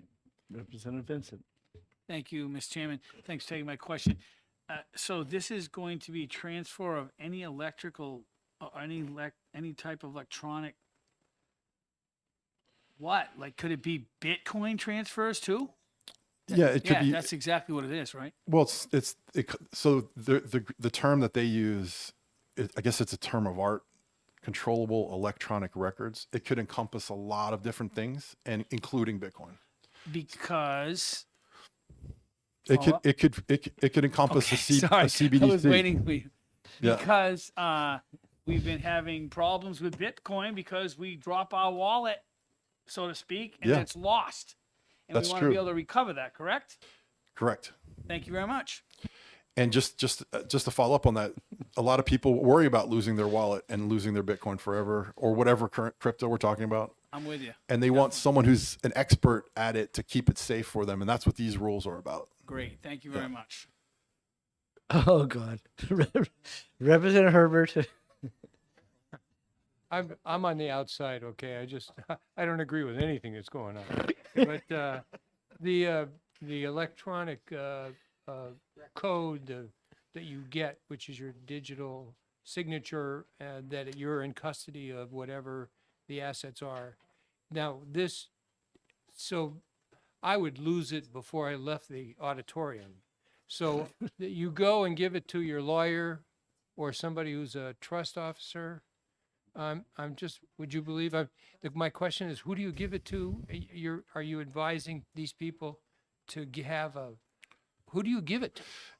So that's an interesting question. So there are companies nationally, and I think even some locally, and I'll just give a plug to the New Hampshire Bankers Association last fall, I think it was.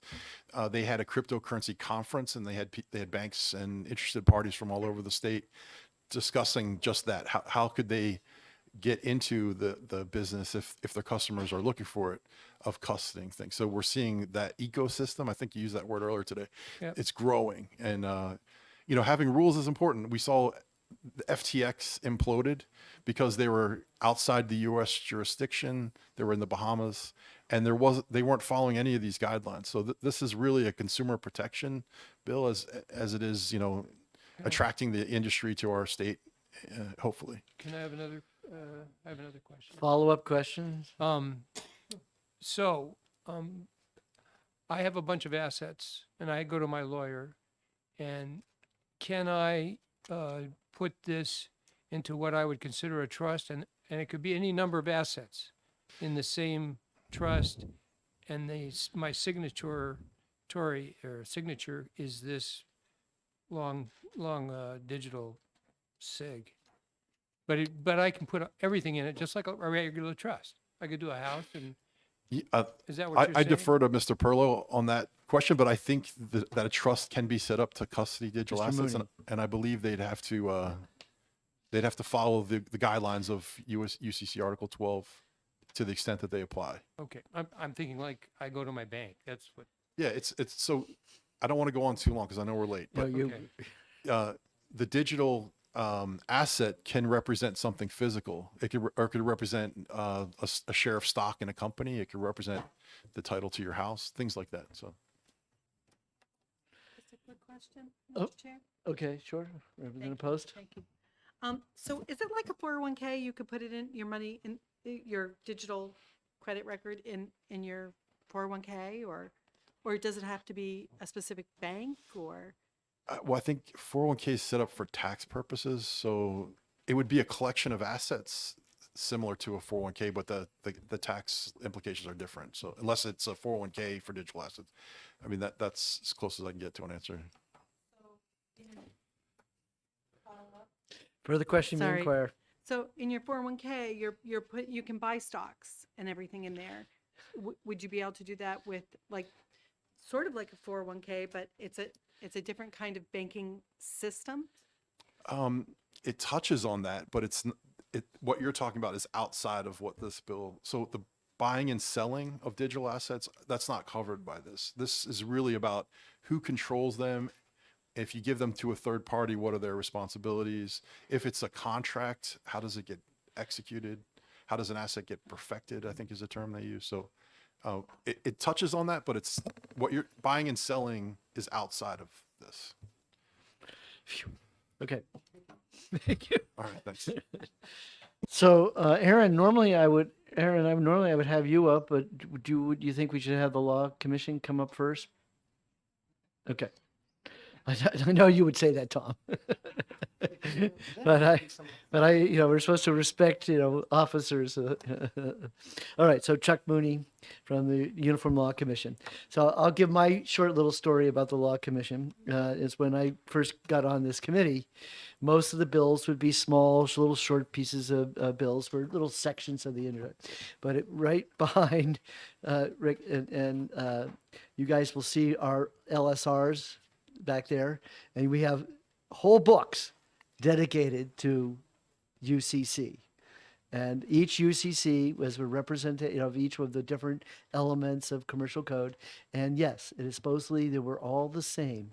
Every state has passed it. Rather than having a federal law, we have individual states have passed the same law. And here is our New Hampshire representative. Good afternoon, Chuck. Thank you. My name is Charles Mooney. I'm a professor of law emeritus from the University of Pennsylvania Law School. I retired recently after 36 years on the faculty and after 14 years of law practice. Much more important, since November of last year, I've been a new proud resident of the state of New Hampshire. So I'm very, very happy to be here. And I had my first driving experience on the I-93 this afternoon, and I won't say any more.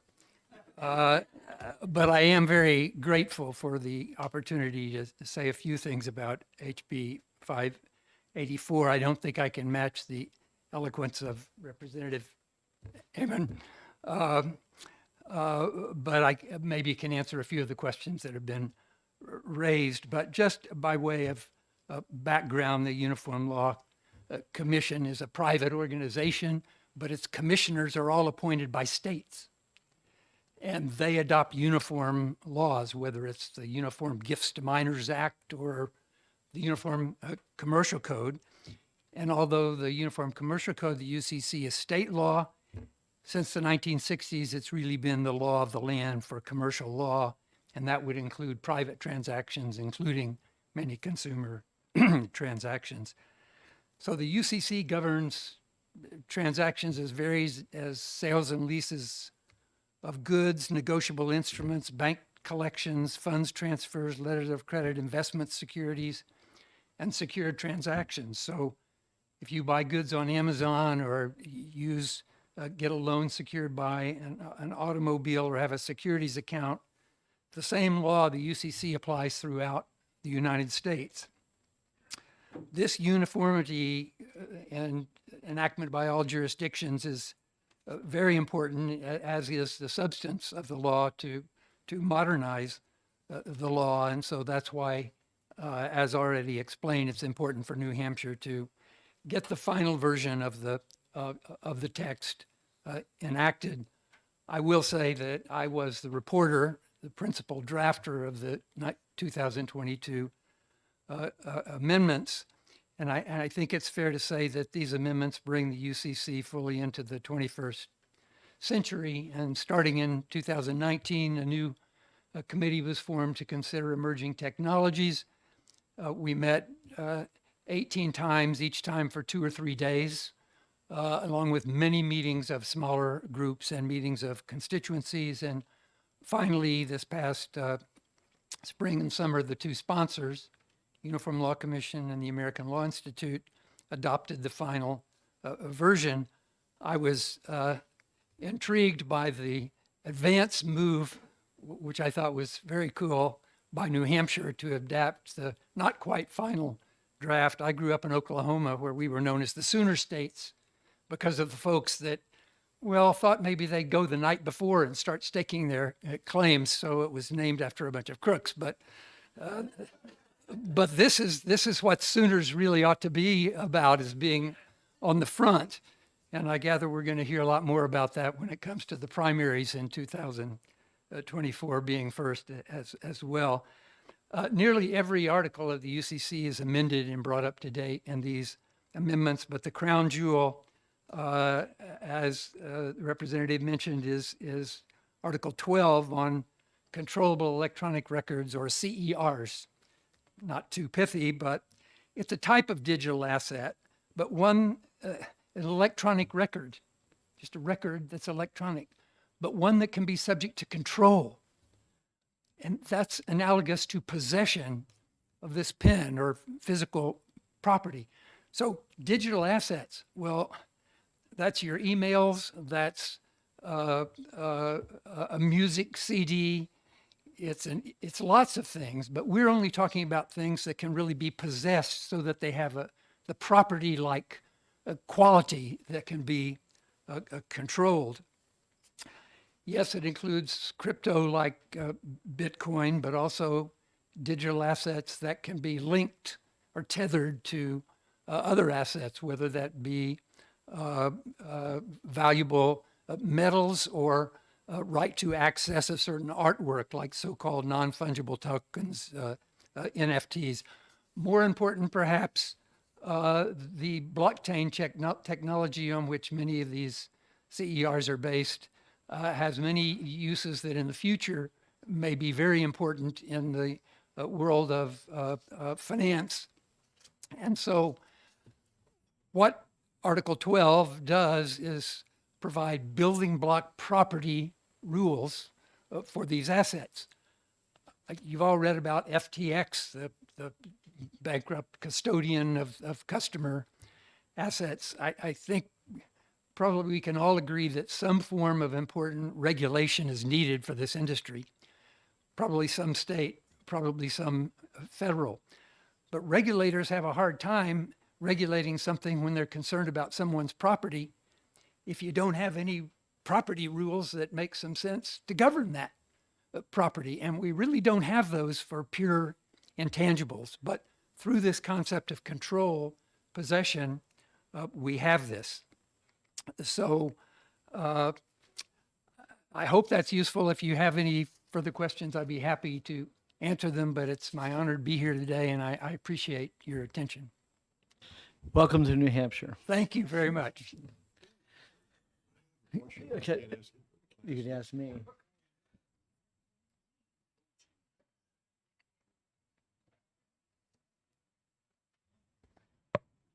Does Bitcoin have a special state because El Salvador adopted it as their?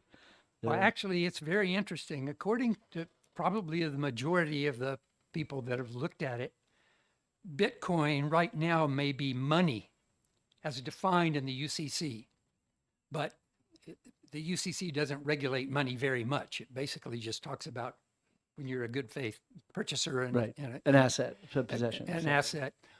But that's concerning for a variety of reasons that could convert things into monetary obligations that we don't intend.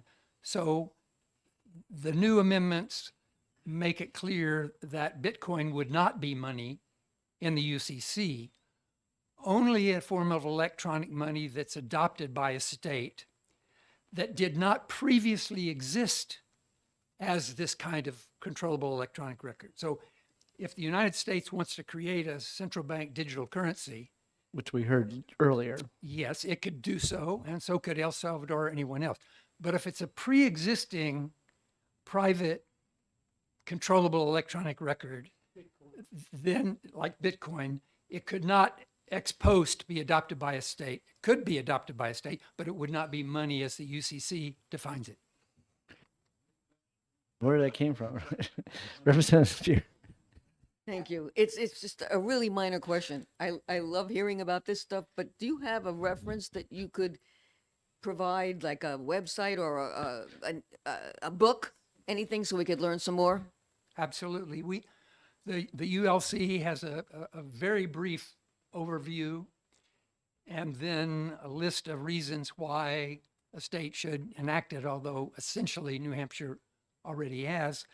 The later amendments are important because technicality is important here, but there are no major policy changes that were made. And then there's a longer 11-page thing so that people who want to study the UCC. So you can go right on see their how it fits website. in. We've got those and we'll certainly make them available to the committee. John, I Thank have a question. Representative Herbert. One of my concerns about crypto or any other currency than the dollar is that in the Constitution, and this I think is very important, Congress has been given a monopoly over the money supply. And the monopoly is based upon the fact that you can only pay to your taxes in dollars. So my question is, I don't understand what the relationship, if we get these digital currencies passed and accepted, I don't understand the relationship or what the impact may be of the monopoly of the money supply. If somebody else is making a lot of money, digital or otherwise, that is not controlled, then that will have impacts on the value of the dollar itself and other things that concern me a lot. So Okay. I'm asking you, That's the what do question. you think will be the impact if there is a secondary currency alongside the dollar? Well, unless the federal government decides it's going to be so, there will not be. And I think it's a safe bet the federal government will not.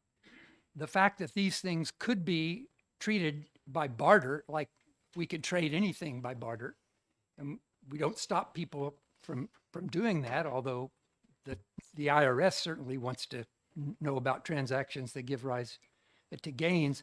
But this doesn't affect what is legal tender. It doesn't affect anything that the Fed has to do.